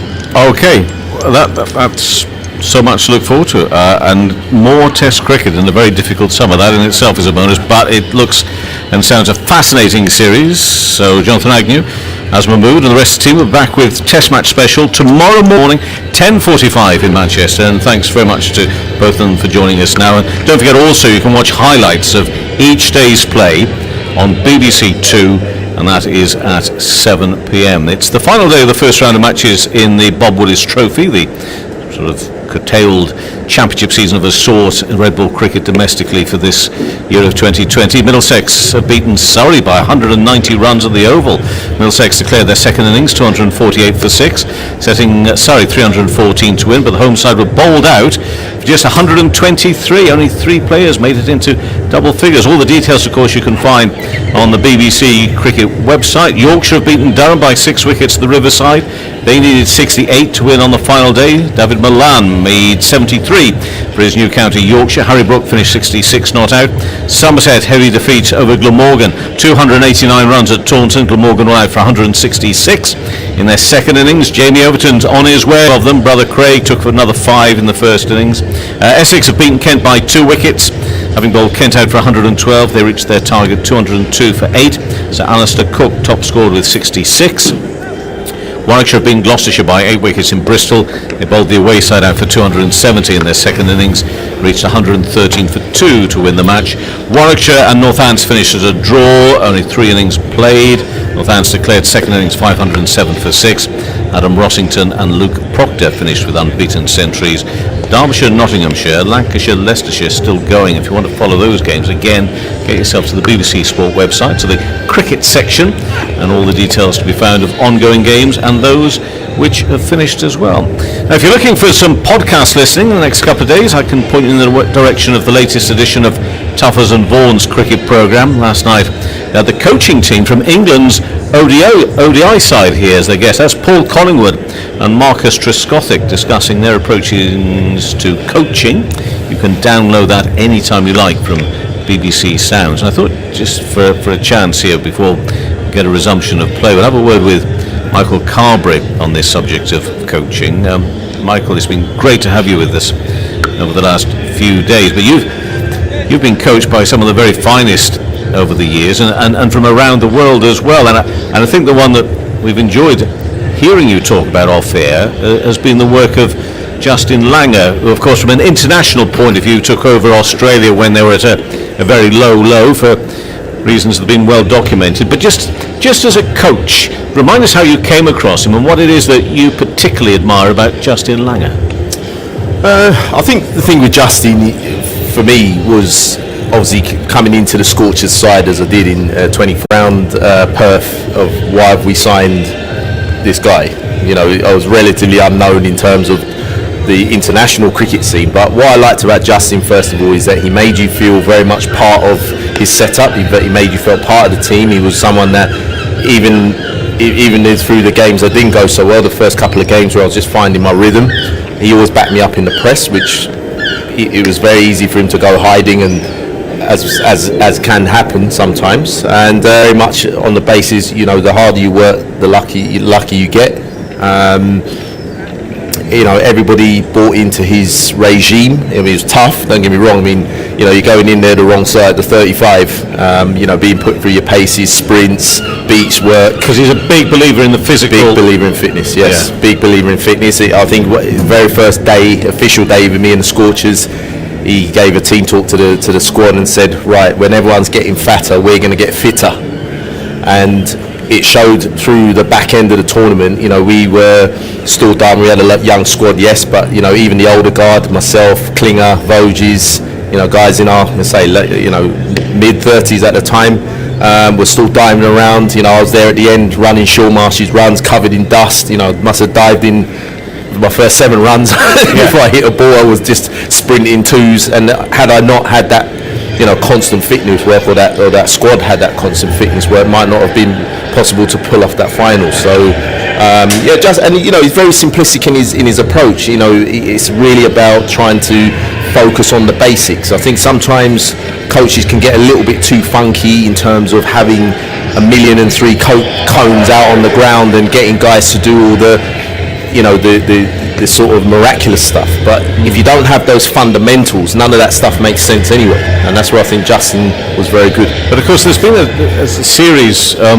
which followed Australia during the Ashes series here of 12 months ago, and there's a side of Justin Langer where he clearly is a very emotional guy as well. So it's not all sort of clinical fitness, and you talk of a caring side. I mean, I guess if he's not happy, he lets you know also. Yeah, definitely. I would say, one thing he's probably he said by his own admission that he has to improve on, and that's one of the areas he wants to work on. Is he can get a little bit. He did at that time when we lost games. You got the old naughty boy fitness sessions. Whereas I think he's understanding now that in this form, in particular the T20 format, that mistakes will be made because it's the nature of the game. Tell you what I want to talk to you about is the idea, of course, coaches generally have to be a little bit older, or generally they are, so they've been playing. Many of them have played the game. They will have come across coaches themselves, but from a different era. They move on, of course, get replaced by the likes of Justin Langer. If he's looking back on how he was coached, he might think, okay, well, that's the way to deal with that. However, players' attitudes have changed. Society's attitudes have changed in many ways. Have you come across that as well, where players who become coaches are a little bit too slow to realise they've got to deal with things differently? Yeah, I'm sure there is. As I say, we weren't dealing with T20 20 years ago. So a lot of those guys now are finishing and going into coaching, is now trying to understand that taking on long off, for example, as a batsman, is acceptable now. Players back themselves a lot more, and occasionally you're going to get it wrong. You're going to pick out fielders, and back in the day you would have been told, right, don't come back to this dressing room. You go and have a think about it somewhere else. Right. But this is where, like you're saying, the coaches now have to think, well, in the nature of the game and the way and the approach of young batsmen now, you have to be a little bit more accepting. Michael McNamee is going to pick up with commentary, and the players are out there, but I just finally finish on definitely a nice, pleasant side of Justin Langer, which is asking you, why are you going to be all on your own for Christmas Day? When you're out there as well, which again, is that really the coach's job? Well, he clearly thought it was, and after that, Michael will pick up. Tell us about that. Yeah, again, join the Scorchers squad, and again, Justin making me feel part of the team and the family, inviting myself and my mum, who came out at the time, and we had Christmas with the Langers, and they've become obviously lifelong friends ever since. I believe my mum and his wife, always on the phone, and we'll text each other from time to time. I'm very close to his 4 daughters, who are again, always supporting my artwork, and we still keep in contact. I believe one of his daughters were working in London, and I've tried to meet up with Justin when he's been over. Maybe Michael will be able to expand a bit more on your artwork as well as he picks up now, just at the resumption here of play. Michael. Thank you very much. It's a sort of Bangalore-esque target that Ireland are chasing back in 2011. England made 327 for 8. They made 328 all out.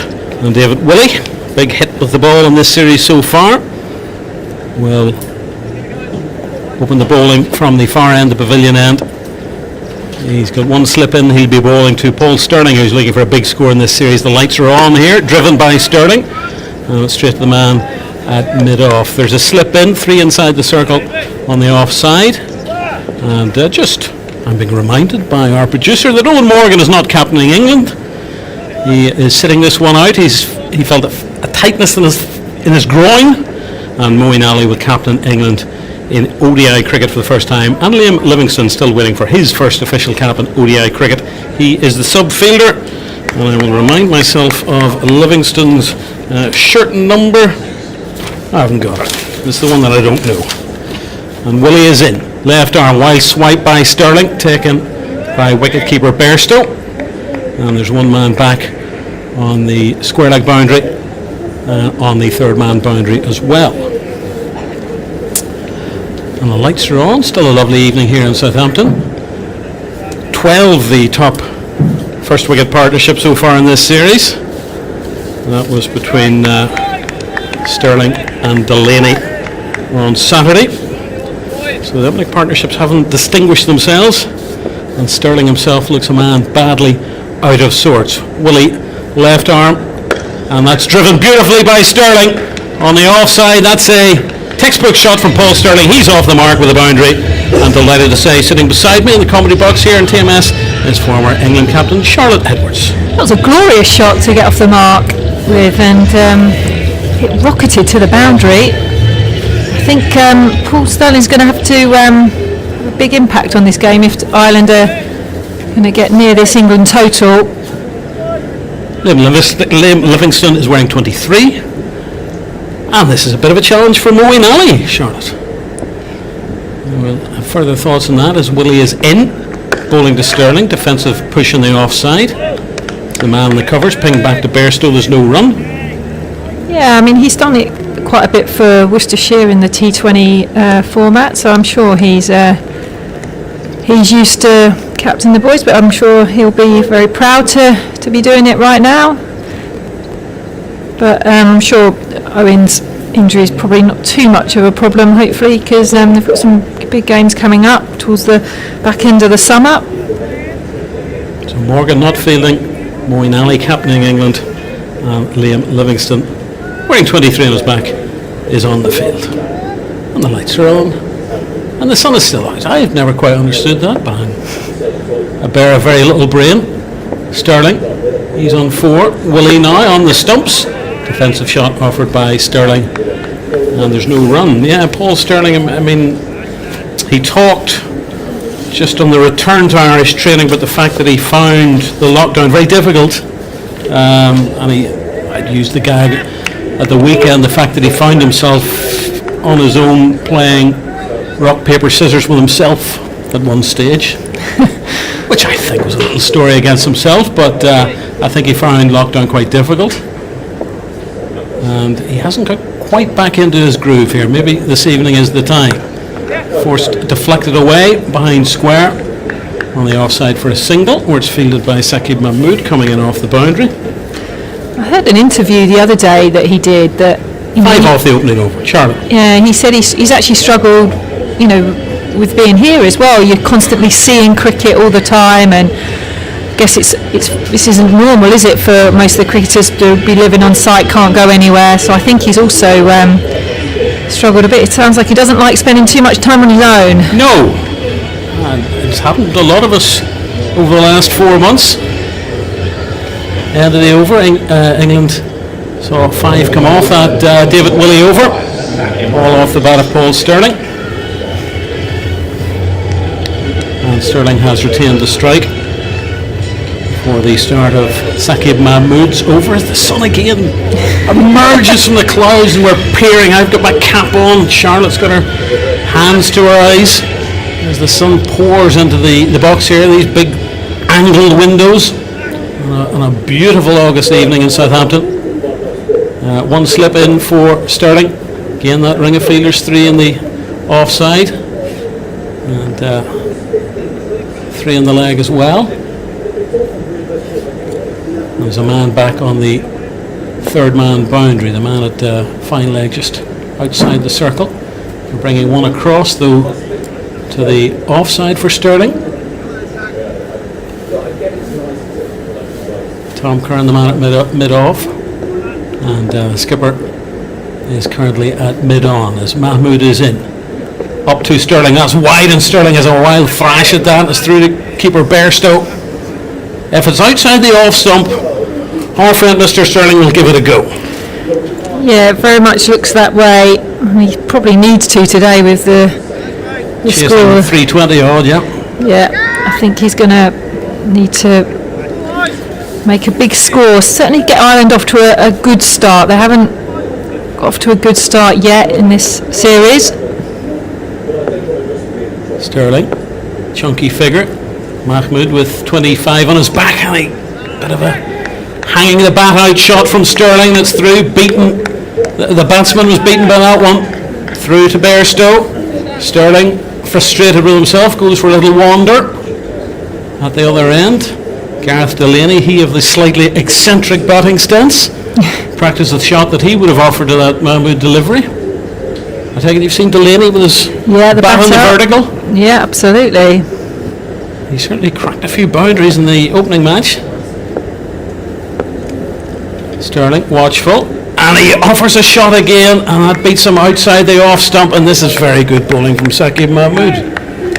Yeah, he's got a really good line and length there to Paul Sterling, asking a few questions, pitching the ball up, which I don't think Ireland did enough of. I think they got caught up in this sort of short tactic against Morgan and some other batters, but I think I'm going to ask more questions. And their sky blue tops with those flashes across the shoulders. That's a lovely straight delivery. We're right behind the bowler's arm, driven for no run, where it's fielded in the covers by James Vince, pinged back to the keeper. Lovely green outfield here in Southampton. Those two identical stands, the east stand and west stand, either side of the main pavilion. Not very many human beings in them, the odd steward. A very strange scene that let's face it, we've got used to, certainly over the last week. We've got used to the sight of no spectators. It's still very odd. Mahmood is in. Sterling has heaved that one. He hasn't got all of it, but it's gone over mid-on. That's a chase back from Moeen. They'll come back for 2. And Sterling moves on to 7, and Ireland are 7. Yeah, he didn't get that one. He's looking at his bat. If in doubt, look at the bat. Yeah, Charlotte. exactly. Can't be his fault. No. Blame your tools. But yeah, didn't quite. But I tell you what, he swung hard at it, didn't he? Well, a bit like Johnny Bairstow, a bit like Owen Morgan. When Sterling connects, you know about it. Yeah. He can be such a dangerous batsman. Huge number of runs behind him, but so far in this series, he's looked out of sorts. And he's played that defensively behind square. Good diving save by the man at Gully. And there's no run off that. End of the second over. Sterling's got all Ireland runs so far. He's 7 runs off 12 deliveries. Gareth Delaney still to face. He will do now. Ireland 7 without loss off 2, chasing 329 to win. So the Irish players will go back to Ireland, and you said they've got to quarantine for 14 days. Is that well, right? the ones returning to the Republic of Ireland have got to quarantine for 14 days. Okay. If there are some returning to Northern Ireland, maybe via Belfast, they don't have to. No. Which is slightly odd, and then there are all sorts of possibilities of shenanigans should you want to, but obviously the players returning to the Republic will quarantine, and that's been built into the sort of domestic fixture list on the island of Ireland. Delaney bat held high. Willie is in, that's outside the off stump, and left by Delaney, who so far in this series scored 22 off 16 deliveries in the opening match with a flurry of boundaries. And then he had a 12-ball duck LBW to David Willey in the second match on Saturday. And I've not made this up, but am I right in saying that Paul Sterling will be staying on to go to Northampton in the T20s? You got more knowledge than me there, Charlotte. Yes, he certainly has been signed up by them. And I think maybe some of the other Irish players as well might hope to get picked up by somebody. Willey, that's waft of the bat by Gareth Delaney, not a convincing shot. And a little cry from an English fielder, and Delaney, nervous starter, just walks back a couple of paces. At the other end he sees Paul Sterling rehearsing the most delightful clip off his pads. Sterling is the vice captain of this Irish team under Andrew Balbirnie. Do we know the theory to this setup? As Willie is in. Delaney has another bit of a swing at it in terms of what, Delaney's batting stance? Yeah. Well, I suppose it doesn't look like a fellow who has been coached from early on, a man who's developed his own style. Certainly heard some fairly dismissive critiques of his batting style, saying that if this is the way it works, why isn't everybody at it? But The argument is, I suppose, if it's worked for him, Exactly. he's a young man. If it doesn't work out, you think he's going to have to go back and take it apart bit by bit. Does the bat come down straight? That's the main thing. Yeah. Almost baseball-esque. And Delaney does get bat on ball there in the offside, and there's no run. The only thing I find with such a tall, he's quite a tall guy, isn't Yes. he? To have your bat up so high, I'm surprised England aren't looking to bowl a lot fuller at him, because it must take some time to get that bat from there, because he looks like he's set up lovely for sort of back foot drives and cuts and pulls potentially, but I haven't seen him enough to know if you actually pitch the ball up. Well, he can hit the ball very hard. There's some of the shots he played in the opening match. I think he maybe get a little bit carried away, but he can hit the ball. He is a destructive player, and he's big appeal against him. Might have been a little better bat on that. He's effectively taken the place of James McCollum, who played in the Test match at the Lords last year. Maybe seen as a more attacking option in the white ball game. And he's still waiting to get off the mark here. Ireland still 7 without loss. This is the final delivery of the third over.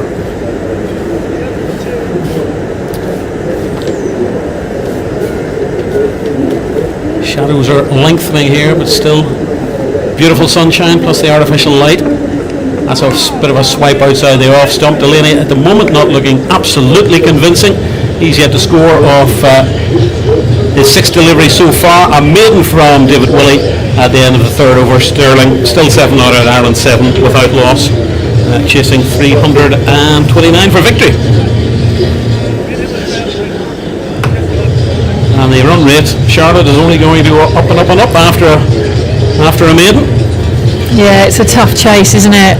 You're always you've got to try and keep up with the rate, especially in the power play when it could be a bit easier to score boundaries. Well, that's what Sterling is certainly intent on doing, you would think. He's cracked that one by Mahmood, but straight to the man in the gully. When it comes off for Sterling, it's a delight, but he can sometimes scoop the ball up in the air early on. He can be a frustrating man to watch if you're an Ireland cricket fan. When it all comes off, was he 29 now? Is he? Yeah, he's been around for a while. I remember interviewing him early on in his Ireland career. A man of very few words. He's still a man of not too many words, but a very dry sense of humour. Mahmood is in on a stop. Oh, that wasn't too far away. A play and a miss by Sterling. And at the moment, neither of these batsmen look exactly in top nick. That looked a shot of a man who's not in great form at the moment. No footwork, back. It's a slightly back of a length. But yeah, he looks a little bit out of touch. And we keep hammering on about the fact that some of Ireland's bigger names, more recognisable names, have not delivered with a bat. Big evening for Andrew Balbirnie as well. More circumspect shot by Paul Sterling. He of course had to make that decision to leave Middlesex after over a decade there and come back home to Belfast. Tim Murtagh made the opposite decision. Stuart Pointer also staying in county cricket. And you look at the players that Ireland have lost through retirement. Of course, Ed Joyce has retired in the last couple of years. So all that golden generation are slowly melting away. Kevin O'Brien's still on the side. Sterling just pushes that away behind square. They'll get the single. And that'll mean that Delaney will face Mahmood, I think, for the first time in the match. And are any of the players, have they got into coaching? I know Ed's working with the Irish women's side, yeah. Have any of the other ex-players got involved with the coaching setup? Paul Mooney's a fielding coach. Right. For Afghanistan, I think. Okay. Offering his services there. John Mooney, who was one of in the glory sort of days, John Mooney was the main inspiration in the field for Ireland. And that was one of the things the Irish team prided themselves on, is that they were certainly the top fielding associate side. And they were creating wickets for themselves and saving runs. Maybe it's dipped a wee bit as those players get older in their 30s, but now it's a It's a relatively young fielding side that we saw today in Southampton. Mahmood is up, and Delaney a swipe. He sort of stood back and swiped at that one again. Not a huge amount of foot movement, so it's very scratchy stuff from these two Irish openers. It looks like they're probably trying a little bit too hard, aren't they? You know, sometimes They're trying to hit boundaries rather than just work the ball around the ground.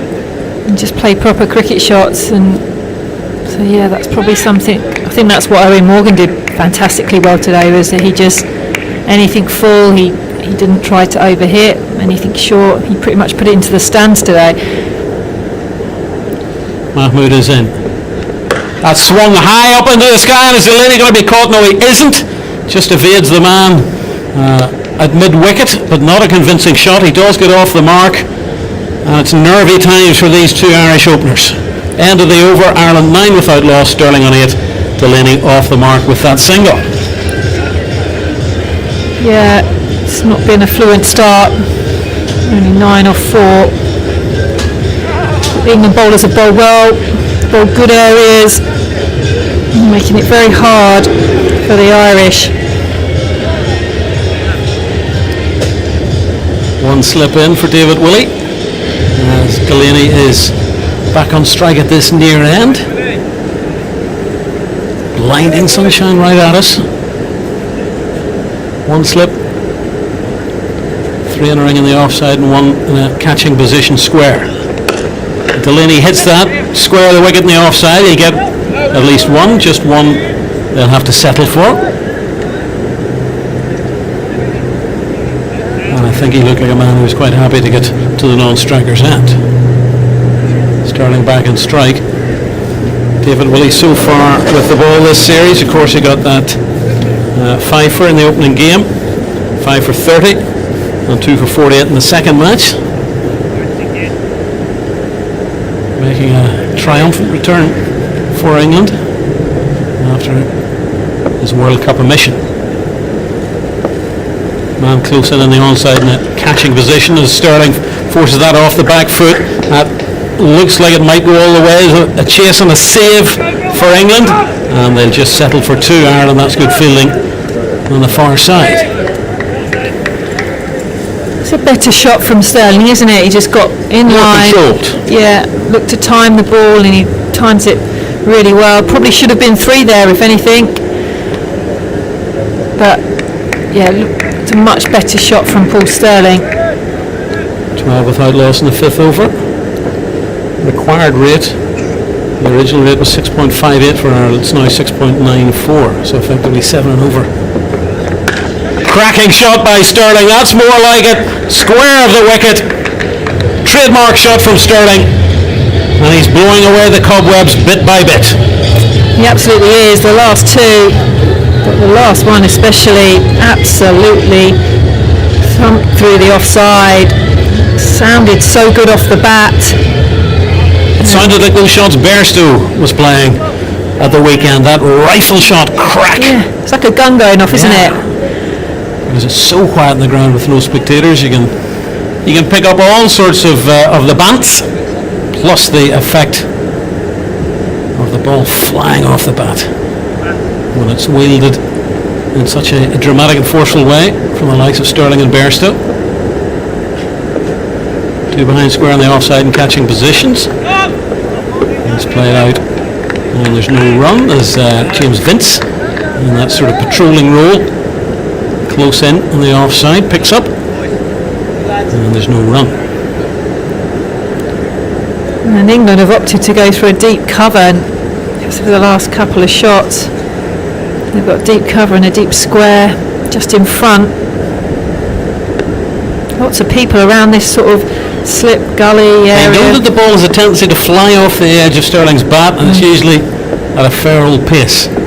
Sterling steps off to the offside and plays that off his pads very nicely behind square. That's a chase back for Adil Rashid, and he's able to pick the ball up after tidy work by Liam Livingston round the edge of the boundary, and they must have come back for 3.